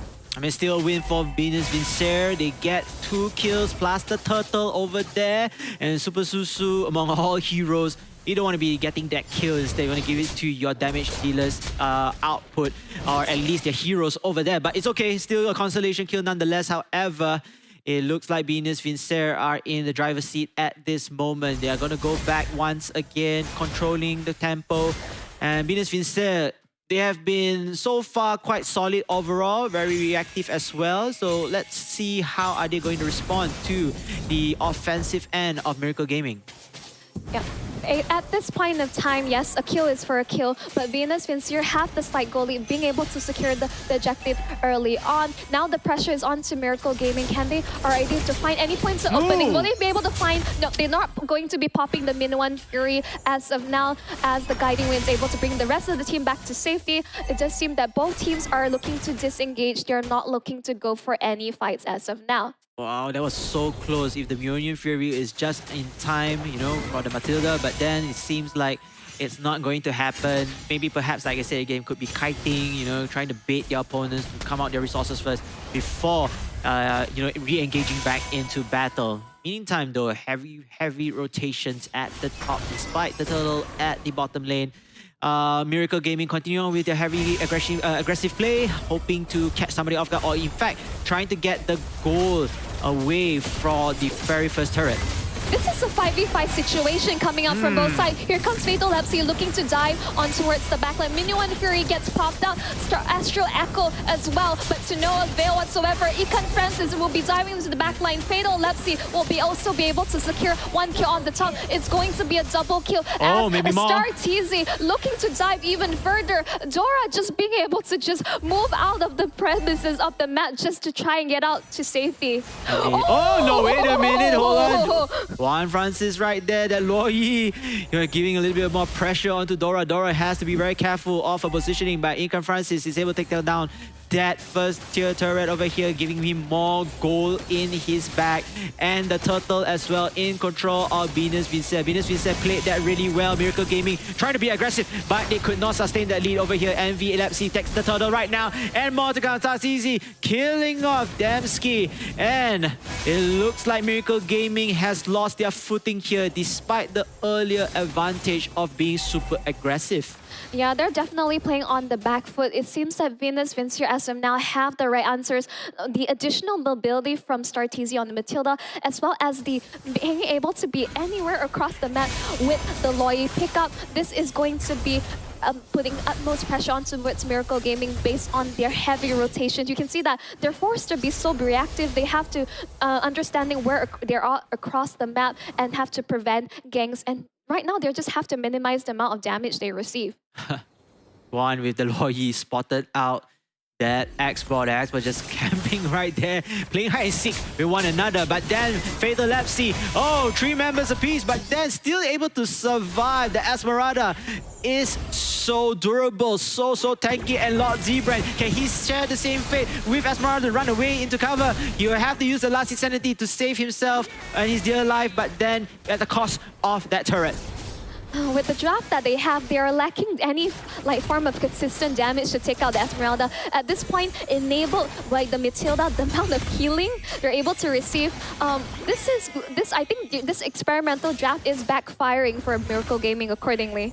Yeah, Miracle Gaming, they don't have enough damage as well. Speaking of damage, here comes the pain from their side. So like a little bit of a Casus Jinx right here. They are still very aggressive. Hashiteru do get that kill, I think. And then, of course, using the Decimation ulti, but could not follow up as well as rest of the members of Venus Vincere says, let's fall back. And the poking between Envy and Super Susu right there will not come into fruition.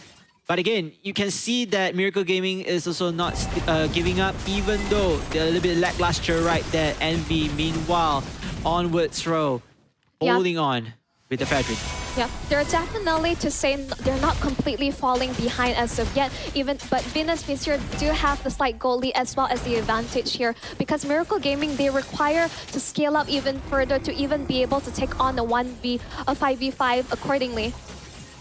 Dora go by there as Lord Zbrand again running away for his dear life. Team Miracle Gaming, they're going to fight between their turrets to give them a little bit more protection. But then Fatal Lepsy, God. Look at that, just kiting left and right, Monshel. I mean, this is just pure kiting at this point, pure baits from the Esmeralda.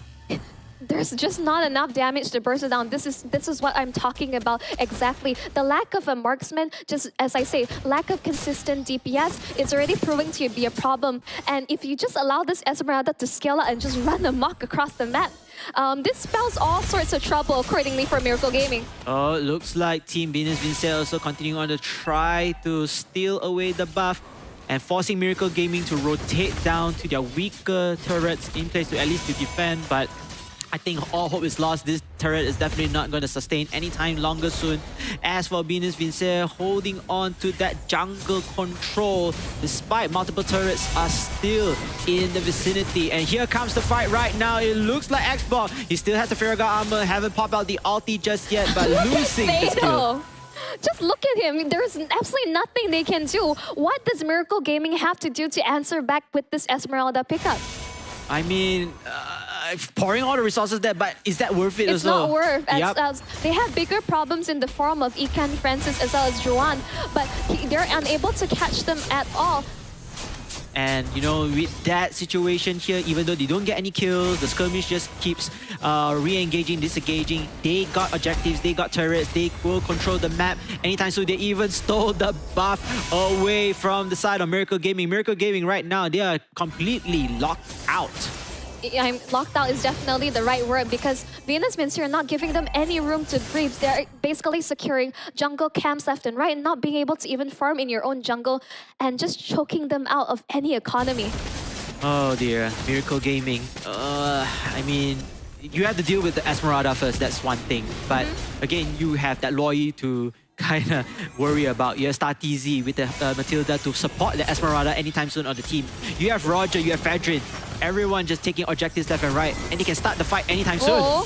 Yep, we're able to pop the Decimate, but Hashi, Terror will be taken out in return in 1v1 trade. Also, they have to disengage Fatal Lepsi. It's just in the back line. There's no point of contention. He's just able to go in and out, as you say, kite around the members. Look at him. There's just not enough anti-healing forms of damage to stop this Esmeralda in his tracks. Yeah, and he is still continuing to kite right here with the shields alongside with Fedrin.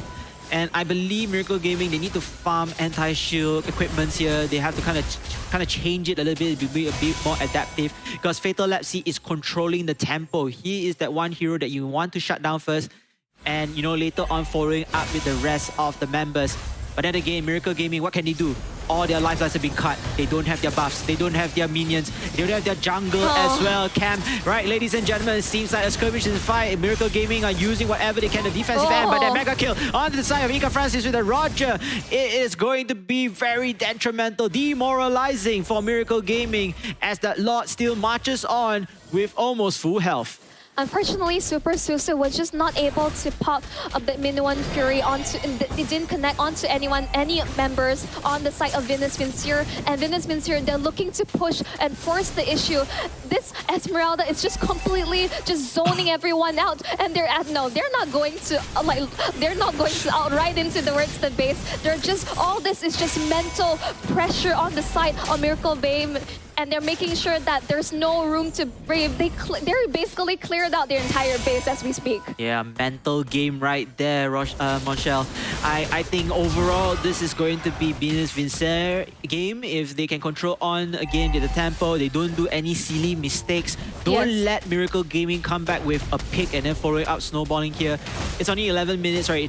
It to 12 minutes already. It's still early to mid-game, so Venus Vincier, they can get this lot and they can push for the victory. In simple terms, Miracle Gaming has a lot of burst damage, but lacking consistent is going to be already their biggest problem when they have such tanky heroes on the side of the Fredrin as well as the Esmeralda, and further enabling them with the Matilda. So I think they just got outdrafted. I think there's no better way of saying it. The only reason I could see Miracle Gaming possibly coming back is that Super Susu, they have to pop, I would say maybe a 3-4-man Minuan Fury, and the rest of Miracle Gaming being able to follow up with enough damage, but they're fallen so far behind. They have to play so defensively. I'm just not sure how exactly they're able to come back from this. Yeah, 3-4 also, if you want to get that Union Fury ultimate in online, you have to be around their base, but this at the same time, it's around jungle. It's so hard to zone in all of the opponents in one spot. So nonetheless, however, if you look at that at the top side, Esmeralda is just toying with them. Yeah, we can just have a 1 versus 4. Sure, let's go. You touch me, I touch you. Oh, okay, yeah, that's fine. No big deal, no biggies.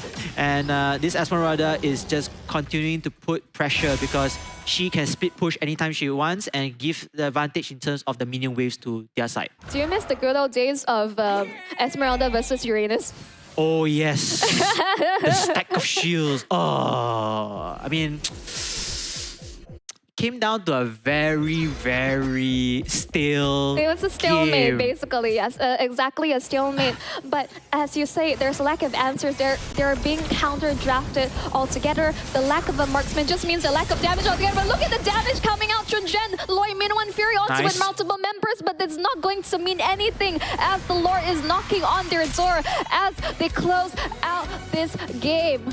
Venus Vincier just showing why they deserve that victory. Full textbook plays, using the Esmeralda as one of their key winning conditions to go in for the fight, just tanking all the damage, soaking up the damage, and eventually turning out to be shields. And Miracle Gaming at this point, they're looking lost. They're just waiting for the inevitable, having the lot in their side as well. Even though, yes, great Mjolnir Fury from Super Susu, but what can you do? They already penetrate into the base. The crystal base already been touched, has been already knocked down, and eventually Venus Vincier getting game 1 into their hands.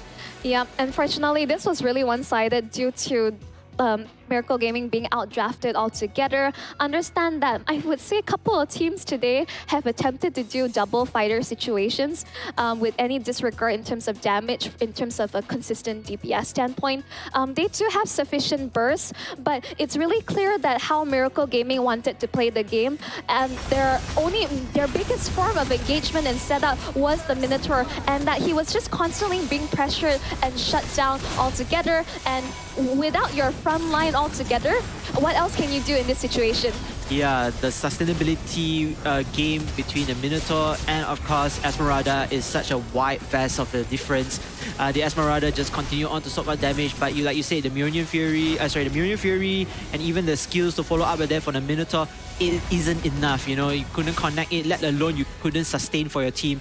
So just unfortunate for Miracle Gaming. I feel like, you know, yes, going with the double fighter lineup, you want to create that side lane control. However, DPS, you don't have that. You don't have a marksman, you don't have a designated, a strong late game marksman at least also to face out the game. Yeah, you have Nolan, but look at Nolan, not doing so much, not even contributing in terms of kills. So it's so difficult to go for that route. But nonetheless, however, congratulations to Venus Vincere to get the very first game. And we have the MVP. Oh my goodness, Fatal Lepsy on the Esmeralda, 206 KDA with 100% team fight participation. I think that's the highest by far. I mean, you can't get any higher than that. I mean, do you expect 120%? I mean, that would what your boss expects from you at work, but 100% would be the max. This Esmeralda was just an absolute nuisance, untouchable in this state of the game, and he's well aware of what he did. This was an extremely, I would say, dirty play altogether. He was able to go in and out of situations and just without a single scratch.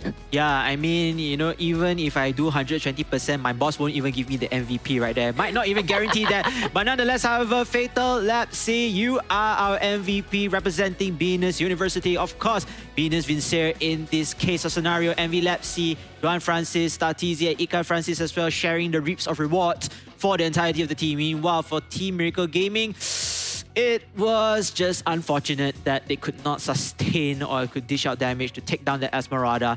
Esmeralda also went deathless as well, 0 deaths. Yeah, as you mentioned, again, untouched. They lack consistent DPS. They just got outdrafted altogether. I think this is just a case of risk management. Understand they put all their eggs into the basket of, okay, the idea was that, okay, we're going through with double fighters and being able to like close out the game as soon as possible. But unfortunately, I think they definitely read the strategy and they're like, why not Esmeralda? I mean, this is just a great patch for her, and they basically counter-engage what you want to do. They just absolutely out-sustain and out-damage them in all things considered. Yeah, out-sustain, out-damage, super productive and super impactful right there from the Esmeralda and the rest of the team.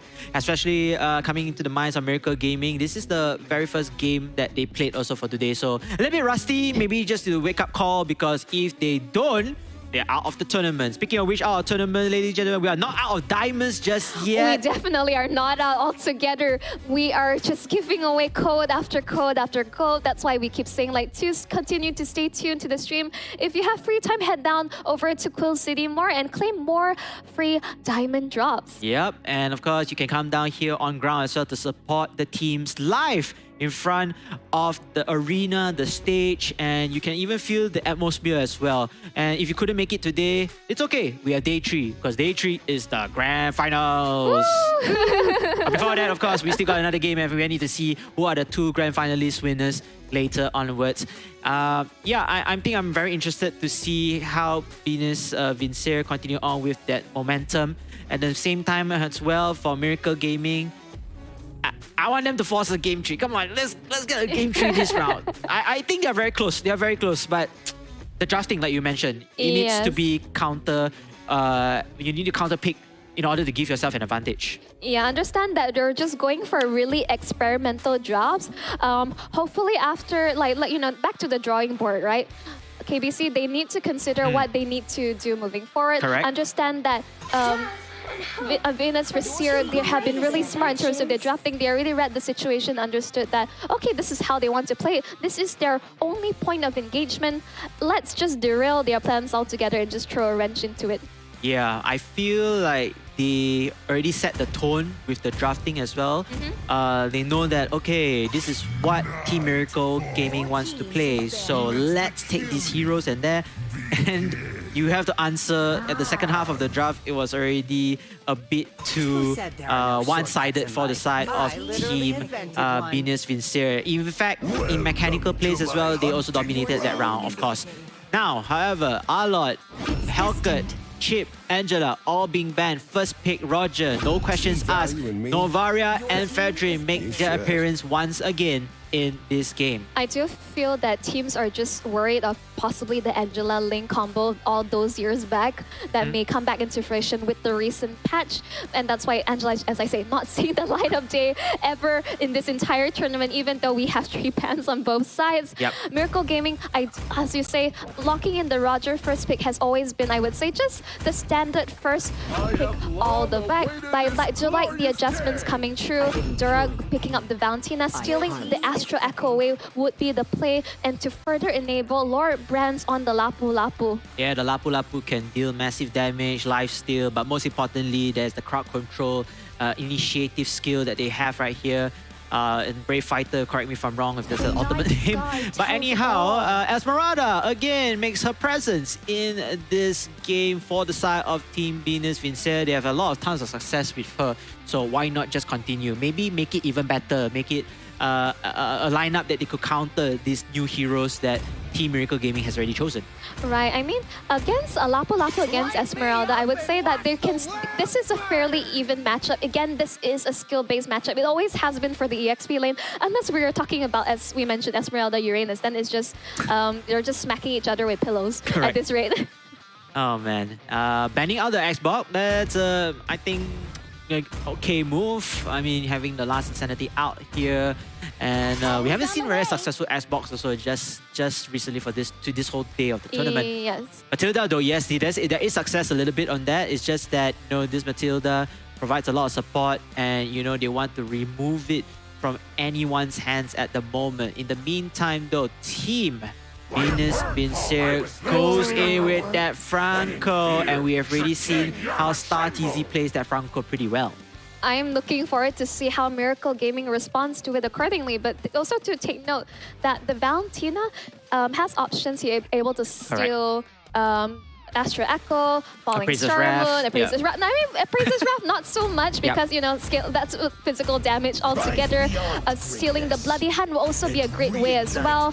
But again, I like the adjustments coming in from their side, but are they just going for double fighters again in the side lane? Understand that, okay, they have adjusted in a way that at least they have a marksman with the Roger jungle.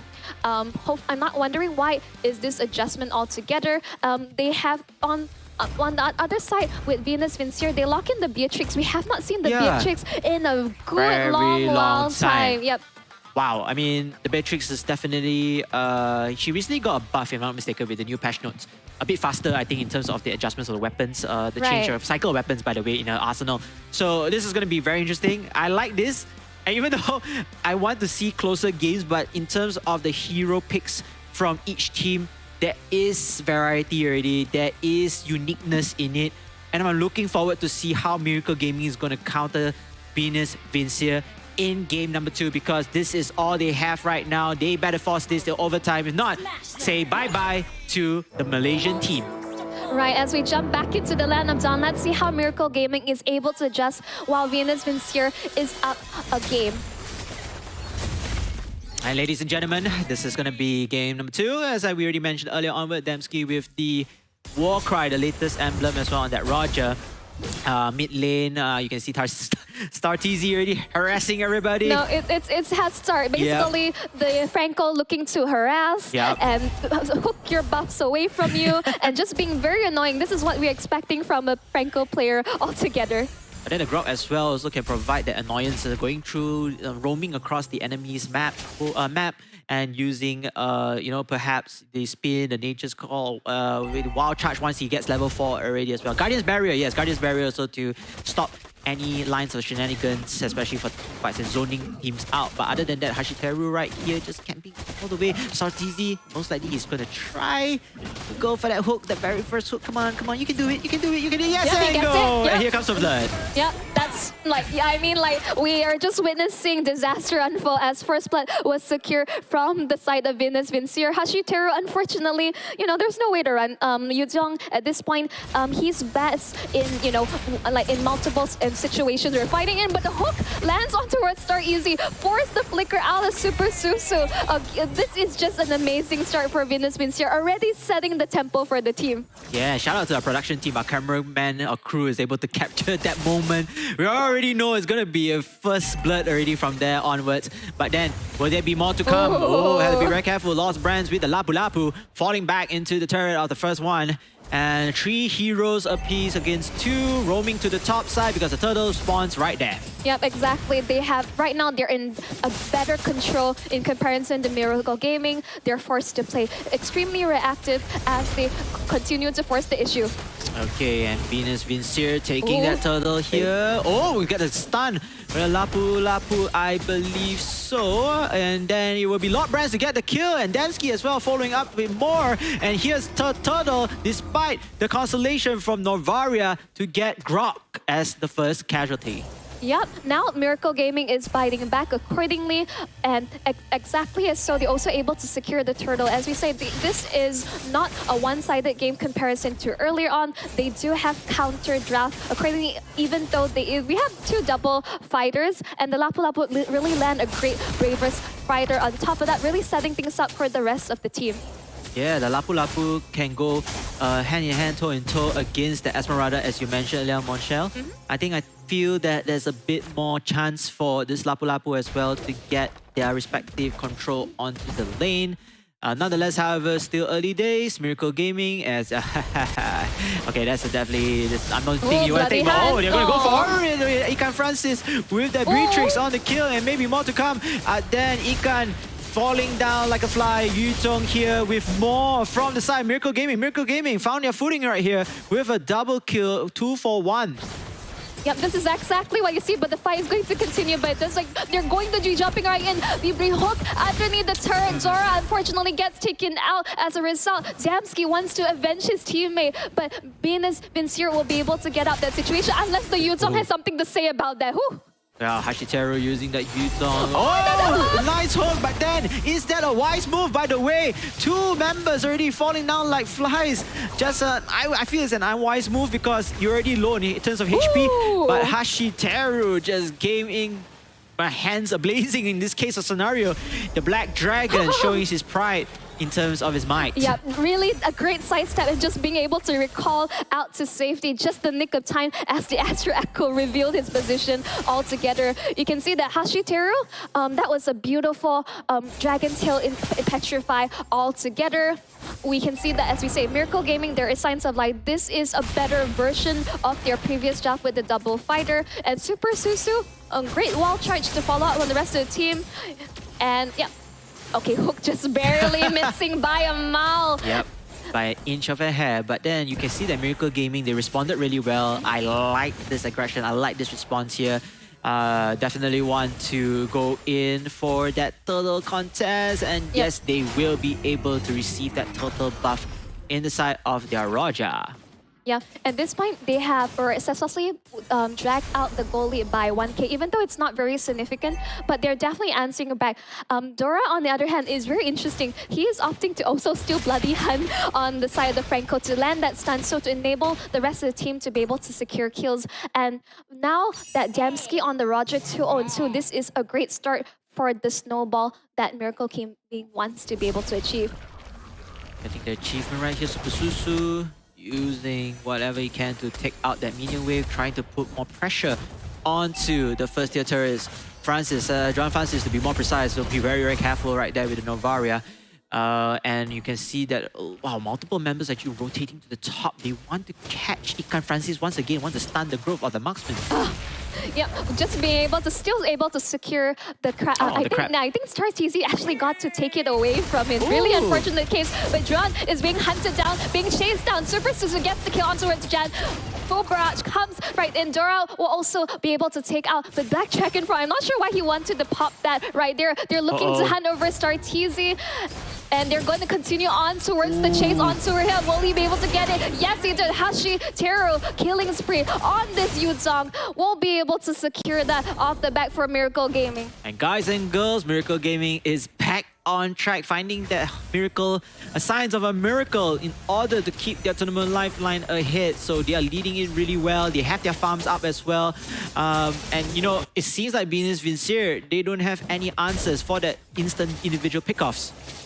Yep, as of now, their team fight potential from the side Miracle Gaming is stronger because, as we mentioned, they have multiple fighters being able to like just initiate fights and dish out the damage altogether. As Super Susu also just able to just set up and initiate altogether, and that's what they need. Damski requires space in order to dish out the damage, and this is what the rest of the team is providing for him altogether. Miracle Gaming will start the capture of this turtle. They're not guaranteed just yet. Super Susu will use his Grok abilities to at least do some roaming here, and it seems like they will take this turtle without any contest as the Yuzong comes into play. Black Dragon form ultimate chasing, holding on Ika Francis. Have to be very careful and just give some space around that. But Hashiteru though, he managed to survive and eventually led his rest of the team to go in for more kills. 3 kills already, chasing down to the Envy Lepsy. Envy Lepsy has to fall back. No strength in numbers right now here, and most probably will need to give up this second tier turret until the minion creeps are coming in, or the minion waves are pushing in forward. Yep, this is definitely a better game coming out from the side of Miracle A Gaming. They're forcing the issue. They're well aware of their power spike in the early game, but the fight is coming on to mid. Fatal Lepsy will just be able to sustain for a slightly bit longer, but to no avail. Killing spree secured by the Valentina. 3-1 and 6 for Dura. He is seeking revenge on the side of Venus Venice for what a game they have set up for him in the previously. And Monchel, how the tables have turned. Indeed. How the tides have shifted. And Venus Vincere are now back at the passenger seat, but the hook is a nice hook. Can he kill her? Finally shutting down Damski. Great hook. Great setup here. Can they follow up for more? Super Susu just teasing them right there. But then, hey, Venus Vincere, this could be an opening that you could find for. Yep. Just scouting out Hashiteru in that bush altogether. Black Dragon form looking to fight. Dora is also in the fray, but Damski is out of the picture. Do they have enough damage? I believe they do. Braver's Fire on top of it all. Killing spree for Lord Franz as they are going to continue on to the change. And they are able to get the kill onto its Envy potentially. Oh, Envy. Yes, he's able to run away. Thanks to his teammate over there. But again, you know, Starteezy, great hook right there. But you know, the fight, the power level is still a vast difference between Miracle Gaming and Venus Vincere. Miracle Gaming right now, they have everything in the world. They have all the tools to take down objectives, to take down team fights if they want to. If this Franco continues to fail to put up the hook or continue to fail to put up anything, it's going to be very difficult. Yep, exactly. Oh, that's a multiple Lord knockup. That could have been disastrous if Venus Vincere was in a better position. Yeah, Venus Vincere, unfortunately, they have multiple members scattered across the map, could not follow up with the fight, and using the Lord as well. The enemy of my enemy is my friend. Yeah, they couldn't secure that potential trap onto Miracle Gaming. In the same time though, Miracle Gaming, they are also losing, they're actually losing more turrets side by side.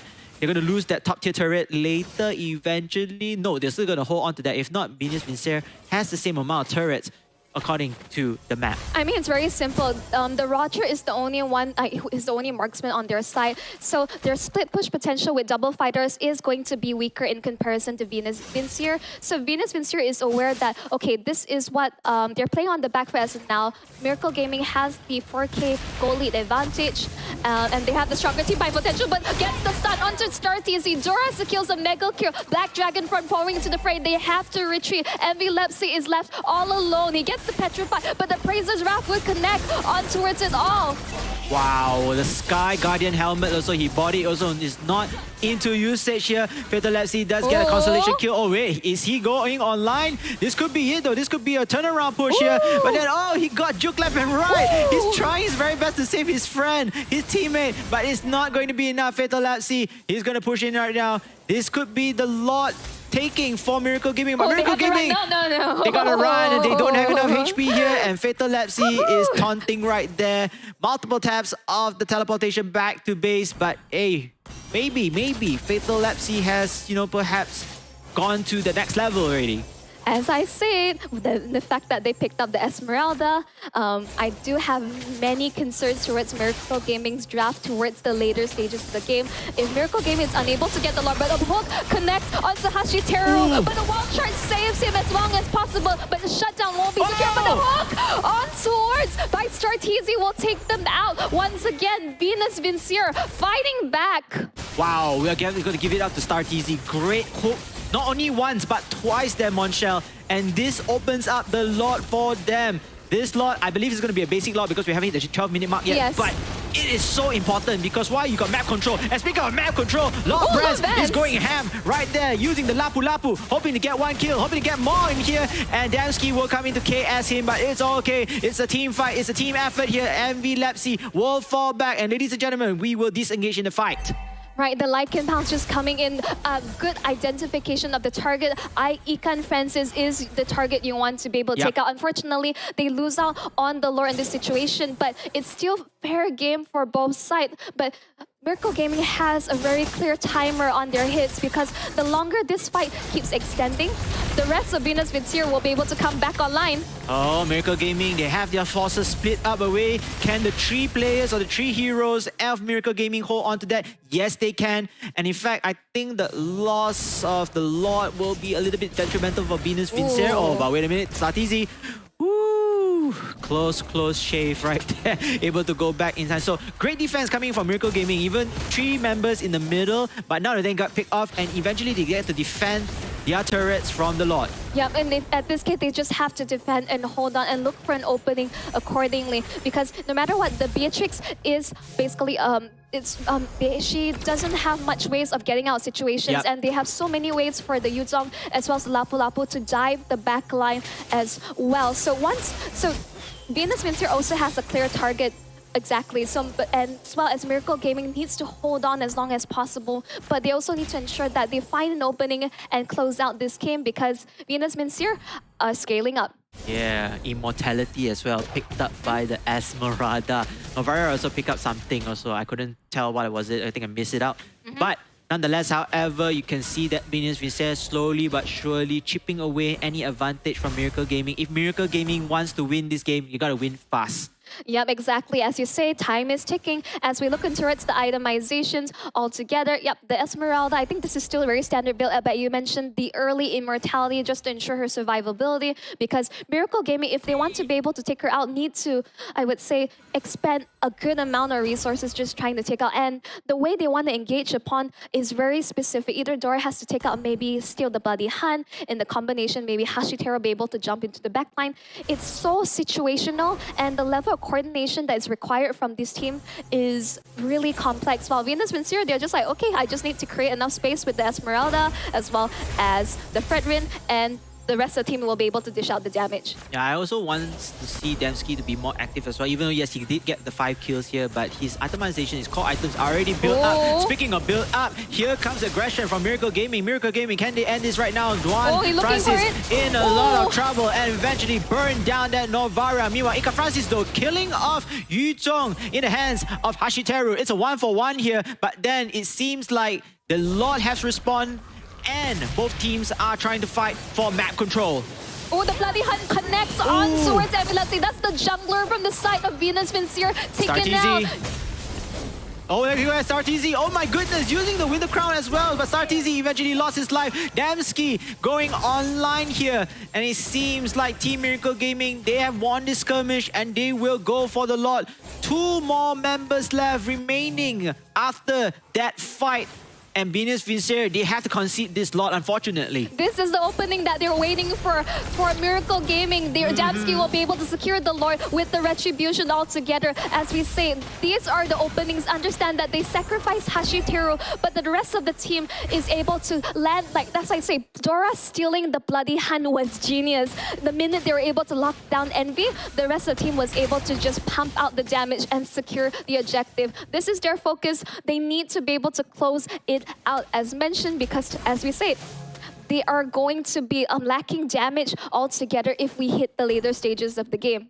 Definitely agreeable right there, Monshel, as the Lord makes his presence at the top lane.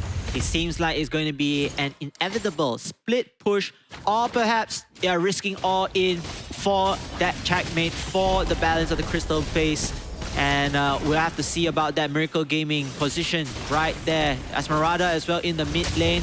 It looks like Lord Brands is going to get a little bit of damage here, control. But then Esmeralda, Fatal Lapsy, he's going to try his very best to stage here. But it's not going to be enough. And he's going to go fall in right here. It seems like he does not have enough HP to survive. Super Susu take out Ika Francis already. Ladies and gentlemen, it seems like we're going to go in with our very first Best of 3 series full game right here, as Team Miracle Gaming still standing strong right now. That is it. Only one more hero left in Novaria. But wait, hold up. No minions. They have no minions. Oh my goodness. Now they have it. They have it. They're going to take down the middle inhibitor turret. And that is it, ladies and gentlemen. I don't think one is going to defend that well. Miracle Gaming are back on track. This is going to be their victory. As they push in towards a game tree with double fighters strapped. Well, if this doesn't work out the first time, why not the second? And the adjustment made, and they were very clear on Miracle Gaming. They knew exactly what they want to execute on. What a game we are witnessing as of that. But of course, you can see in those final moments, even though it's a bit anticlimactic and awkward that they ran out of minions there, but I think that basically that was all they needed to finally close out the game. Yeah, I mean, they don't have any more heroes already on the side of Venus Vincere. They were biting the dust for a very long time as well. So they'll just need that inhibitor turret all the way with the super minions as well being unleashed. They just need to go into the crystal base and knock that down instantly for game number 2. Monshel, we got our very first full best of 3 series, game 3. What went right for Team Miracle Gaming and what went wrong for Venus Vincere?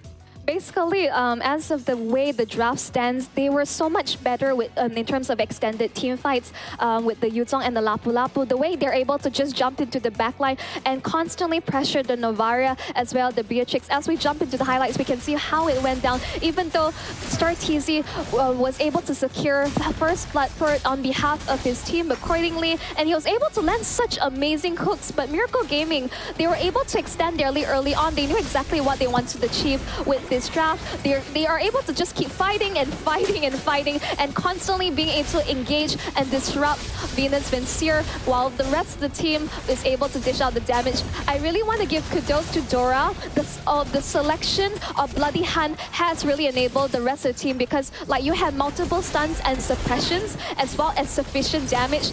They were able to just close out the gap and keep extending on their lead. Yes, there were definitely moments where the fights got rather messy. They had to sacrifice Hashiteru in various moments, but they were able to find the key member that may cause disruption, and that is Ikan Fences on the Beatrix. Unfortunately, the Beatrix is very vulnerable to these situations, and due to a lack of mobility, Miracle Gaming is just able to actually dive the backline and just cause havoc accordingly. And in these final moments, you can see that Miracle Gaming just was having the map damage. They had the lore on their sides. And yes, as mentioned, fairly awkward that they ran out of minions. If they weren't careful as well, they also might have lost their lives in the process. But we'll be jumping and showcasing who will be the MVP for this game. It's going to be Damsky, 7-1-13 on the Rogers, 74% team fight participation. Yeah, he got almost all his core items up. You have the War Axe, you have the Wind Talker, Endless Battle, Demon Hunter Sword,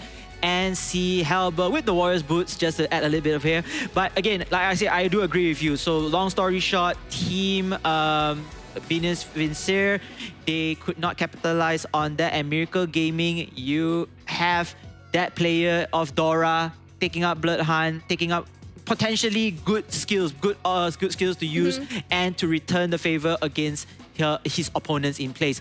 Yeah, you can see the overall scoreboard as well, well balanced in overall. I think the team fights as well. I have to give credit to the rotation coming in from Miracle Gaming. All of their heroes are very well mobile, very able to rotate from the top to the bottom to the middle, and they continue on keeping that team fight presence, team fight advantage in their own hands. Well, it's also very clear to see that in the side of Venus Vincere is that they only have one single target lockdown, which is the Franco, while the rest of Miracle Gaming has so many ways of initiating and diving in towards the backline. And even though Fatal Lepsy was an absolute menace regardless on the Esmeralda, other than being able to kite, he still doesn't have the tools to stop the backline dive coming out from Miracle Gaming. And from there, they just snowball out control. And Super Susu, I would say, amazing follow-up from his side as well. A bit more comfortable on the ground, the setup coming in, and with Dora as well as Damsky just able to dish out the damage. I would say that was just basically game for them. Yeah, and then of course, going back a little bit terms of improvement as well, maybe, Ikan Francis, his Beatrix, who have been in a better position, trying not to get ganked that often, giving more impact from himself to gain more farms and to upskill his character or his hero in line. But nonetheless, however, we are now even Stevens. The next game will be decided right here in game number 3 on who goes forward and who has to go home. I mean, it was just a really tough spot for the Beatrix. I mean, you gotta give it to her. I mean, yes, she is enabled by the Navara, the Astra Echo, as well as the Franco landing those hooks on top of it all. I mean, that's how Damsky lost his, lost his life that one time. And yeah, but in the end of the day, it's just a matter of a lack of mobility and ways of protecting herself, because the rest of the team, unfortunately, even though it's front to back, but there are no real ways to stopping the force of Miracle Gaming. Yeah, Miracle Gaming has shown us that, hey, they're still in the game and, they ran their game plan really well, having that hero comp, hero lineup, and eventually they play based on their winning conditions. And the winning conditions, like you mentioned, Dora, getting useful skills, so stealing away from the opponents, playing the right way, and then eventually they do have a lot of mobility, a lot of rotations for winning that game itself. Nonetheless, however, game 1 and game 2 is all over. We are into the new game here, game 3. Now, the advantage is back. Sorry, not the advantage. The blue side is back for Venus Vincere. And if you notice, Michelle, both teams winning on their blue side right now. Yeah, it does seem that blue side is having the favorable matchup altogether. We have to see that. I mean, that's why you can see the Miracle Gaming opting to ban out the Roger. They don't want to let this hero through to the blue side, but this opens up other option. The chip is now available. Perhaps like things like Arlen Ling, or Fanny. Yep, Ling, as you mentioned. Oh, wow. So much respect for Susu's Grok. Wow, Susu's Grok. Oh, okay, this is a respect ban, I believe so. But you're opening up chips, so they're really opening up the draft. Yeah, Miracle Gaming needs to take a risk. Either they ban chip or they ban somebody else and then let go. So they ban our lot. So the first pick, will Venus Vincere take chip? That will be the question. Yes, they do. Yeah. You just read their mind. If chip is open, they're opting to grab it up. Of course, there's still ways to counter or draft. I would say my advice for Miracle Gaming is to maybe pick up the Loi, so that at least they have still some form of way of being able to navigate the map as freely as the chip would. So. And the last thing you should let through is that, can you imagine if they had both Chip and Loi on the same team? Wow, that would be so much mobility, and in fact, maybe you can troll the opponents as well. You can just go ahead of their jungle. You come out, boom, shakalaka, straight away with the attack from behind. No, that's exactly what we can imagine off the bat. But we can see that red side has some different ideas. I am quite curious on what is the game plan here. Venus Vincere, we can see very clearly how they want to play it on. They lock in the expert as well as the Valentina. Valentina is just, very versatile. We had seen that these various players are very comfortable with this pickup. And we'll just have to see what Miracle Gaming, I think they're just keeping us casters guessing. Yeah. very interesting selections here. Having the Faramis, okay, that's great. But again, I feel like they are not counter-picking against Team Venus Vincere. Correct me if I'm wrong, or maybe you have another insight to see this. Terisla, ultimate, okay, initiation, you have Faramis to sustain, but then you're giving options for Valentina to steal penalty zone and Nether Realm as well. Yep, basically, yep, you're giving a lot of options away. I mean, this is the risk when you allow the Valentina through. Yep. And that's just the cards that you're forced to play. As you say, pick your poison, right? Correct. Vedran already being banned out as well from the side of Miracle Gaming, so we'll see. Carmelia. Okay, this is a good one because you did mention to me before Carmelia is also a great counter pick against Chip. Exactly. Yep.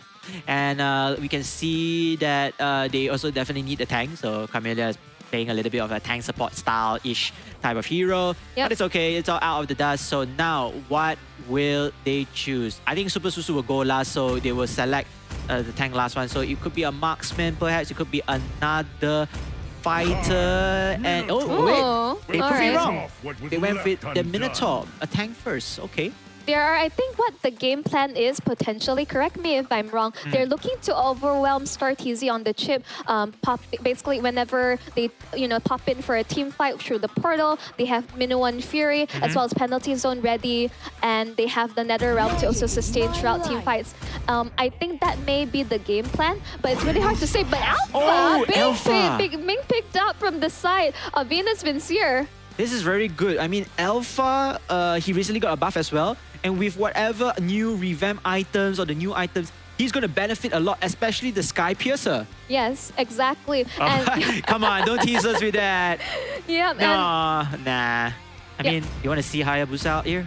I'm all for it, but no, it seems like what I mean, like, what is happening? But I do understand what they're trying to do. I think Esmeralda is also a great answer towards Chip, because Chip generates a lot of shields and Esme just benefits off the shields altogether.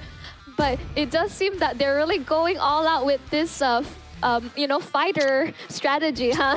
I mean, they just love their fighters, man. They're just sticking on to the previous meta, sustainability meta, getting the fighters online through their sites.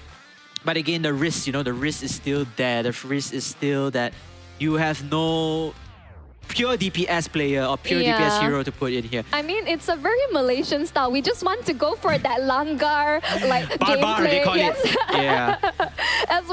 But we are enough speculations as we jump in towards our third game of this series, Venus Vincere versus Miracle Gaming. It's really going to come down to this one best of one. Let's just jump right into it. Ladies and gentlemen, this game will determine who will go forward and who will have to go home. And at the time now, Venus Vincere and Miracle Gaming, as usual, taking the purple buff and the orange buff. You have to go through the Molten Ian, and I believe another one is what, Lightning Wolf? I can't remember. I have to check back wiki on that. But yeah, it's definitely needed because you need to upskill your heroes as quickly to level 4 and continue on with the farms in place. In the meantime, the middle lane, Faramis going up against Juan Francis, which is I believe it's the Valentina. Yes. And just, trading blows left and right. Whoever is able to get the resources as quickly as possible to hit level 4, they are in prime position to take over the first key objective, which is the turtle. Honestly, just looking at Miracle Gaming's draft, the only thing I can see is that they just want to fight. They just want to brawl. Like, this is just what they want to do. They say, oh yes, you want to portal in with 5 men? Yeah, we're going to fight you. And we're probably going to come on top of it. Yeah, maybe, what you say is right. With the chip being selected, right, coming in with the shortcut ultimate, maybe choosing these heroes, they can still sustain. Even let's say there is a quick team fight right there, yes, they can still have the sustainability and able to escape out of danger. But if you think about it, 5 versus 1, if the case happens, you're not going to survive, right?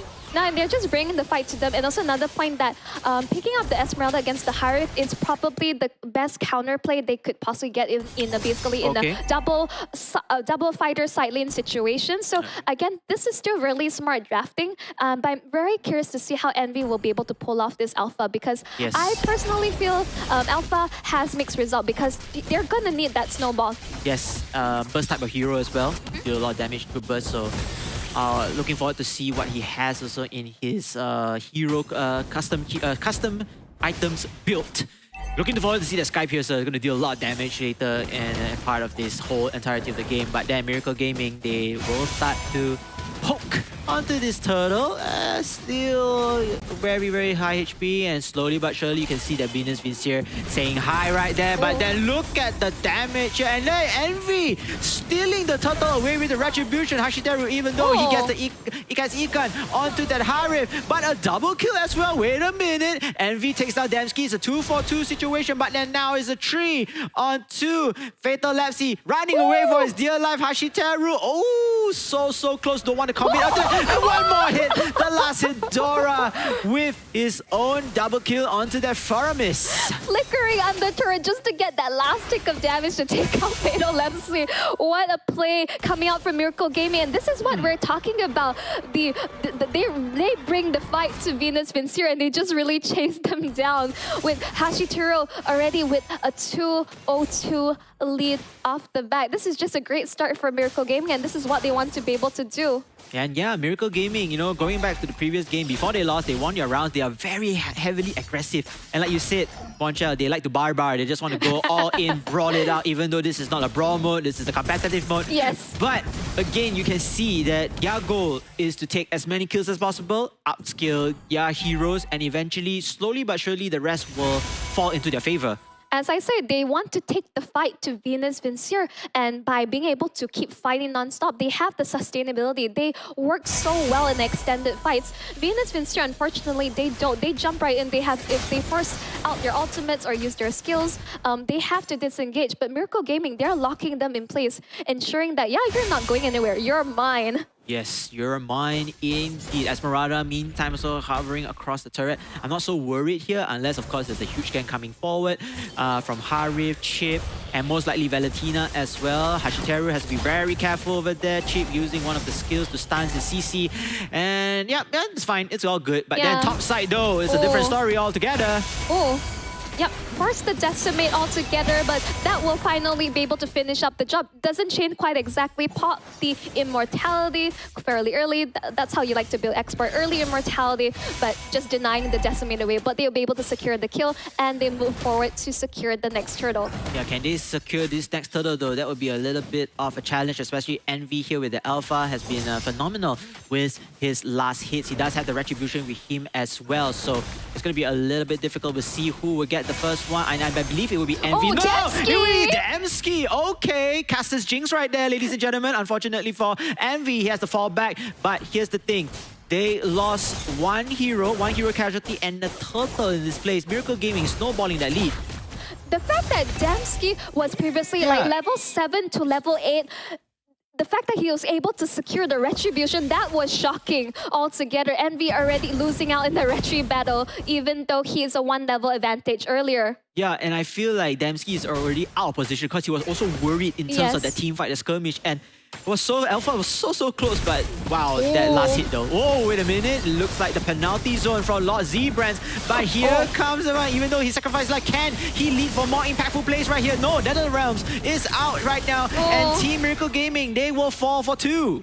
Yeah, Dembski unfortunately out of position and outnumbered. In this case, Hashiteru was also forced to back away, while Venus Gaming, they're saying that, yep, we can take the fight to you now. We have scaled up as well. The Chip is also coming to efficient. Dora taking a lot of damage from the Alpha. Envy is starting to hurt like a truck. Oh man, I mean, Envy is going to upscale later onwards. Level 10 right now, the highest level hero. Yep, the highest level hero. And I mean, second, of course, would be Dembski. Nonetheless, however, this Alpha is going to be very, very hard to kill. And yet, don't forget, you know, the Spell Vamp will come soon with all his itemization. And with the Quantum Charge as well, he has a mobility boost in place.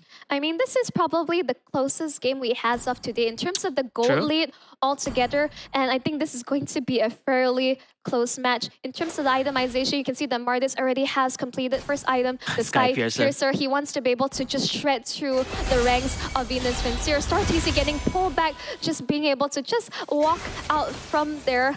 You can see that just a fair bit of poking around, not too much going on as the teams will look to rotate to get the final turtle of this game. Yeah, I think it's also a fair point that he took Sky Piercer first because, you know, you have your Killing Spree emblem to give you, you know, attack stacks. You have your Decimation, you know, that leads to that speed boost and cooldown reduction, full reduction onto your ultimate. So that was definitely a great move right there. But can he land the kills? That's a different story. Ikan Francis, meanwhile, 1v1. able to kill off Hashiteru. I was quite surprised right there because I thought the Harith would have a bit of trouble on the Esmeralda. And speaking of trouble, here comes Miracle Gaming trying to defend against Venus Vincere. Venus Vincere trying to take that turtle away from there, trying to zone out the opponents. But Dora and Lord Zbrand very low on HP. Nether Realms comes out into play. But then I don't think it's going to be enough as Juan Francis with the Valentina gets the kill. Fatal Lapsi with the X-Bow as well. Zbrand holding on for his dear life. Do get the kill solution kill, but it's not going to be enough. Oh wait, it's 2 for 3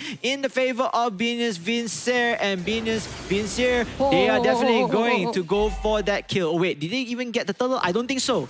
Yeah, they gave out on the turtle. They're going for the fight. Hashiteru, like, taking revenge on towards the Harith for that 1v1 trade earlier on. And I would say I have to give kudos to Dora. The fact that he stayed on in that fight for as long as he possibly could. Yeah, Envy will be able to secure the Lord just like that. Basically, he's the one with the retribution advantage there. But Dora still able to at least like maintain by being able to stay along in the fight and dish out the damage. At least they were able to somewhat like try to even out the trade, so they didn't lose too badly in terms of that. Wow, that Alpha, I did not expect him to take on the Lord that in one-on-one situation, that one-on-one solo. And true damage. Wow, I mean, that is really ballsy. And like you said earlier on, the rest of the team members on Miracle Gaming, they spotted him out. You know, playing with for trying to capture the Lord, but they don't have retribution. So eventually, Venus Vincere using the opportunity, using the advantage that this Alpha is able to give, they get their very first Lord. Yep, and the Lord is marching out top side, but mid is looking to fight on. They're pressuring Miracle Gaming, falling Star Moon onto its Drun, but no, not enough damage to even try to derail the Valentina. Valentina will be able to run away. Ikan Francis, meanwhile, already clearing up top, but bottom side and leaving only the inhibitor turret left alive. Venus Vincere is controlling tempo right now. They have advantage in terms of the map control, even though the kills or scoreboard don't do justice for them. Yeah, it's 7 to 8. Whoa, 3 man Minoan Fury, but do they have enough damage? I don't think so right there, Monshel. Look at that. The battle of attribution does not fall into the hands of Miracle Gaming as Venus Vincere, they are going to take down the whole team. Dora, one man standing right there. They can end this game right now. Venus Vincere showing no mercy. The Lord is still alive. They are going in for the kill. Look at Dora holding on for his dear life, but it's not going to be enough. Oh, wait. Whoa. They have the lifeline right there. Dora killing off Star TZ. And of course, Fatal Lapsi losing his life to a minion. What just happened? No, Dora was the only one defending, but they just, I believe Dora was just able to just focus his damage on towards the minions, clearing it out. And there's still, Miracle Gaming is still holding on for dear life. So what Dora did was quite smart. What he did was he cleared the minion wave because once the Lord falls, you know, the minions are the ones going to be tanking the crystal base, right? So he knows the Lord is going to be dead already anyways. So he cleared that minion wave and giving his team a chance to come back right here, a chance to defend their base. But now, here comes the next output. What are they going to do at this moment of time? They still, right now, they have to, reconsider everything. They're already playing from behind. And that now their team fight is not as strong overall against Venus Vincere. All things considered, I think they still need to find a pick-off. They're really lacking damage. So it's really that they may have to commit everything to take out either Envy Lapsi or Ikan Francis. Either one, if they're able to take out one of this main source of damage, they may have a fighting chance, but that was a really close call. Very close call indeed. And now, Team Miracle Gaming, they need to get this lot. I think they are winning condition right now, or at least steal away this lot away. They need to buy time. If they do not secure this Lord, I think this is just game for them. Yeah, and you don't forget about Envy as well. Envy with the Alpha level 15 already, the first hero to actually get into level 15. And don't forget, true damage, as you already mentioned earlier, with the retribution. So for Venus Vincere, I think they're just going to try to zone out. If they can get a kill or pick or two, that will be fine. And then let Envy focus onto the Lord, and that's GG. Yeah, I keep saying that the setup from Susu as well as Dora, I mean, this is incredible, but right now, Miracle Gaming is just lacking consistent DPS. And as this game drags out altogether, things are just like, I think the chances of them surviving are looking slimmer and slimmer. We'll have to wait and see. Venus, Vincier, the Harif, and Ikan Francis, and of course, Envy Lepsy, they will start taking fights here. It looks like Miracle Gaming has been spotted out by, of course, Fatal Lepsy. Fatal Lepsy using the flame away, just making sure that his opponents will not get touched right there. Unfortunately, the Lord got a little bit of resetted, but then, oh wait, no point of contestant at this moment. This is going to be very interesting right there. And it seems like the fight has continued on with Envy Lepsy. Meanwhile, doing his very best, going back and forth, hoping to get that Lord as well. Unfortunately, you will not get it. Penalty zone does come in right here, but the Nether Realms as well, keeping everyone alive. Ikan Francis will get the best out of it. Damsky is out already for the next 34 seconds. However, the remaining members of Venus Vincier, they're going to go out, they're going to fall back here. They don't have enough sustainability to run away. Yeah, they're just able to like recall back out into base just a nick of time. The fact that only Damsky lost his life in that entire fight means that, okay, in this case, they still have Venus Vincier still needs to be very careful when they take these fights because Falling Sturman taking on the damage here, but Ikan Francis towards the back line. Double kill for the Harif. Hashiteru also falls down to Envy Lepsy as well. This is not looking good, Monshel. This is going to be the nail in the coffin. The Lord, nobody there to context except for Venus Vincier. They will take the Luminous Lord and they are looking forward to end the game. Yeah, the Death Timers are taking Super Susu as well as Hashiteru. Whether they'll be back in time, it's going to be a 3v5 situation as they march towards their base. This could be the end. This could be the end indeed. Miracle Gaming, 4 members here. They still are heavily alive, but they are waiting for the Lord to spawn. Now they have all 5 members strong. But can they come up with another defensive play, a perfect one to be precise, in order to keep this game alive for themselves? Yeah, well, this is going to be a 5v5, but plus the Lord altogether. Yeah, this is not looking too hot for them. Oh man, we gotta wait and see right there. The last inhibitor turret will be destroyed, putting more pressure onto Miracle Gaming. The Luminous Lord come into play. Here comes the skirmish here, ladies and gentlemen. War of attrition. Now then yet, start to poke one another, making sure that the Minotaur is able to give a little bit of a lifeline for Miracle Gaming and his teammates. But then, they're holding pretty well though at this moment. But then multiple penalty zone, 4 members apiece already. The Lord falls down though. And Ikan Francis will take down Super Susu. But is that enough now? The minions are still there. Here comes the chipping of Ikan Francis. His last hitting everything. And oh my, congratulations to Venus Vincier for getting the victory for this matchup. Oh, that GG, well played to Venus Vincier, our Indonesian representatives. That last fight really came down the wire. We saw bodies dropping left, right, front, and center. But in the end, the Venus Vincier had the advantage and they were able to close out this series. Yes, and for Team Miracle Gaming, it's just unfortunate that their journey had to end there. But what a close game right there, Monshel.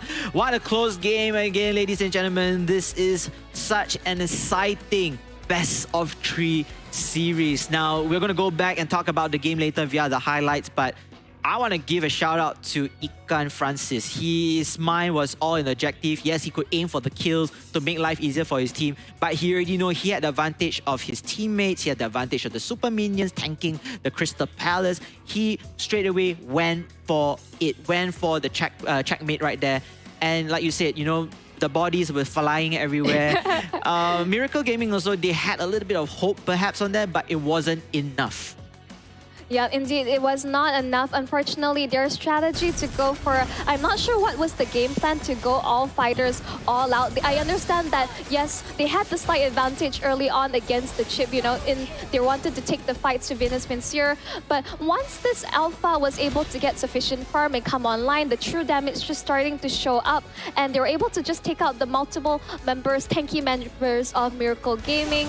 And we can see that, I would say Dora really, he paid a beautiful defensive play in those final moments, and also really kept the team alive in cases with the Netherrealm, as well as being able to dish out consistent damage. But it shows that Ikan Francis, when he was just left untouched, when Miracle Gaming is just unable to just penetrate the backline, and he was just able to follow out with sufficient damage. In the end, Miracle Gaming was suffering from a damage issue because they wanted to stick with their strategy on multiple fighters. And this definitely derailed their plan to be able to close out the game or even things out. Because in the 5v5 situation, Venus Vincere just had the more damage, even though Miracle Gaming had better setup. Agree, and maybe we can see the highlights later, you know, during the point of time where both teams are stalemate, they're trying to get the lot.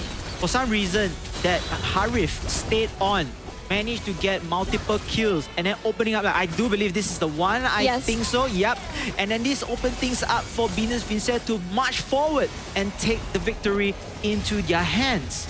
Yeah, I mean, this is just being able to see that window of opportunity and executing it accordingly. Venus Vincere, I would say, definitely they're able to really pick up the fight. Their team fight potential was extremely strong. And in the end, the damage just came true altogether for Venus Vincere, securing the win. And now we'll be showcasing our MVP. Honestly, I think this is well-deserved to Ikan Francis, 8 for 11 KDA on the Harif, 100%. Again. Team fight participation once where we're seeing a lot of 100% today. He has maxed out on his build altogether with the Starlium Sight, the Feather of Heaven, Holy Crystal, Divine Glaive, as well as Concentrated Energy. This is quite the standard Harif build, and it really goes to show that, you know, his team trusted him to be able to put out the damage, and he absolutely delivered. Yeah, he absolutely delivered. In fact, I like how the Harif played really well, escaping from danger, don't want to get caught from the grabs of his enemies, and eventually coming in at the right time to finish things off. We don't even see, we don't see a marksman right here, but, you know, Harif has, you know, back in the OG times, Harif was known as the mage marksman. Yes. He dishes out magic damage, but the marksman type of damage. So I kind of like it overall. We are seeing here again, and you know, the recent MPL as well, we'll get to see Harif back once again. And overall, just, you know, the team just performed pretty well. Congratulations to Venus Vincere. As for Miracle Gaming, that was a very close game. Indeed. Overall, I felt that it could be either way, you know, either team from there. They did try to get the Esmeralda going online to sustain as well, to avoid that chip from dealing much damage, but eventually other team members from Team Venus Vincere get the upper hand against them. In the end, it's like, I think they went all in for a strategy that definitely required them to be in the lead and maintain that and close out that game as soon as possible. And I believe that with Venus Vincere, they're well aware of that. So picking up the Harif as well as the Alpha was really smart on their part. I think especially the Alpha being picked, the true damage, just shredding through the tanky members of the side of Miracle Gaming. I think this is what the counterplay was, and it would proven to be extremely effective for the side of Venus Vincere. Congratulations once again. Congratulations to Venus Vincere. You'll be moving forward right here. And of course, to everybody who is watching the stream, I hope you all are entertained. And are you not entertained with more free Mobile Legends Bang Bang Diamonds? Go and claim your code right now. Make sure to screenshot, because the code will be really, really fast. Like 3, 2, 1. Missing. Nope. 3, 2, 1. Still holding. Again. Still holding. 3, 2, 1. Yeah, see? Very fast. 9 seconds over there. So, yeah, and for Team Miracle Gaming, your journey ends. Just so unfortunate. But again, like I always said to the teams who bail out of the tournament, continue to use this platform. Losing is the best teacher right here. And enough words from us here. We are going to take a break. But before that, we have the players' interviews, hosted none other by our lovely MC and host, Elle. Take it away. Truly pushing us towards the edge of our seats with a nail-biting third game here, the first one of its kind in this event. And of course, we have the MVP here, Ikan Francis, coming from Venus Vincere after sincerely bringing them and closing the game with a 3-game. So, how do you feel after that win? I feel so hyped because already going to the top 4 right now, and our team all feels so excited. Excitement is all around the arena. You can hear the claps, you can hear the cheers coming in. If you were here, you could hear them screaming during the team fights. And I think you guys can hear inside also, right? Yes, sorry about all the hype. Sorry about all the hype. No sorries there because everything is forgiven. It is an esports event. So with that, you made it into top 4 and you know who you're going to be up against. It's going to be now or later. How do you feel about that? Tell me about it. Well play, have fun. Play to have fun. Okay. Maybe later you guys practice. Maybe think about how to beat them, right? Yeah. We're gonna go eat first. The rest are mine. Eat first, makan dulu. Yeah, okay. Simple. Neighboring countries, they all have the same thought. Food comes first. So with that, we have a bit of insight coming in, the celebrations and the enjoyment coming in as well. With that, we are going to be taking a bit of a break before we bring it into the upper series. Once again, the last game that we have. So guys, don't go anywhere just yet. We have one more series to go.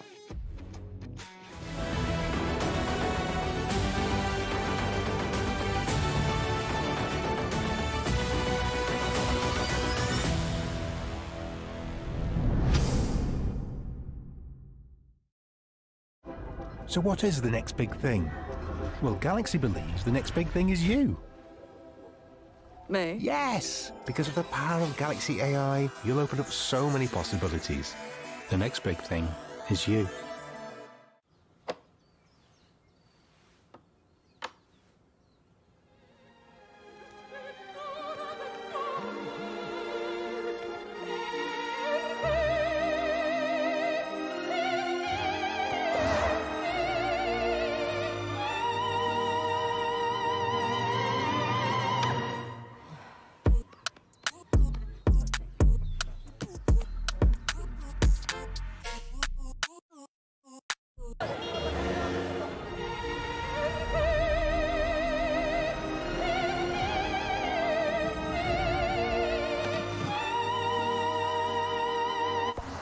Hey, I'm at gate 6 wearing a gray shirt. ฉันอยู่ที่ประตู 6 สวมเสื้อสีเทา ได้ครับ เดี๋ยวผมไปรับอีก2 นาที I'll pick you up in 2 minutes.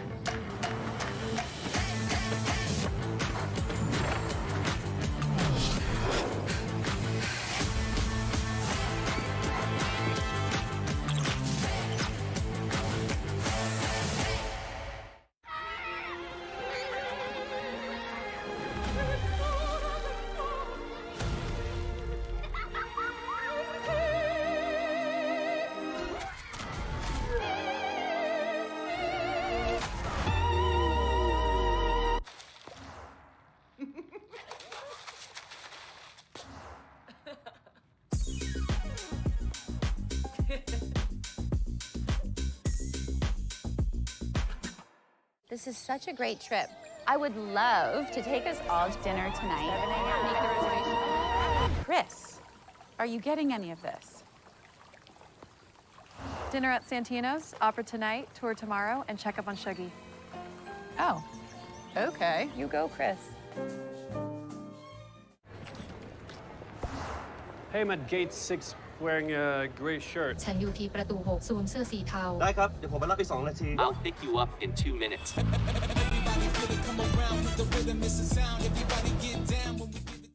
Everyone's searching for the next big thing in technology. But the next big thing isn't this. integration, encryption, quantum. And it's definitely not this. Why I'm a trailblazer, a groundbreaker, a pioneer, and most of all, a disruptor. No. Galaxy believes the next big thing is you. Me? Really? Yes, look at you. You're an artist. You're open to experiment. You make your actors go shh.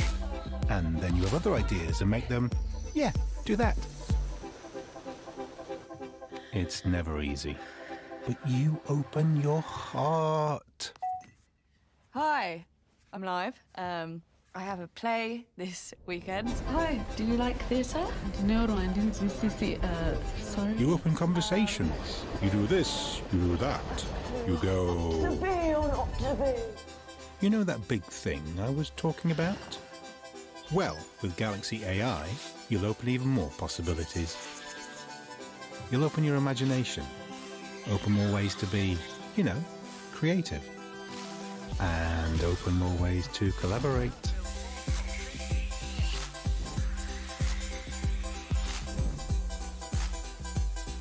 Wow, you made that. We're putting all that power of Galaxy AI in your hands. The next big thing is you.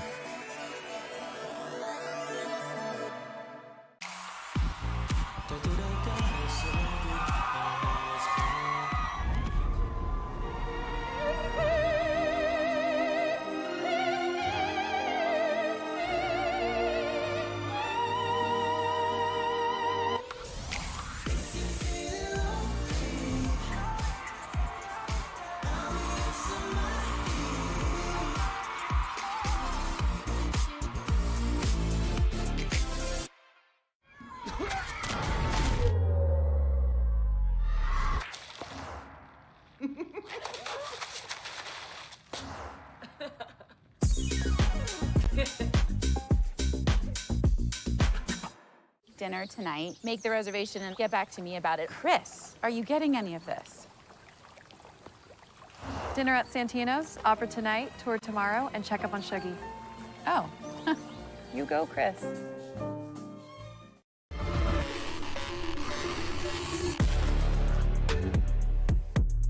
Cabaran dan halangan ini menjadi semakin besar dan kuat.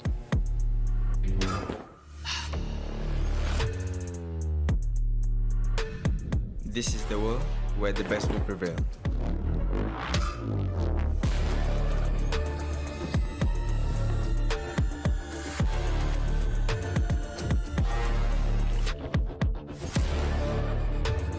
Kami telah tempuh segala onak dan duri.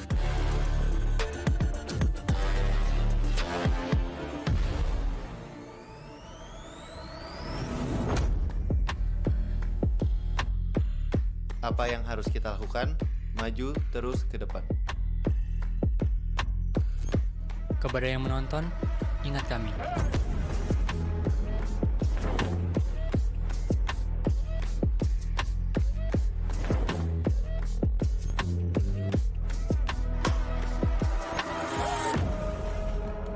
We believe that the only obstacle is us, and there is no time to stop. One country, pride at stake. One mission to accomplish.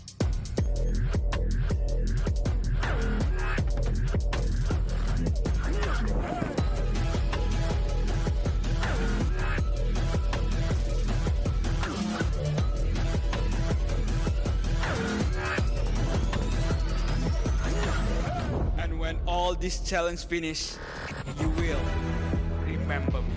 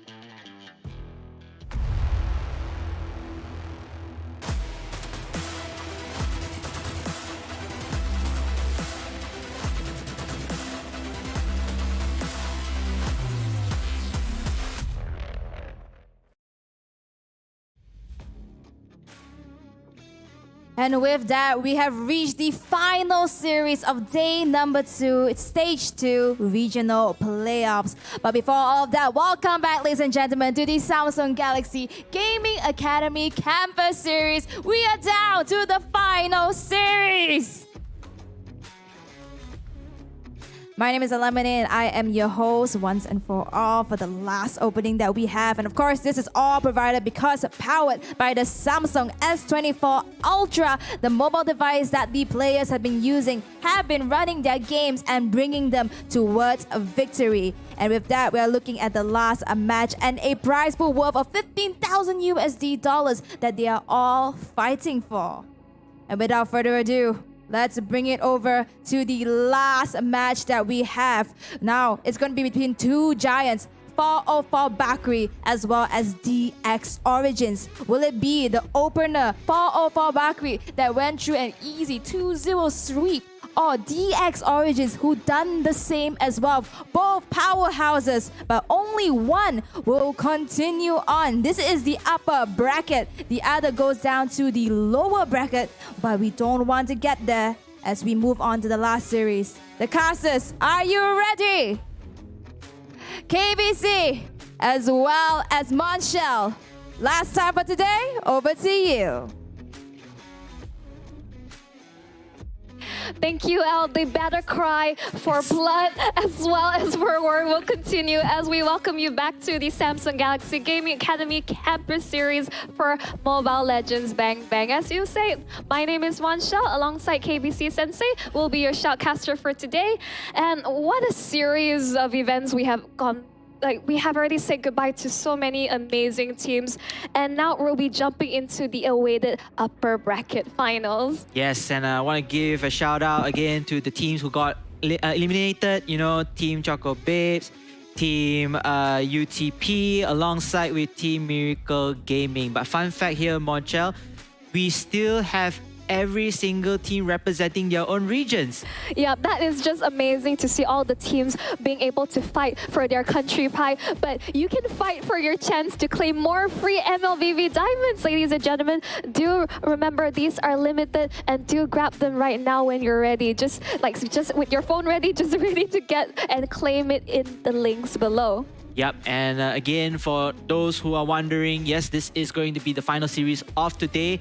But here's a fun fact, none of them are going to get eliminated today because this is going to be the upper bracket finals. Ladies and gentlemen, between Team Indonesia, Team 404 Bakri going up against Team Malaysia, Team DX Origins. The winner of this best of 3 series will be our very first grand finalist. However, the loser still have a shot in redemption to go back to the grand finals in the lower bracket finals. Exactly, because this is, as you say, because of the upper bracket finals, you have one more live chance already, and we have to ensure that, well, both teams will get a fighting chance accordingly. And we have to be able to show the lineup of both the teams that will be standing accordingly. We would like to introduce 404 Bakri. We have Vito Anak Papa, Alberto Hijume, Grigi Tris. Sakti, Correct. Rensa, as well did Aja. Yes. That was a mouthful. That is definitely a mouthful right there. And Trisakti, he already made us very clear. He already made his statement very clear. I want a challenge. My team wants a challenge. Can Team DX Origins bring the challenge forward to them? Because he's been saying it is so simple, so easy right now that he refers a challenge. It's a friendly taunt, by the way, and it's also true, by the way. Most of his games and his team games are pretty straightforward. Clean 2-sweep. But here's another team with a clean competitive 2-sweep as well. It's DX Origins, Keyboy Gelap, Kimin, Golin Marang, Aiken, Sixka, and Sunfrost. Right, this is a team standing in their way. Understand that, yeah, for Barclay, they're saying they're very confident and they're looking for a challenge accordingly. But of course, careful what you wish for, as this is a best of 3 series where anything can happen accordingly. Yep, and you know, this is going to be one of the matchups, anticipated matchups. I believe both teams are equally powered, equally balanced. It's all coming down to the execution part.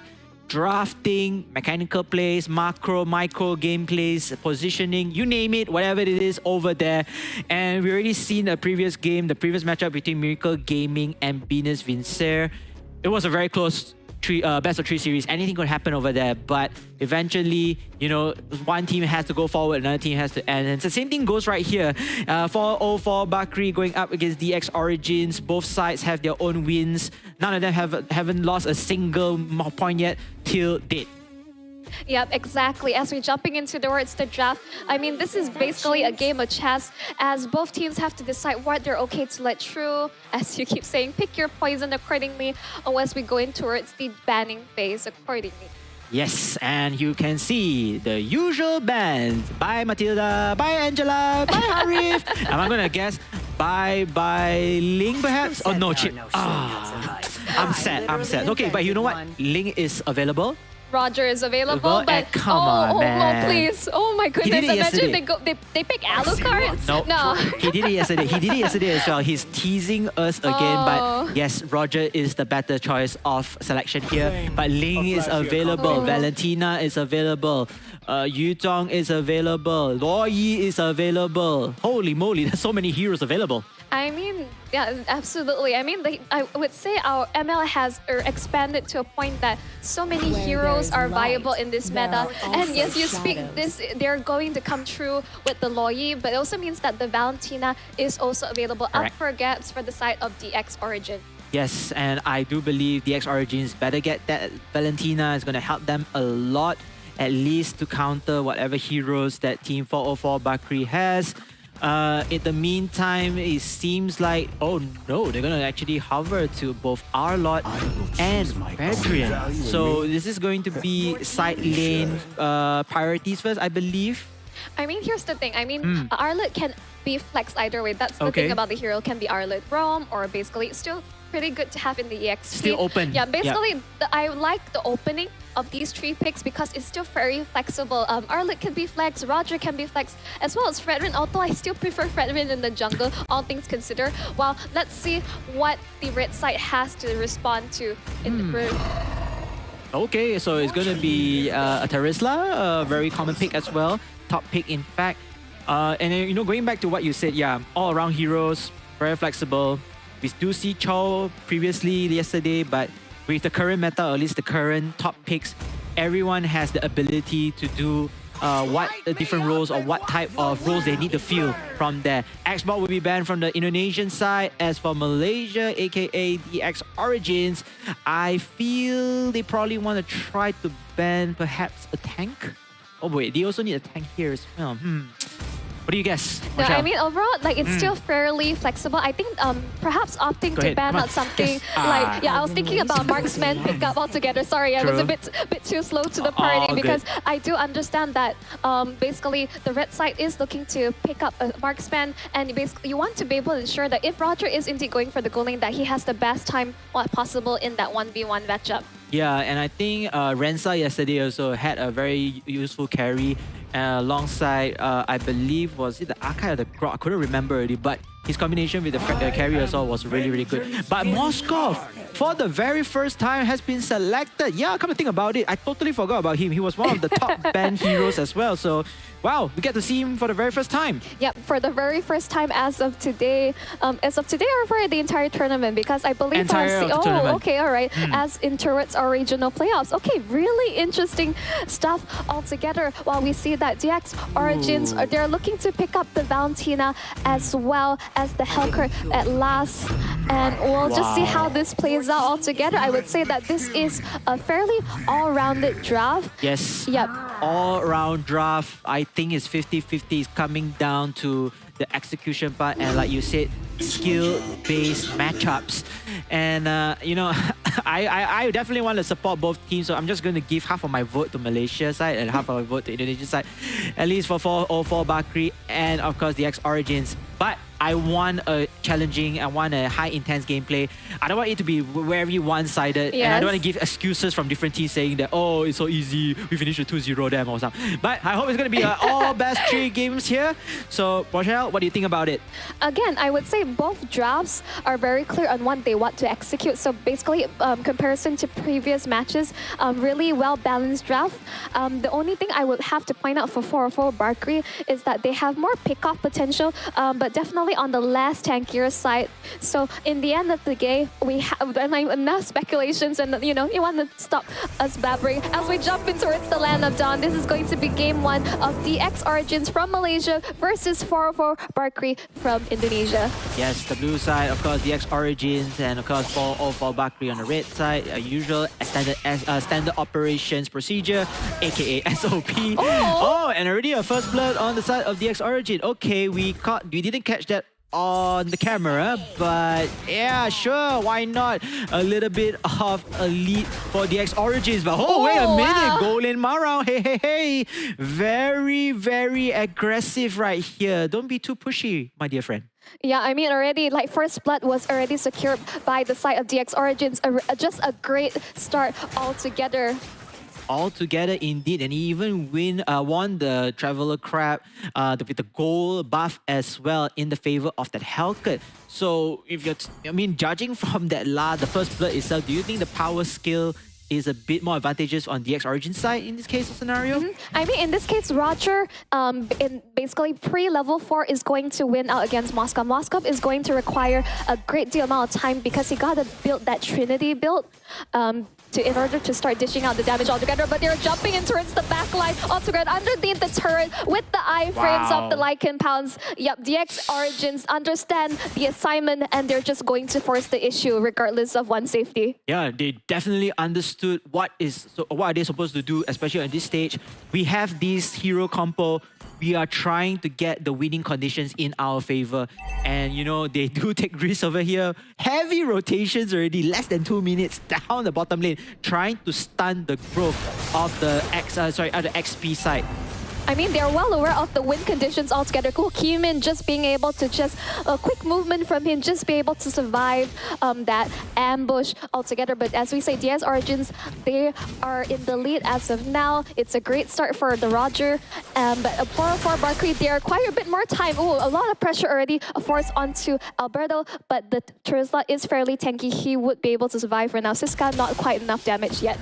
Yeah, top side right here, the turtle, the very first turtle is in point of contest. You can see that DX Origins also are holding on to this turtle capture and are trying to zone out the opponents as well. Meanwhile, Alberto in a lot of trouble, and he's going to try to run away as the rest of the members of Team DX Origins. They will have this turtle pace, but then 404 Bakri are still not giving up onto this point of contest. Nonetheless, however, Siska in a lot of trouble. Hijumi gets the kill here, but can he secure the turtle though? Alberto very low HP, Monchel, and he's able to run away, but Trisakti gets the steal.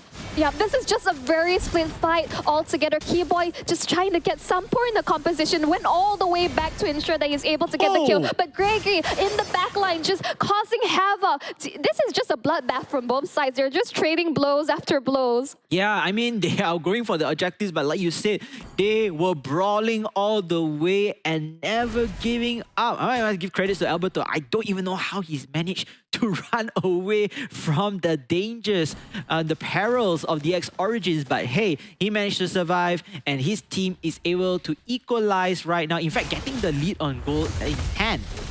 Yep. In the end of the day, we can see that for 4-4 Barkley's side, there have various ways of diving in the backline.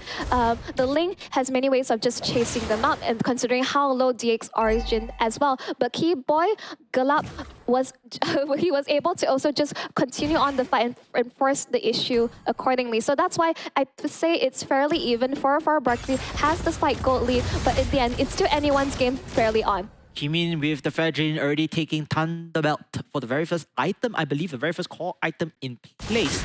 So that is something to take a note on that, especially giving him the defense and the offense in hand. Other than that, everything seems to be normal at the moment. Anything can happen. They start to roam. They'll start to perhaps gang onto those single pickoffs. But in the meantime, DX Origins, whatever they had in the lead, I think they should continue on with the aggression, but they need to know when is the right time to take the fight and when is the right time to disengage if they don't have the advantage. Right, I would say that DX Origins has a slight team fight advantage altogether, but they still have to be really careful of 4-4 Barkley. If they are unable to extend this lead further, they have great scaling potential with the Ling as well as the Moscow. So this is why there is so much pressure into shutting down Renza early on. Here comes the point of contest for the second turtle in here. Alberto just staying right there, just giving info and map intel for his team. For Bakri, you can see heavy rotations here. The Ling does come in play, but then Kimin manages to get the turtle in line, but then at what cost right now? You can see Kid Boy very, very low. The Hellcat loses his life even though when the Dark Knight falls, as Trisakti continues on with his carnage on Ikane's Valentina. Maybe more to come. Alberto holding on his dear life here, trying to get out here, but then Kimin loses his life again to Trisakti. A double kill unofficially. Renza gets the kill onto the Roger. Did Aja also ending up here, and I think 5 kills in overall for 4 Bakri, or 4 in return. 5, I think it's 5, yeah, because it's 3-3 earlier on. Yeah, I guess, exactly. Holy moly. Yeah, no, basically great footwork from Gregory, just the Tempest Ablaze to sidestep the Appraiser's Wrath altogether. But Key Boy, at least he gets some point of compensation. This Hellcat, like in the dark, being able to secure the kill off the back. So in the end of the day, 4-4 Barkley, they were able to get a substantial lead because the Ling has come online. He got a substantial amount of kills. The snowball is impending. There's a reason why this hero has been consistently banned throughout all our matches. Yeah, consistently banned, not seeing the light at the end of the tunnel until today, until now. DX Origin is playing with fire here, leaving the Ling in the hands of Trisakti. And I mean, he is still a very skilled assassin user, right? He does use Fanny as well. He does use other heroes in play. But it's the Ling that is so annoying to deal with. Oh, meanwhile, holy moly, 4-0-4 Bakri. I think whoever's at the top lane here is going to have a time of their life. Gold lane Mara has to be very careful. He has to fall back, and he does. Yeah, he just knows that something is not quite right. That he was probably watching Renza. Why is he walking up so far ahead? Regardless of his own safety, he's probably aware of that. With basically the benefits of the lawyer being able to come in with multiple members, there is always that concern. And with that, so the bushes are extremely dangerous from the side of 4-4 Barkley. Yeah, nothing is safe, especially in the bushes and you know, the places that they could hide off here.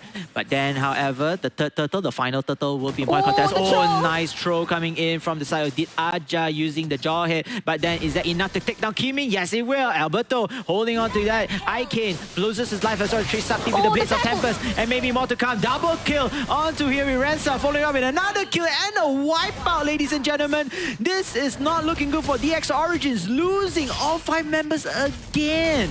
Yeah, just early on for Barkley, they are snowballing out of control, and they're looking into it. A very comfortable 5k goal lead, able to secure a turtle. Grigi on this Ling is just being fully enabled by the rest of the team. And understand that DX Origins has the damage, but it's completely negated by the Tempest Ablaze. Man, he is just on another level, including the rest of his team. I mean, we are looking at greatness right now, right? Yes. He is just on another whole entirety scale comparing to the rest of the team here. But then again, DX Origins, they are not losing confidence at the moment. They're going to go back into the defensive posture, hopefully to catch this Ling off guard and then snowball on with their fight. Yeah, it just looked like in terms of extensive team fights, 4-4 Barkley are just like 2 steps ahead of DX Origins. They know exactly the limits of their hero and they keep pushing forward.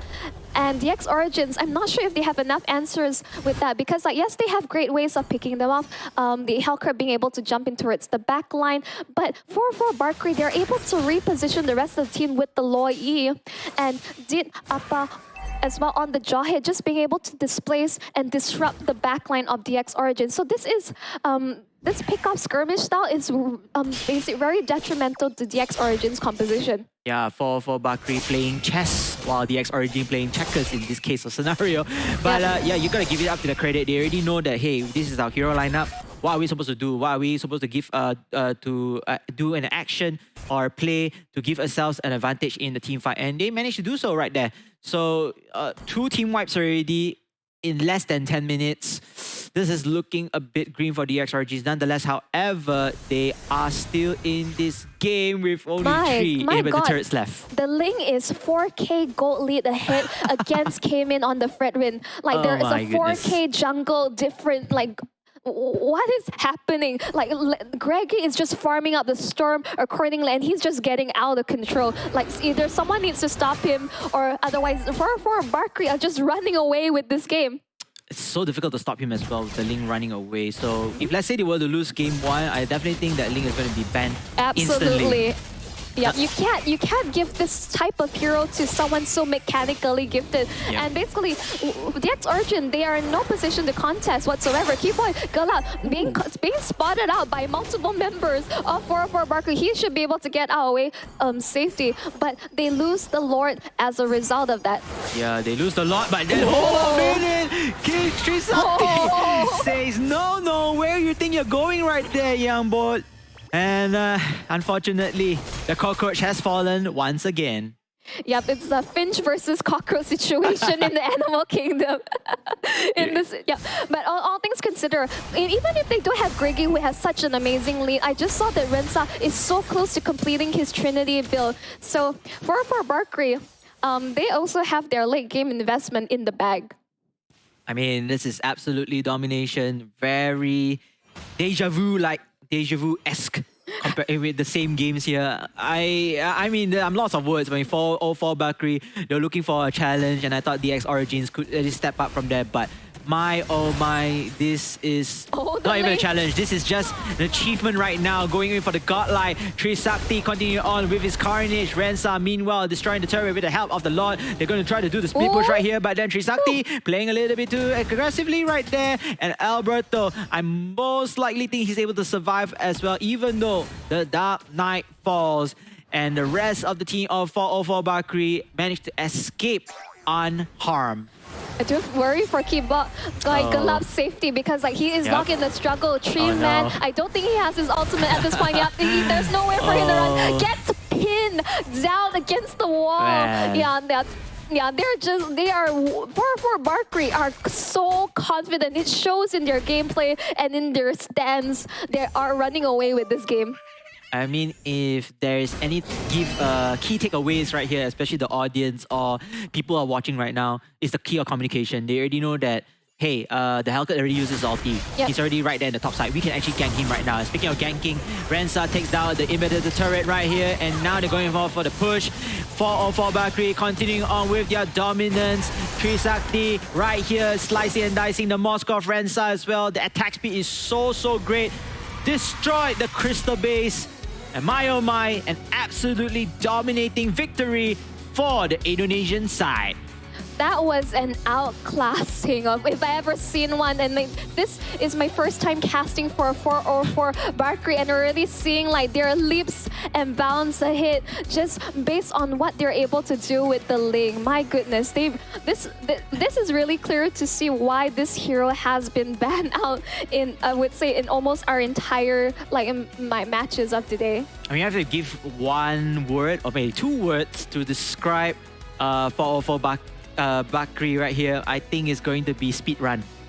Speedrunning the entire game, speedrunning the times of tournament. Yeah, I can confidently say that yes, the Ling plays a huge impact. Definitely going to be banned in the next game if Team DX Origins want to stay, stay relevant in this game. But overall, the entirety of the team, the communication, the impact, the plays. Starting off, DX Origins, yes, they show that they are matched toe-to-toe with 404 Bakri with their level of aggression. But after that, it is the Gregi Trisakti show. It is him, ladies and gentlemen, going in with the kills, going in with the plays, and the rest of the members also fall out as well. 2 team wipes in less than 10 minutes. Can you imagine that, Monchel?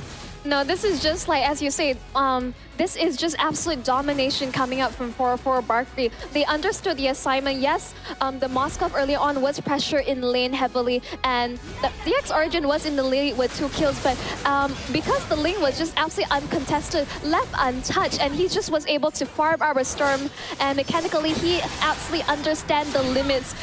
Like, you can see just the amount of damage output, just able to use the Tempest of Blades to go in and out, weaving in, and just insane levels of damage. He can single-handedly carry the team altogether. I mean, just speechless right there. You know, they're just going in all guns a-blazing. And it is what it is. Team 404 Bakri, they are the better team. They have the better communication. And with this game 1, such a strong such a strong statement right here. Gregi Trisakti, the man, the myth, the MVP, 804, 67% team fight participation, and my oh my with the Sky Piercer as well, the Berserker's Fury, the Endless Battle, and the Blade of Despair with the Malefic Roar. Wow, he just completed all of his core builds instantly. He sure did. I mean, as I say, he was just farming a storm, and I will say, well, farming kills across the map altogether. Yeah, you can see the look on his face. He is definitely confident that in terms of his mechanics and prowess, and I think the scoreboard definitely shows he has maxed out his builds in, well, I would say under 15 minutes. Yep. You know, he was just running with the game. DX Origins unfortunately had no real ways of shutting him down, and he was just like going in and out and hiding them left, right, center. And even though we would say that DX Origins had a good chance, and they have the damage, but they have no real way of locking the link down. Yeah, I think the first 2 wipeouts just threw them off the charts. They don't have control anymore. They were already upskilled way ahead. Sorry, they were already downscaled way ahead comparing to Team 404 Bakri. And you know, you gotta give credit to where credit is due, right? Aside from Trisakti, Rensa, Hijume, Did Aja, and Abrato, they played phenomenally together as a unit. Remember, Mobile Legends Bang Bang is not only just an individual game, but it's a team, a team-oriented game overall. So that's game 1. Speed running through the tournament. Game 2 coming in soon. But before that, ladies and gentlemen, for your efforts and your contributions for support for our stream, here comes free MLBB Diamonds. As Monchel told me not to claim it. I'm so close to claim it, but because I'm given in this time position, you know, I want to give you all the courtesy to claim it first. Then I'll only claim it later off camera. Yeah. Well, these are for our audience, whether you're here supporting us live at the venue in Quill City Mall, or you're at home just enjoying and watching the game all together. We thank you for your support. Thank you. And let's say, keep farming the stream, keep farming with all the free diamond drop giveaways just for you. Yes, and of course, it's all thanks to Samsung. Again, the entirety of the tournament is powered by the Samsung Galaxy S24 Ultra. Victory can be yours, just like 404 Bakri, with the latest phone. Yep, we have this here beautifully displayed. Yeah. Maybe if you're not looking, I'll just, just nab it away. Go ahead. I'm not looking at all. I'm looking at the left side right here. But yeah, you just mentioned as well, all the phones, been playing the tournament are also actually the new Samsung Galaxy S24 Ultra. It's a very good phone. You know, you won't overheat that easily. In fact, you can be like Trisakti himself, using the phone and continue to dominate his opponents instantly. I mean, you need the best phone to optimize your gaming play and all your gameplays, because like you could be an extremely skilled player, but if your phone unfortunately can't keep up with you, then that begs to differ, right? Correct. And the phone is already a daily necessity in our lives, just like our wallet, maybe car keys for those who actually drive or transport back then home. But yeah, it's going to be a very important phone for your daily usage as well. So go ahead and check it out as soon as perhaps the tournament ends. You can go ahead to any store nearby. Samsung store nearby to be more precise. Okay, so game 2. What can DX Origin do? Well, ban out the link would be would be a great start. True. Yeah, ban out the link. But then other than that, You know, yeah, Trisakti, if you ban out the Ling, still has that Fanny, Yes. still has the No, Arlor to work with. I think in the end of the day, I would say like DX Origin has to give in their best shot, draft in a way where basically this is the most comfortable like team composition they can absolutely go for, Agree. and basically give themselves the best fighting chance, and they basically fight on their own terms because like you're facing extremely formidable foe. Yes. The best you can do is, well, have fun because, you know, we all love MLVV over here. We love the gameplay. We enjoy it all together. But it's really important that, you know, no matter what, you know, you have fun, but also give in your all. And how to give in your all, you need the best tools to do so. Yeah, the best tools. So maybe comfortable hero picks. Yes. Something they can fall back to when things are getting a bit rough. And then when they play these type of heroes, they're very, very happy, you know, passionate to play. They already know the inside out. They are one with the hero. Let's just say that, right? One with the machine in an analogy of cars. But other than that, continue on with aggression. I think DX Origin did really well earlier on. Match up with the face of 404 Bakri. But at the same time, you know, if the fight is at the losing end, maybe, you know, decide to disengage and then re-engage when the purpose do come into fruition. Other than that, I think 404 Bakri don't need to do anything. They have been playing a very perfect game, near perfect game to be more precise. If you want a perfect game, maybe they don't lose casualties in hind. Yeah, but overall, yeah, I think the favor is now into the hands of 404 Bakri and the pressure is onto DX Origins to perform. Yeah, exactly. As you say, this is already match point. Correct. But of course, I mean, with the upper bracket like finals altogether, we can say that, you know, if this is a time to like try things or experiment, I think this is the point because as we move on to tomorrow, you know, this is do or die for both teams. You know, Right. you can't afford to make any mistakes, but we'll be jumping in towards the draft of Game 2 very shortly. Let's, you know, just jump back into the drawing board. What does DX Origin need to do other than, you know, very specific bans? Yep, but which already comes true. Yep, as you say, as we predicted, Ling is out of there. I think it's more of a respect ban as well. And of course, being so impactful in the hands of Trisakti, Chip will be banned out. No questions asked. Unfortunately, we won't be able to see him anytime soon. Matilda being banned out from the Indonesian side. Wow, for Team Malaysia, aka DX Origins, what would be another hero that they could take off of here? They have to ban out the Angela. Angela. Okay, can also, because if not, they will first pick Angela and then Absolutely. you snowball all the way, right? Yeah, I mean, just like Angela with any form of assassin pickup. I mean, like classic Angela Ling, right? Yes. Classic Angela Ling and Harif. Okay, that's great. I thought they were going for the Roger, but now Roger will be definitely in the hands of DX Origins.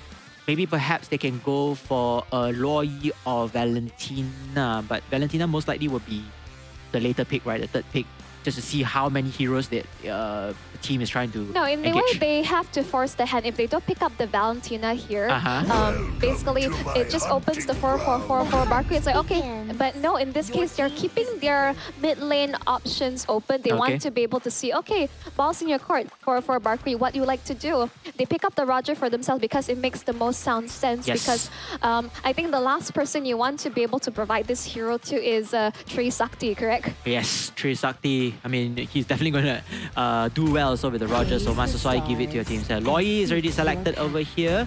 So the next one would be Terrorisla. Okay, very standard place. That's great. So now back to Icane or the team of DX Origins. They can hover onto that Valentina if they want to. Yeah, I mean, like, I would say they definitely should because if we're going into the next phase of bans, I will definitely think that 4-4 Bakri will be banning out the Valentina because they have really valuable ultimates. Like altogether, they have the penalty zone as well as the Zaman Force altogether. But no, it seems like they're going for a very different route. The fact that they pick up the Ruby as well as the Esmeralda, I wonder what is their game plan. Please don't tell me this is another double fighter side lane, please. I most likely towards that, but yeah, I mean Valentina is still above right here. Minotaur has been banned, maybe precisely to stop Team 404 to do any more damage with the hero comp that they have. Xbox as well being banned out here, so this gives an opportunity for Team DX Origins to take Valentina if they want to. Yeah, I mean, like, it's a great call, but Yeah, but at this point, it's like I do understand if they want to leave it as the last pick, because at this point, you know, we're through the banning phase. They can always leave Valentina, basically their mid lane pick for last, because you know there's no reason for 4-4 Barkley to pick it up because they have already revealed their mage pick. They are hovering on the Julian, which are the Nolan, which either are very viable choices for Greggy Trisakti. I mean, just give this man an assassin. He will be able to absolutely dominate the competition. Dominate anytime. And you know, in my heart, I know I'm not trying to sound like I'm capping, but I wanted to give the challenge to Trisakti. Use Nolan instead, because we have seen a lot of Nolans already, but most of it are on the defeat side, on the losing end, a losing streak. So maybe perhaps he could, you know, show us a thing or two about using the Nolan the right way or the more aggressive way, and with Brock as well, able to surround and roam quickly. That would be very, very impactful for their team. And in fact, this will be Xavier. Is it? Yep, that exactly is Xavier. Gojo Satoru, my favorite JJK character. Unfortunately, he... oh wait, spoilers here. So sorry. No spoilers here on stream. Okay, sure. We're not spoiling the audience right together as we jump in towards the land of Dawn very soon. Again, the point advantage is towards 4-4 Barkley against DX Origins. I do like the adaptation coming true. I would say the Xavier is a very vulnerable, but basically it's a great scaling mage altogether. But yeah, against a Nolan, I am quite concerned. Yes, Nolan, a bit more mobile. You can deal additional damage as well. So we're going to have to see about this. 404 Bakri, can they continue on speed running this tournament? Or will DX Origins force themselves into Game 3? Right, well, 4-4 Barkley, as you say, continue their domination against all their opponents, or will DX Origins surprise us and bring this game to a Game 3? But ladies and gentlemen, thank you so much for your support. We're doing another giveaway. Please claim this free MLBB Diamond Drops just up for grabs, just for you. Yep, just for you indeed. And who knows, you want to get another Link skin perhaps with Trisakti, or in this case Nolan. I don't think Nolan has any... Well, he doesn't have much, unfortunately. Yeah. So still new hero, you know, we're still testing around. Maybe Moonton can provide us that wish list soon. Well, you know, there are like a huge list of like skins that people would want. Yep. Well, we'll see what happens. Maybe the next Starlight, perhaps. Please no more Cho skins. Please no more Roger skins. We have enough of those. But we can see that, yeah, speaking of Roger, Cayman is able to secure first blood on towards Hijime. Well, speaking of Roger, well, great start. Roger. And yeah, I think this is a great start for DX Origins. Very same play like we have seen earlier, the Deja Vu-esque play where Team DX Origins have the earlier start in place. So let's see what more damage they can do. Oh, the Guardian's Barrier right there, just to kick things off, just to zone out Keyboy Galat from not doing any shenanigans across the map. Yeah, I think very necessary, because you definitely want to be able to mirror your opponent's movement across the map accordingly. Yep, accordingly with the right distance as well. Speaking of right distance, Kimin has to bail out using the Roger Beast Form out of the way. Yep. And yeah, they're still going to try to poke one another, but in the meantime though, DX Origin does have position control onto that turtle pit at the top side.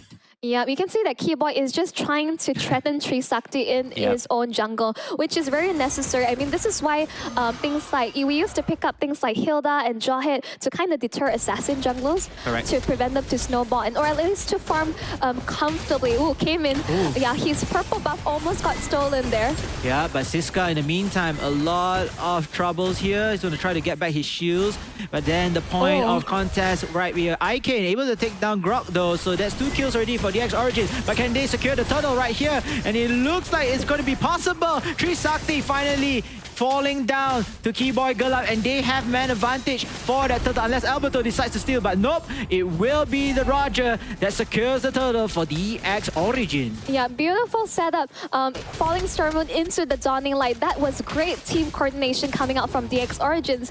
And this feels like a very different team altogether. They're putting up a really great fight, actually. Yeah, a pretty great fight without casualties. That's the most important one, and you manage to get your key objectives, which is the turtle. So DX Origins A little bit more confidence, signs of life in them here, despite the beatdown that they took in game number 1. For Bakri. Meanwhile, I don't think they seem unfazed. They said, yeah, maybe okay lah, 3 kills and 1 death. Three deaths and 1 turtle loss. But it's okay. It's still early game. Yep, exactly. And I want basically with most assassin players, Windtalker fairly early. I mean, this is quite alright for the Roger build, but you can see that Cayman is definitely farming up the storm, being able to complete Windtalker so early. Very, very exciting to see how much damage that this Roger can actually dish out later. At the meantime, though, the Crab at the bottom side trying to go for the contest as well for both teams, but unfortunately in the mid lane, it's just a bit more harassment, trying to wait. Oh, but Hijome has to be very careful right there, and it will be Keyboard. Missing that by the inch of health. Oh, with the glowing light, though, did not hit it. I was waiting for the dawning light to come true, but Hijome just barely able to sidestep that from Icane. Otherwise, that would have been the guaranteed kill. Guaranteed kill, even better footing for DX Origin in all around.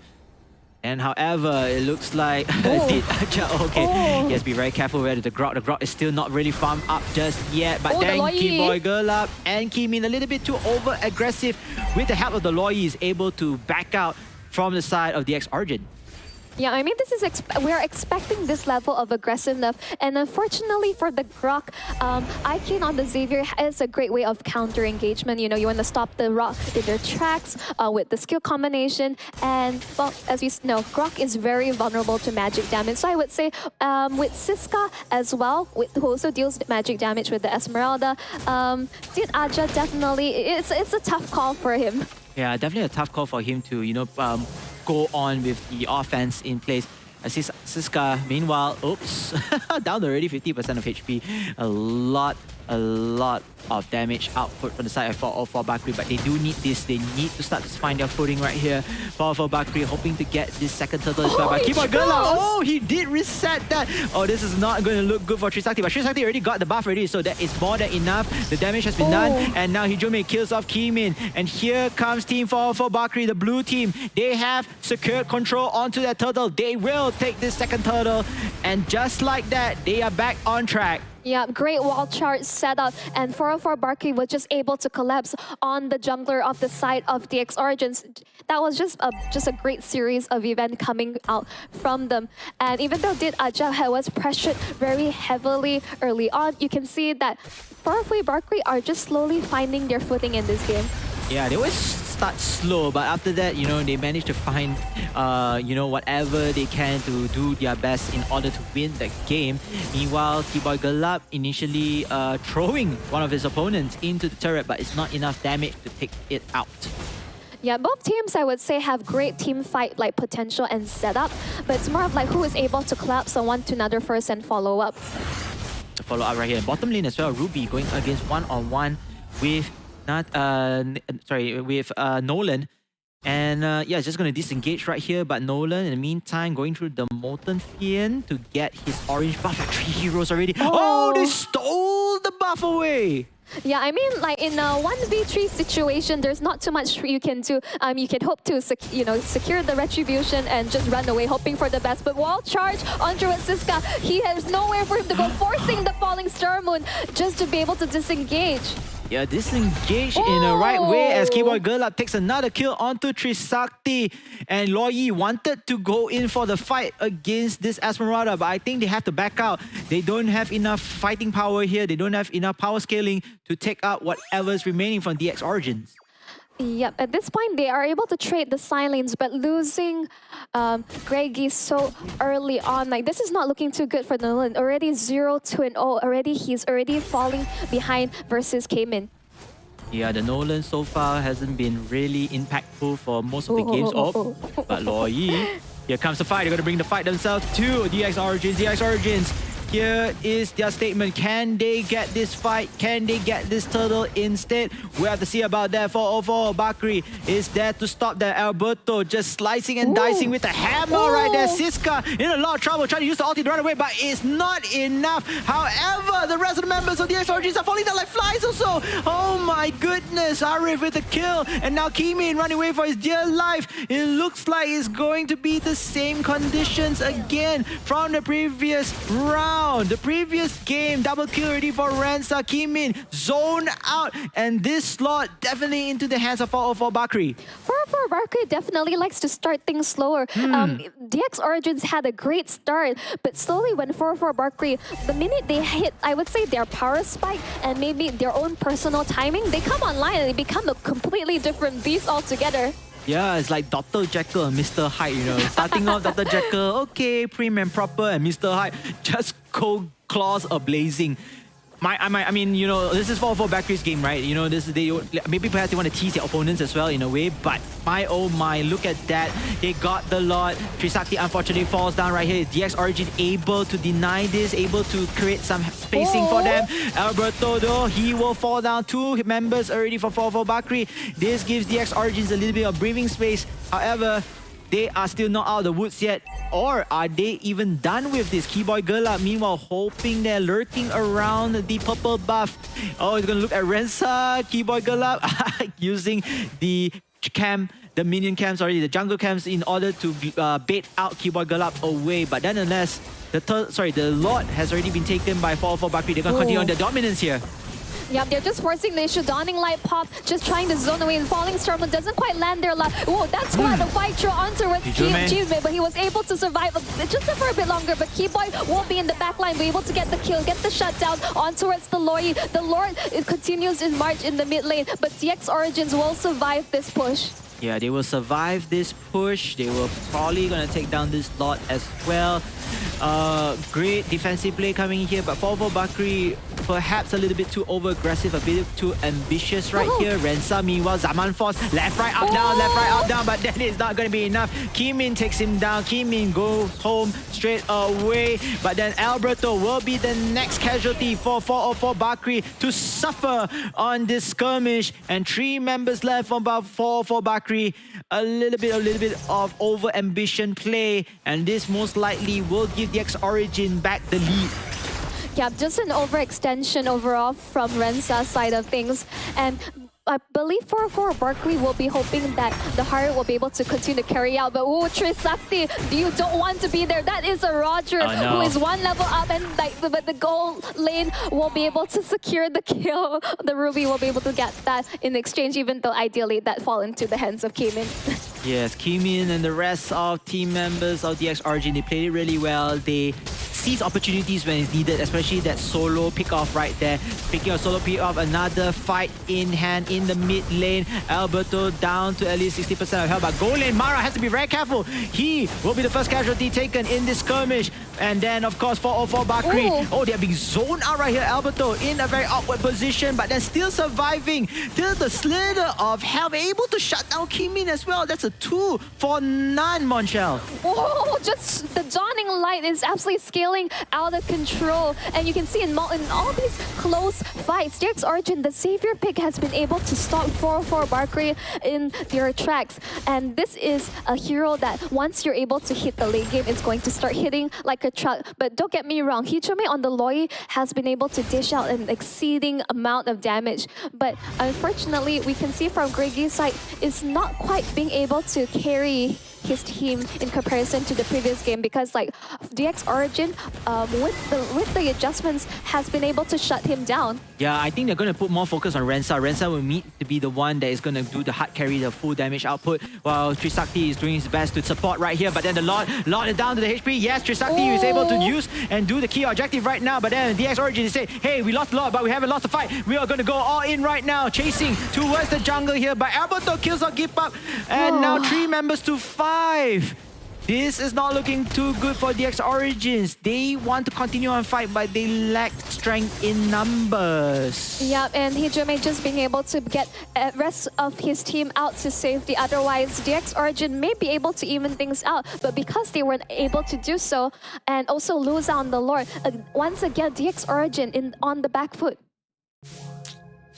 Oh man, back foot. I mean, DX Origins, they are losing objectives at the moment, and they really want to force a fight nearly into their favor, but they realize that they also could not sustain, let alone, you know, that casualty of losing the Lord, but now losing 2 members apiece, and slowly power spiking for 404 Bakri back into the game.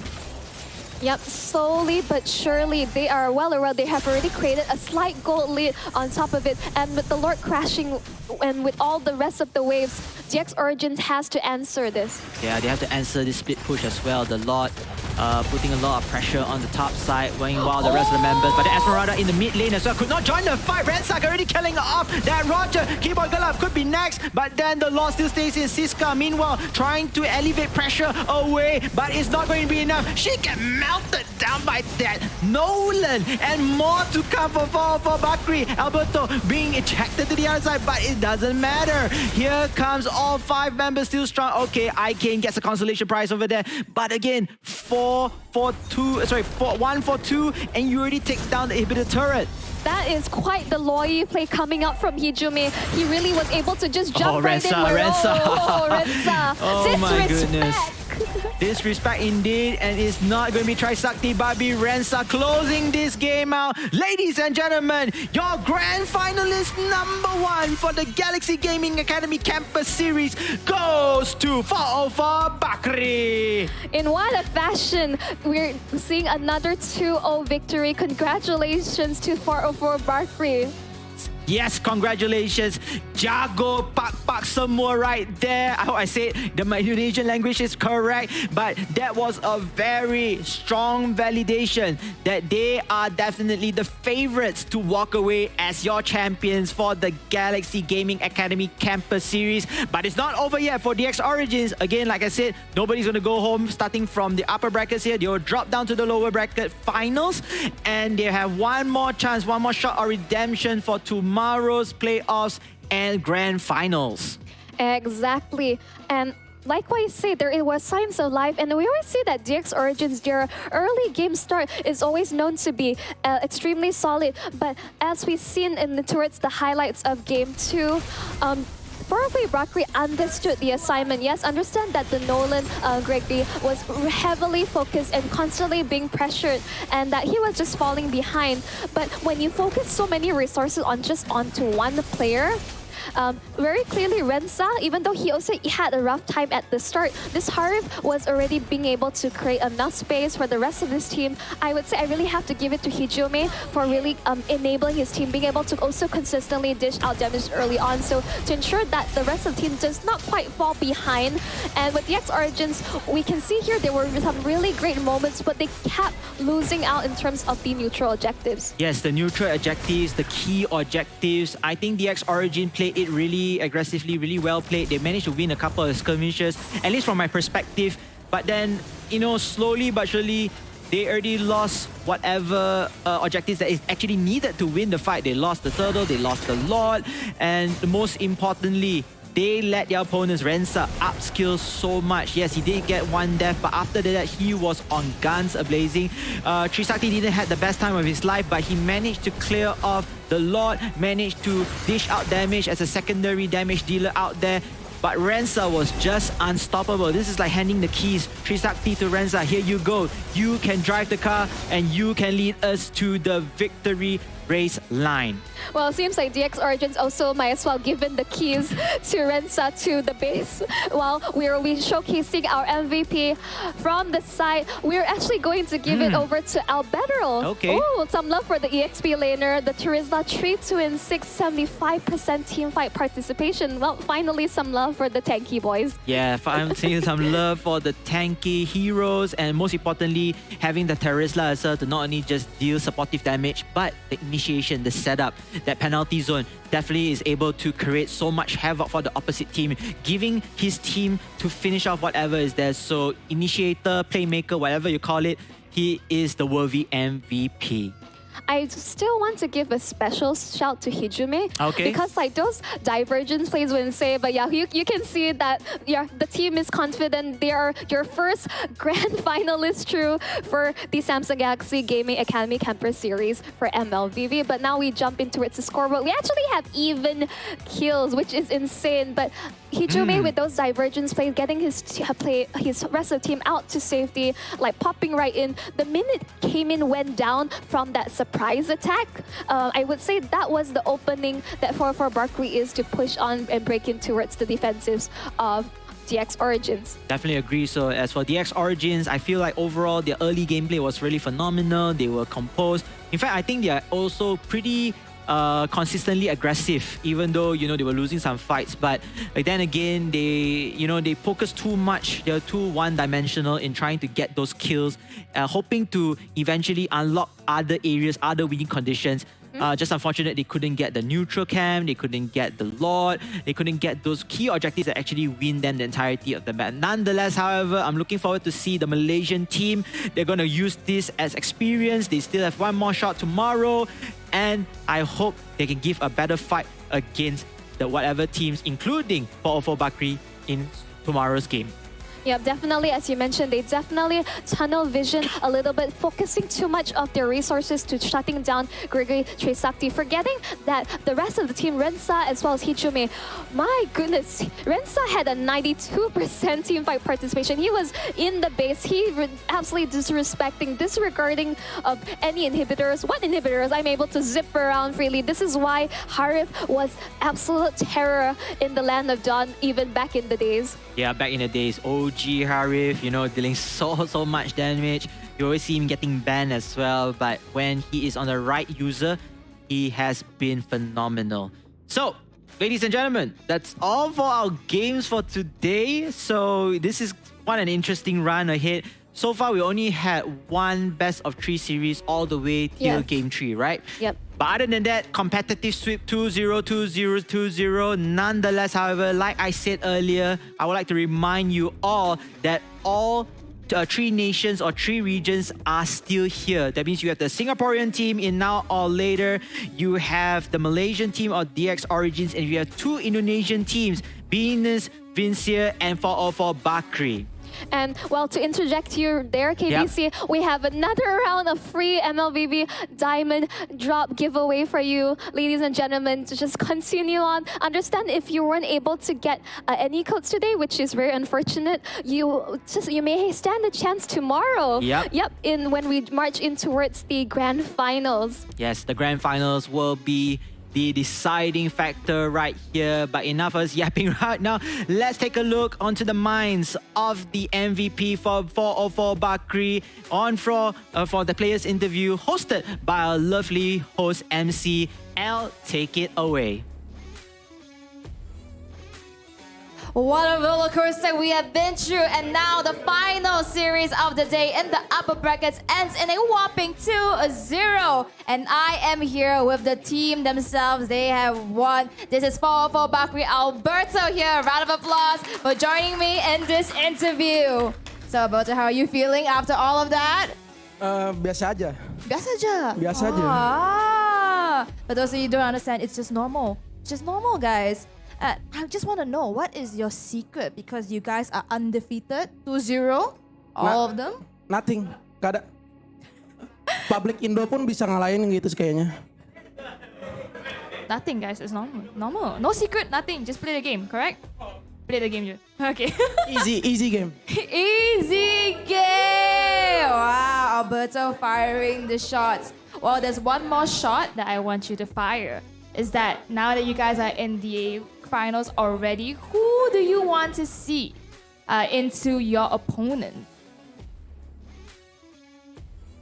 I don't know. No? Let's see. Sorry? Venus. Apa sih? Venus. Oh, okay. Venus final. Indo Pride.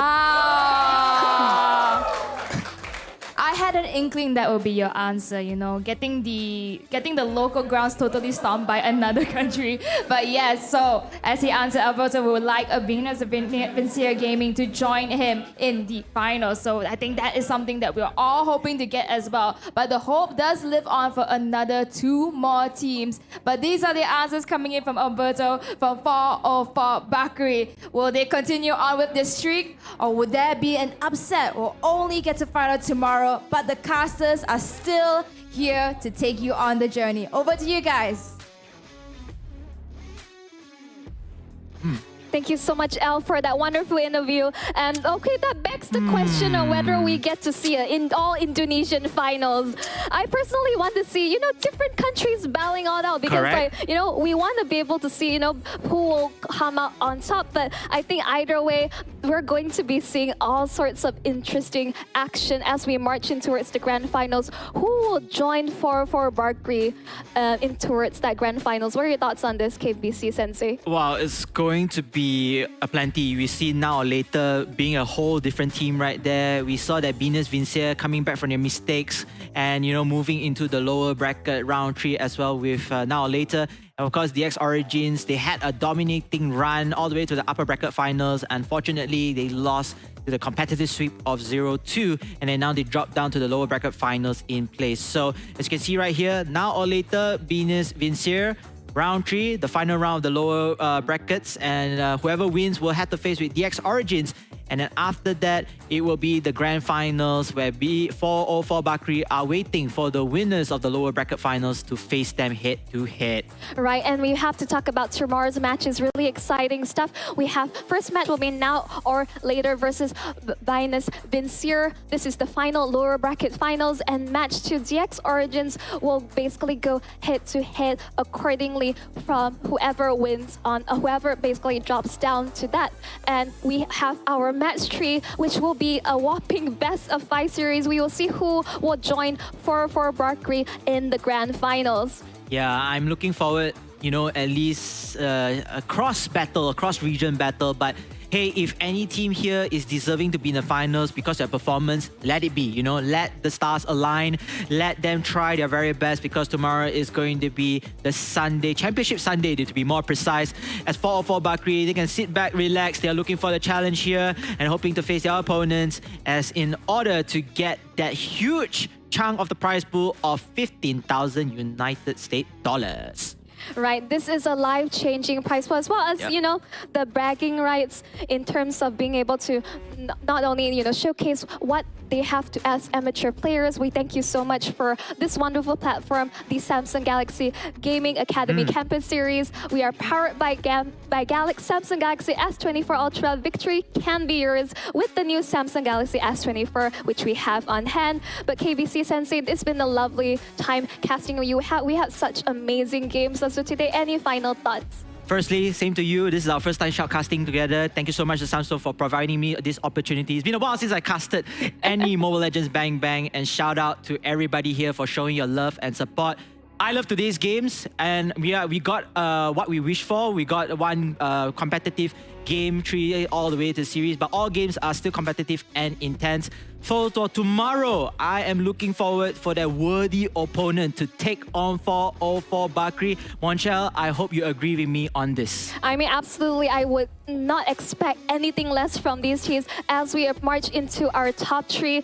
But without further ado, we look forward for you to join us, whether live in Quill City Mall in Orange Cafe or tune in live for more impressive MLVB action. So go everywhere. We'll see you guys tomorrow.